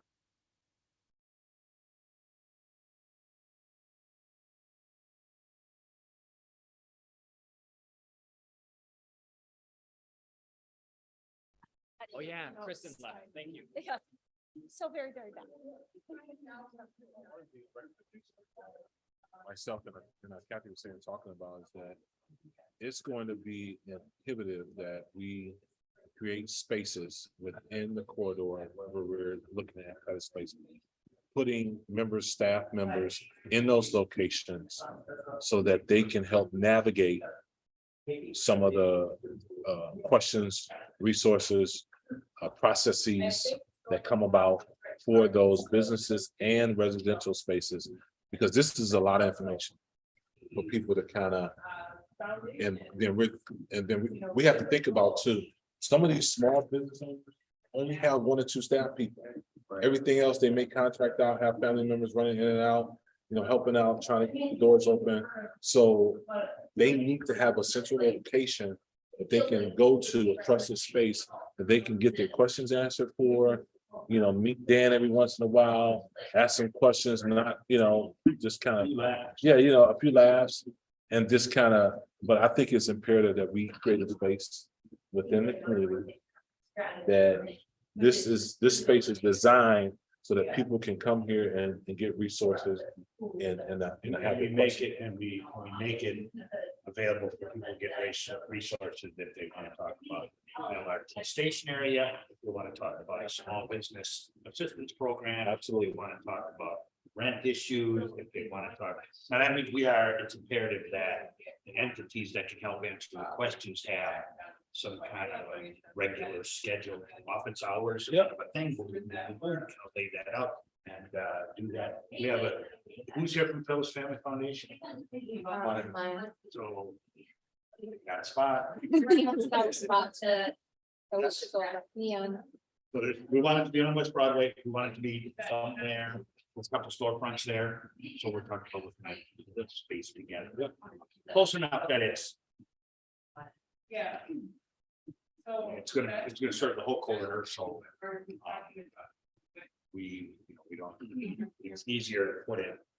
We're thinking about putting it there, but it's also got to be convenient for people that want to.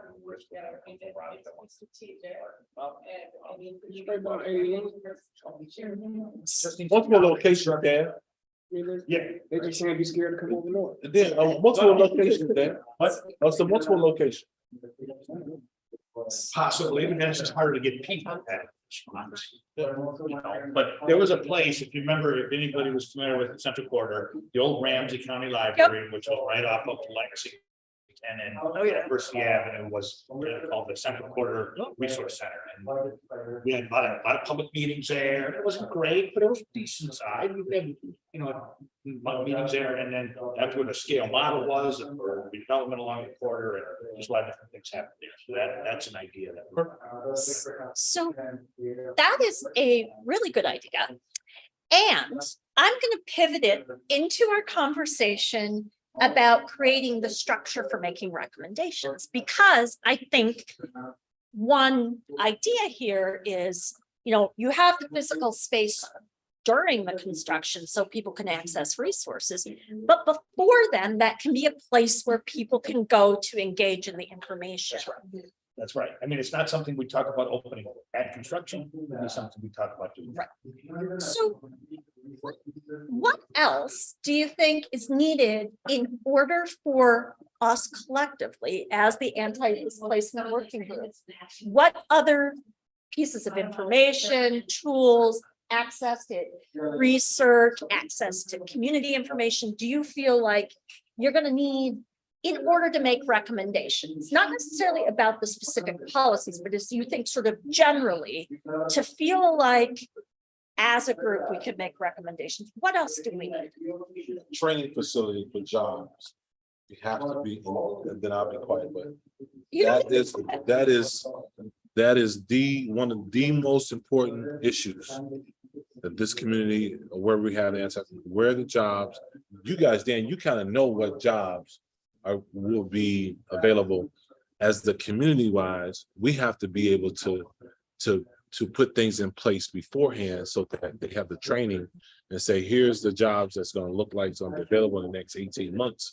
And here's the training for these positions that at least we giving them options that they can't say, well, these jobs are, so we need to try to get geared up. So does that mean the Summit OIC becomes a first source hiring center? No, More than Summit? I wouldn't. Most of the people that come out of Summit can't get hired. Summit has a very bad rap. Any other recommendations besides merge? I think we have to build one. Build, okay. No, I'm not going as far as to say that, Jay. I mean, okay, it's come on, man. There are resources as far as merge. There's the workforce center that they got right there across from Cubs. I mean, I was just in there just the other day and they got, yeah, and so there are some, and then some is making some changes. And so not to say they have challenges, but I'm saying there are some resources. There are some. I'm not, we don't have time for people to not be able to get to enter these resources and make them effective, because if they enter them and they're not effective, we won't ever get them again. Yeah, but then we don't have the time or efforts to create something brand new either to kind of that would be, you know. Okay, so we got a couple options on the table. One thing myself, but in terms of all these areas of participation that are on here, you know, one of the things that we used to do, I'm sorry, I wish Candy, I know Candy's on the screen right now, but what we would do is that over in Harrison as well as Heritage Park, we used to use Sumner as an all-day drop-in to learn about these processes. And there was somebody always there to answer questions. And the resources are there, right? So it could be answering these questions. The questions basically are read along. So how do people want to participate? How can this process be transparent? What questions do we have about all the different resources that we just were talking about earlier? Having somebody there, and then at all hours, somebody could drop in, a community member, and go, I want to learn more about these things that are being proposed right now. It is possible to do that and to be staffed by organizations or people that are involved in this table.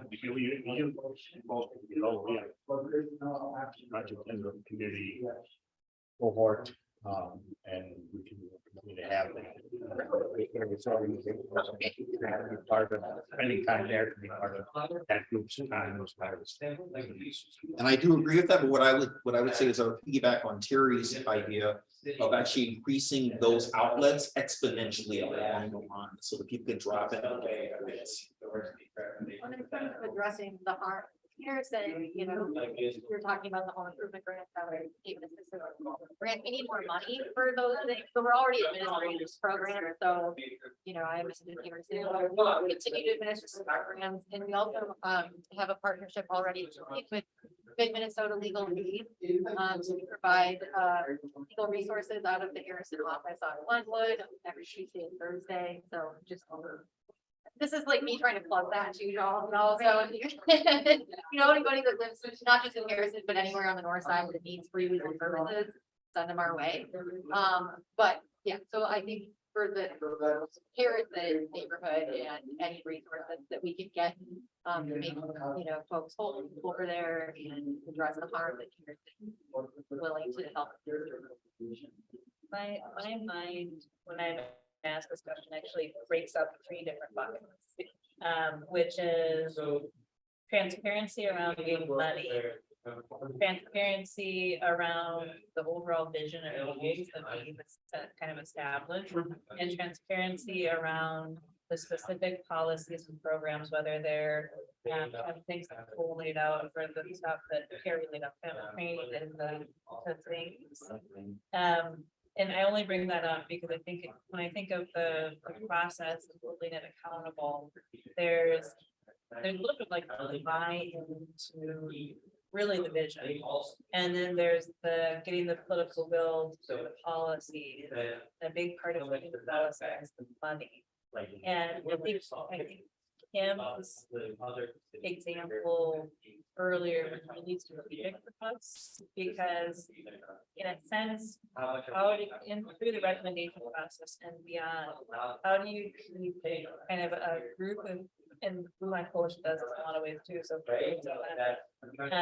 basically a group of people focused on and having it happen. And you know, often it's a little bit of funding and a few like key folks that really keep things moving. So when I think of our recommendations, like I would track those 3 buckets and a little bit of that commitment to continuation. What does that look like? But I think part of this process is answering this, like how do we go get $1 billion, and tie it to then those specific things. And you know, it's convening agencies gonna continue to do that, but because that's a little bit of me, but I think in terms of this. How do we implement these recommendations that we're talking about? And it's not kind of those tracks. So I want to make sure that there's constant communication between community members and government representatives. So as we collect what we've discussed today toward recommendations, that we, you know, we're going to go back and sit in our seats and we're going to think about what do we have to do in our own organizations, or do we need to collaborate with our partners accordingly and have those discussions. But then when we start to formulate that, if we have questions and need to come back to community members to provide community, that we have those opportunities to do so. And I think that's how we gain that momentum to keep things going along. And so when we're building strategy around this, I really think that there has to be some sort of understanding or spaces to have communication. That's how we keep the recommendations from getting watered down. Right. Yeah. I'm curious too, like there's been talk of the kind of like physical space where people could be convened around those ideas and have that connection, but like what additional ways are there to engage people and like bring people into this vision that don't require like in person for big chunks of time? And so I think like how can we partner with like, you know, in my work, I think about like local media and how can we use like digital tools that aren't really difficult, but that are just like grabbing people on social media to give quick input and share things. So we do have a few things in place for that right now. We have my blue line, ext.org, that has specifically an anti-displacement page, and then it has other components. That's community for just for that kind of information to come back to us and to inform, you know, on the other spectrum from us, out to the community. Here we'll be having a couple of events based on this workshop for people to participate in. I think we also have, you know, we will have media focus on this. Kelsey Terrence will be interviewed by KMOJ. We do advertise in a lot of BIPOC media arenas, and we have a focus on that after this next round to inform out into. So I think we have a solid plan, at least from, you know, what we gather here. What would be great, and then our community cohort too. There's focus areas. Juxta is contracted to really focus on the anti-displacement. And so those are just a few things, but we're really trying to be focused. There's a meeting, we'll ask keys, what is that? That was set up last 2 weeks. Everything's like.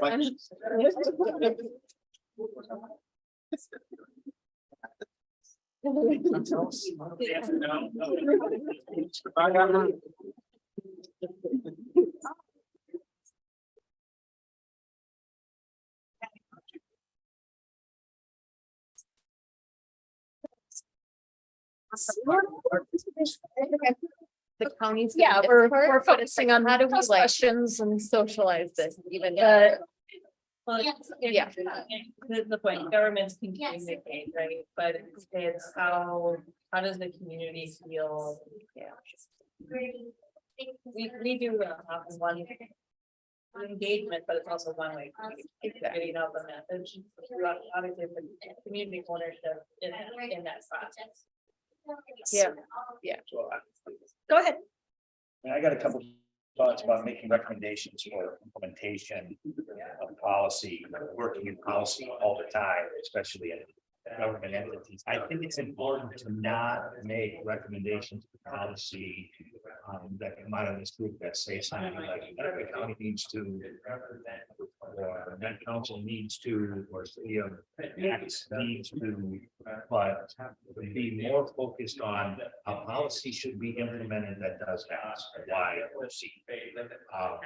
Because this is gonna be heavily, I just feel this is gonna be heavily based on partnership. Only one entity is gonna be really able to lift this up.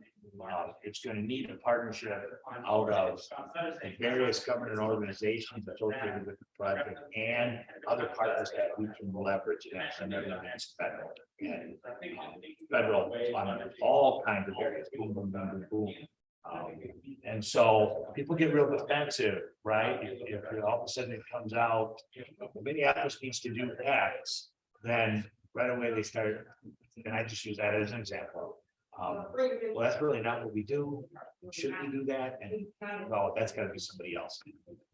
I want it to be, okay, where does it make the most sense to develop that piece, and is it a partnership? And, you know, county board will have different priorities at the city council, it'll have different priorities in the council, and each of those are going to be competing because they're competing against, you know, county board has a strong desire to make things happen, but they've also got, you know, 1,000 other demands on this stuff. So how do we make that all work?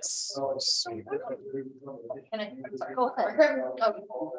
So, you know, I appreciate that, yeah, you know, you're saying like, okay, when it comes to like the government actors and how are they partnering? But what I have found is like when you're just talking to like the team members, making the distinction, you know, between the county, the city, the state, the federal government, they're like, we want something done, or we're about to lose our home, or we're about to lose our business.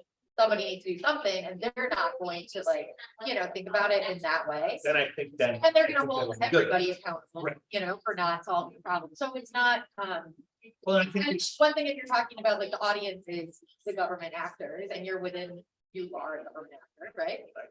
But I think it looks different when you're talking. yeah, I mean, that's a little bit about bring back six, right, Nicole? I see that with that as well, right? Let's forget about jurisdiction, right? I mean, we need this done. Right, Yeah. y'all figure it out. Yeah, exactly. Austin, though, I'm sorry, I have to say. It is unrealistic. I mean, I don't disagree. Start with what's needed and then figure out who's really responsible, what their appropriate approaches are. But there's no way the Crystal City Council is going to tell everybody in Crystal, we're going to tax all of you to mitigate the harm caused by transit project by our regional and county governments. They will not do. People of Crystal who elect them to office will not accept it. So we're willing to be a partner, but the cost, the financial cost needs to be at the level that the project is. We're talking about things created by. Just want to put that political reality. It's very important that the responsibility lies at this level. It doesn't mean that we don't partner and deliver, right? The cities, we know how to deliver programs to our residents and businesses. That's kind of what we do. But it's not our project. We are. We have 10 minutes. So one of the things, and I'm just getting to sort of both of your points, maybe a little bit as well too, and this is about that, the question about accountability, right? If there is a recommendation about something and it's too broad, then it's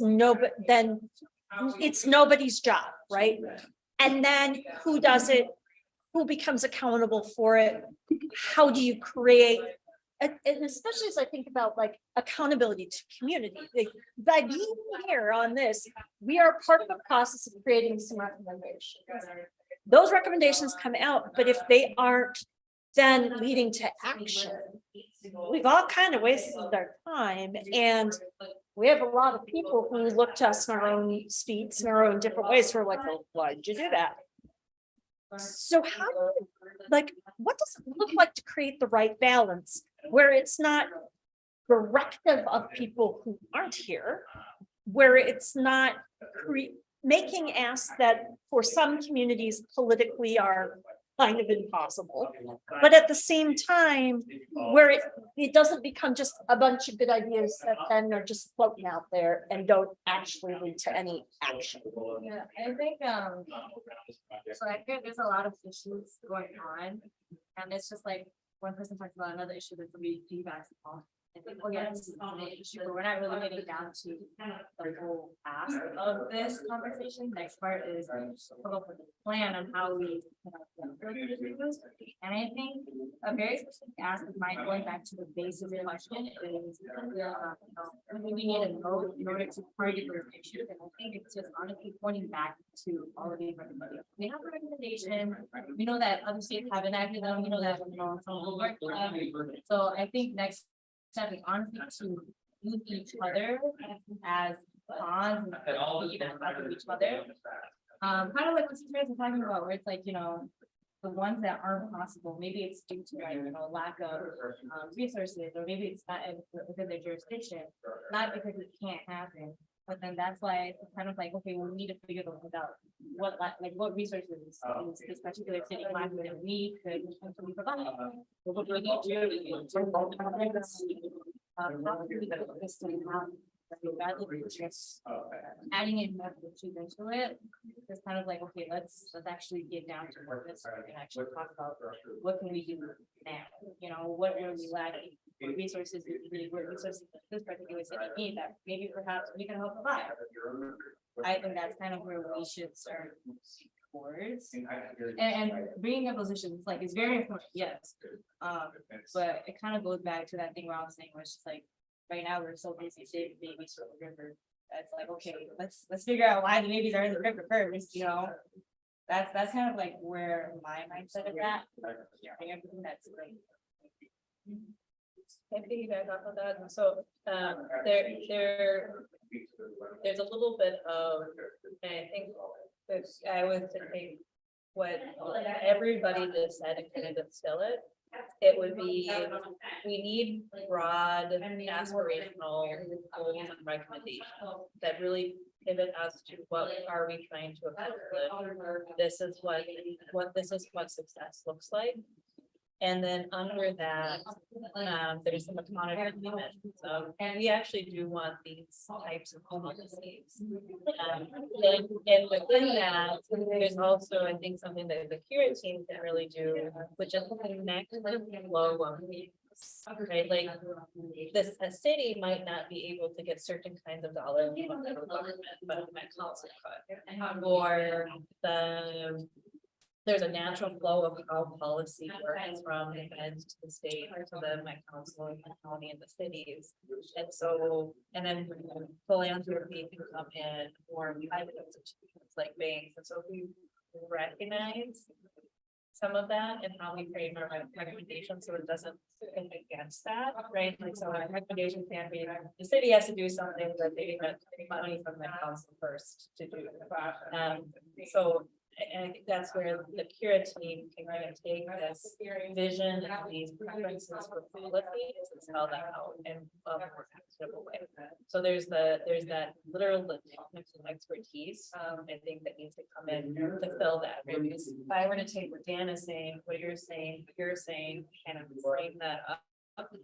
That's what Just to comment on that, I think yes, that makes a ton of sense to me. And that should play a role, the type of recommendations that we make here. I think we've got the partners at the table.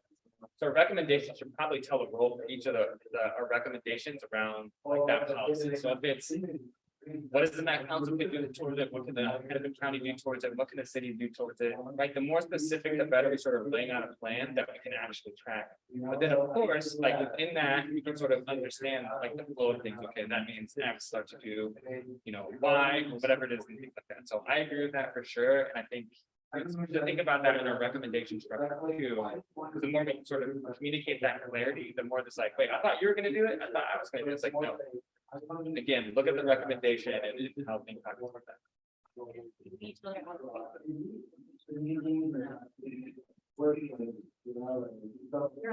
Somebody, this is the first one of these meetings I've been to. I think there's been a strong sense of trust that I just sort of probably feel, and that is critical.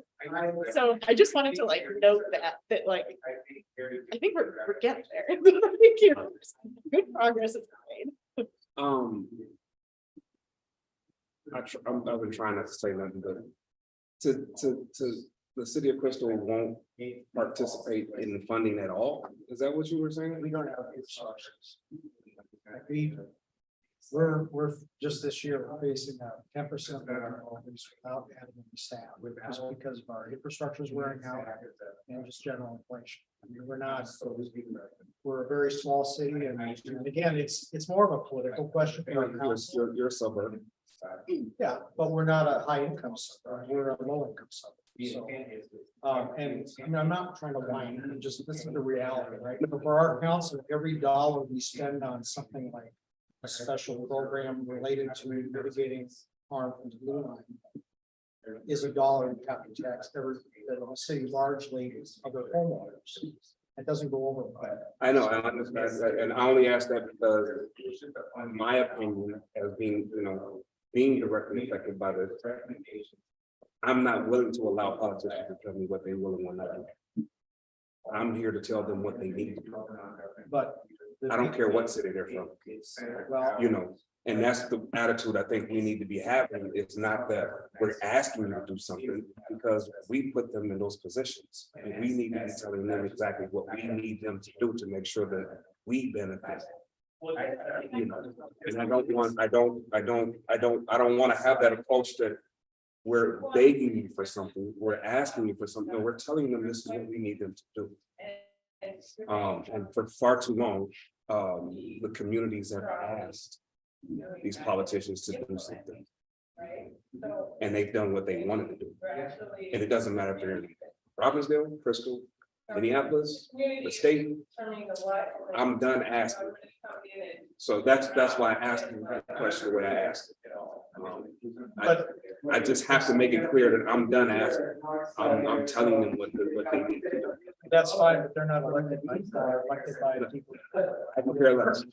I can care less, but Crystal is tied together with Minneapolis. So, But that's why I would say that the county and the council, but the county, they are elected by the whole county districts, and there are 2 commissioner districts. I just want to make sure that Crystal doesn't, you know, Crystal and other suburbs don't put the burden of funding off on the city with the larger tax base, which is Minneapolis. Yeah, And then, saying it's a bit like. because you are a It's suburb, bigger than, you know, yeah. you are a suburb. Like, And- We're an independent city. You're an independent city, but you're a suburb. We want to make sure that you're sharing the burden with everybody else. Yeah, And I think we can do that, You know, through the county. I think the county, that's why the county is the here to come up with the money. I just want to clarify it. I want to make sure that the burden is being shared, not too much over here, too much over there. It's even all the way through on all the cities. yeah. One of the cool things about the Met Council's development programs is that a lot of the money, like Crystal is a participating community of our program. And I don't know the last time that you applied for funding, but I don't think it was in the last 5 years. And so like all of that money from Crystal comes to us and normally goes to Minneapolis and St. Paul. It also goes to other communities, but like, you know, there's, you know, your dues. You know, like you can apply to LCA for that funding and it doesn't have to come from their tax base. So just to say that like there's money around and that there's like skin in the game by all communities, even if they don't apply for funding from us. That's all. That's all I wanted to be clear is that. Yeah. I want everybody, because this affects all of us. But we're just like Crystal. I won't allow Minneapolis to say what they will and won't do. You know, like you're going to participate, you're going to participate. And partnership means that we are all in this together. Thank you. We only have 1 minute left. One bag of chips, pass it around. Last minute thoughts before we close out. Crystal, like mentioned, like, you know, there's a lot of resources. I think that's kind of what I was mentioning, like, we want to tell people that, like, what resources are you lacking? How can we potentially help? Who do you think could help with the lack of resources. Well, like I said, I think this is a regional project, so the resources need to be regional, county regional, because that's their project. And they do these regional projects, so the city is a partner in the sense that the project is going through our city. And it's not, again, it all comes down to that basic political question. You're a local city council member, elected by the residents of state. To really get into vote for something that is going to tax everybody in your city to mitigate negative impacts of a regional. That's speaking about the reality of when that council member has to go. Doesn't mean we're not participating in partnering, and that doesn't mean our existing programs going to continue years, maybe even expanded to some degree, but it's just a political. Okay, I'm gonna call us back together. Give yourself a round of applause for going through this day. It's a long day. Really appreciate your participation and time being here and of course being part of this great group. Scribes, please hold on to those notes. I'm not gonna have a report back for this, but we need those notes. And so I'm gonna kick it off to C. Terrence for our next steps. And then after that, you're going to do a one-word evaluation. So be prepared to give us your word on how you're feeling as you get out. So. Yeah, thank you. I would say that we'll report back, but I'm kind of tired as y'all getting out here on that 4 o'clock. So, you know, y'all sort of outlined some principles within this last activity about like what does a good, transparent, accountable process for these recommendations. We're going to take this back. What I'm thinking is that like we'll take the principles and we'll sort of propose the structure for y'all to sort of piece apart. Right? I just guessing that either way to kind of get y'all to put that together.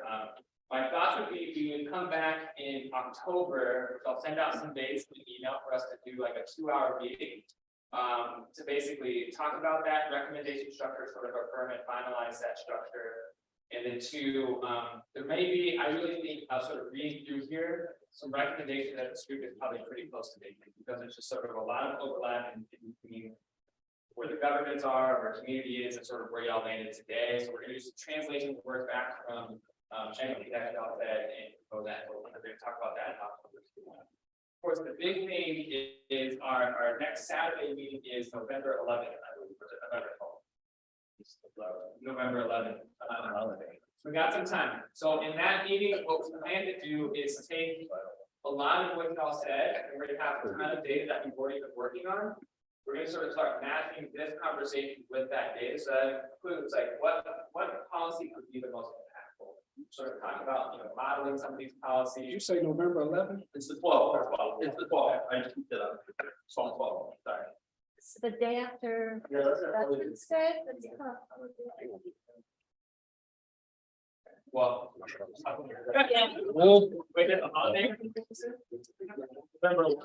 It's Veterans Day, so a lot of people are not working.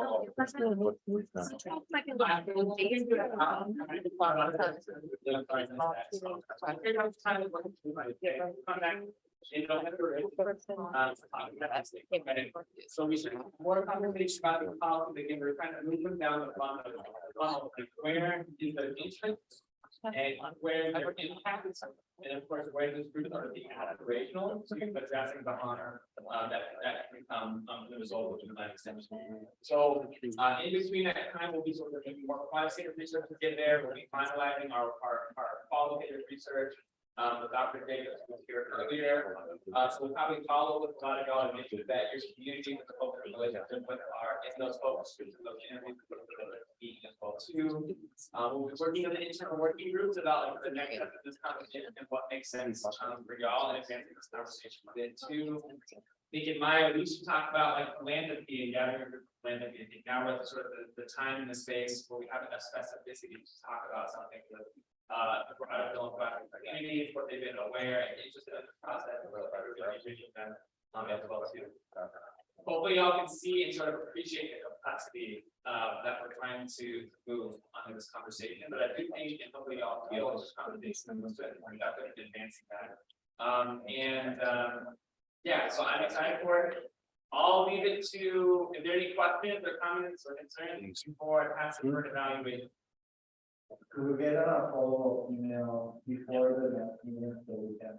For sure, yeah, I'm gonna sign. Yeah, for sure. Absolutely, hopefully by the end of next week, we'll have everything set up out. Any other comments, questions, ask? Oh, I should also say, I think that we should probably start thinking about, or probably the consumers start thinking about activating the political one of this conversation too. We know that's gonna be an important aspect of this too. So we can do that. Okay, let's look, if there's anything, I'll pass it to Malik for a one-word evaluation and then we're gonna get out of here. Right on time. I'm gonna write your words right here and rock. All right, here as a saying that it's worth doing, it's worth evaluating. And so I'm gonna go around the room and ask for one word on how you're feeling as you're heading out the door. You're gonna start here with Mr. Baldwin. I was just a little bit anxious, but I wanna build it very fast, but there's a lot more to do. Just thinking about engaging into the process. But I thought everything I heard was good. So Ancient. Invigorated. Invigorated. Creative. Creative. And that's what I'm looking for, slow describe. Focus.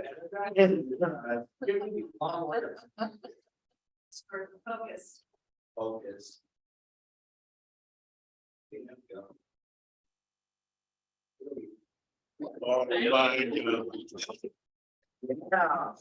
It's a KB word, go ahead. Purposeful. Moving. Moving.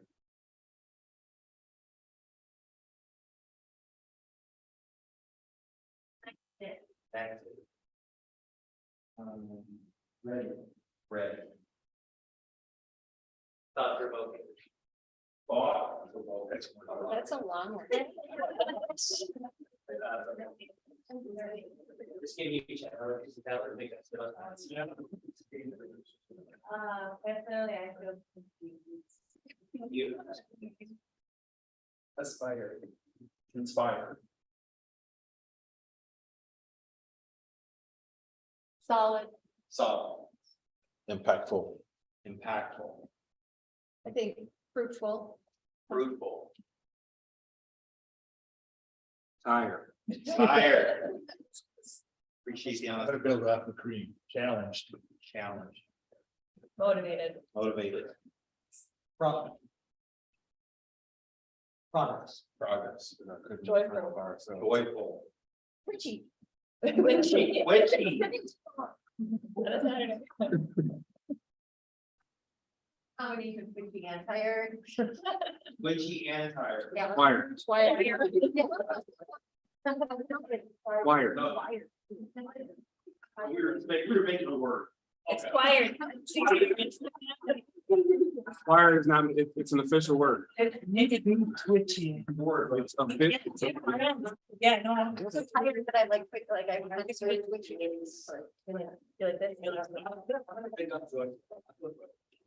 Nice.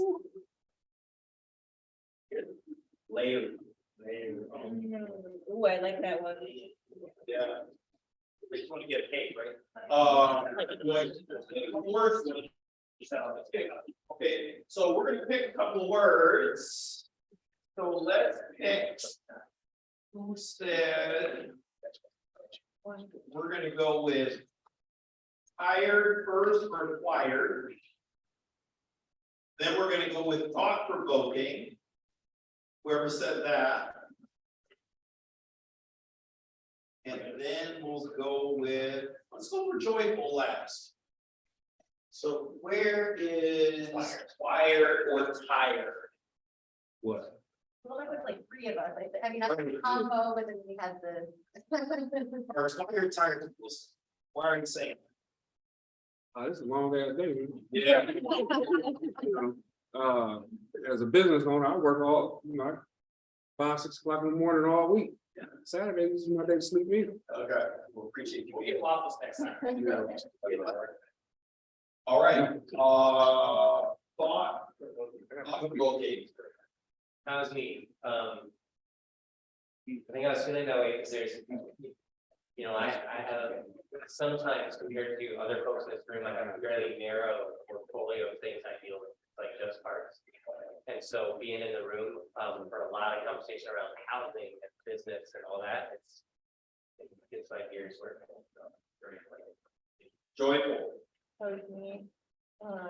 I'm an extrovert and I've been sick earlier this week, so seeing people was just really exciting. The topic was uplifting too, but.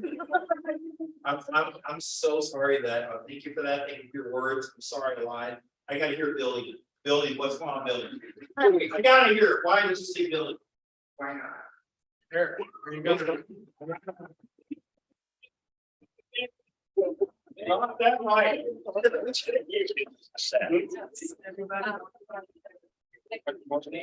You have.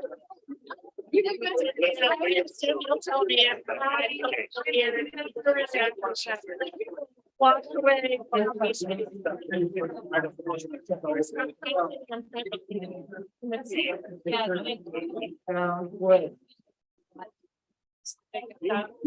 I mean.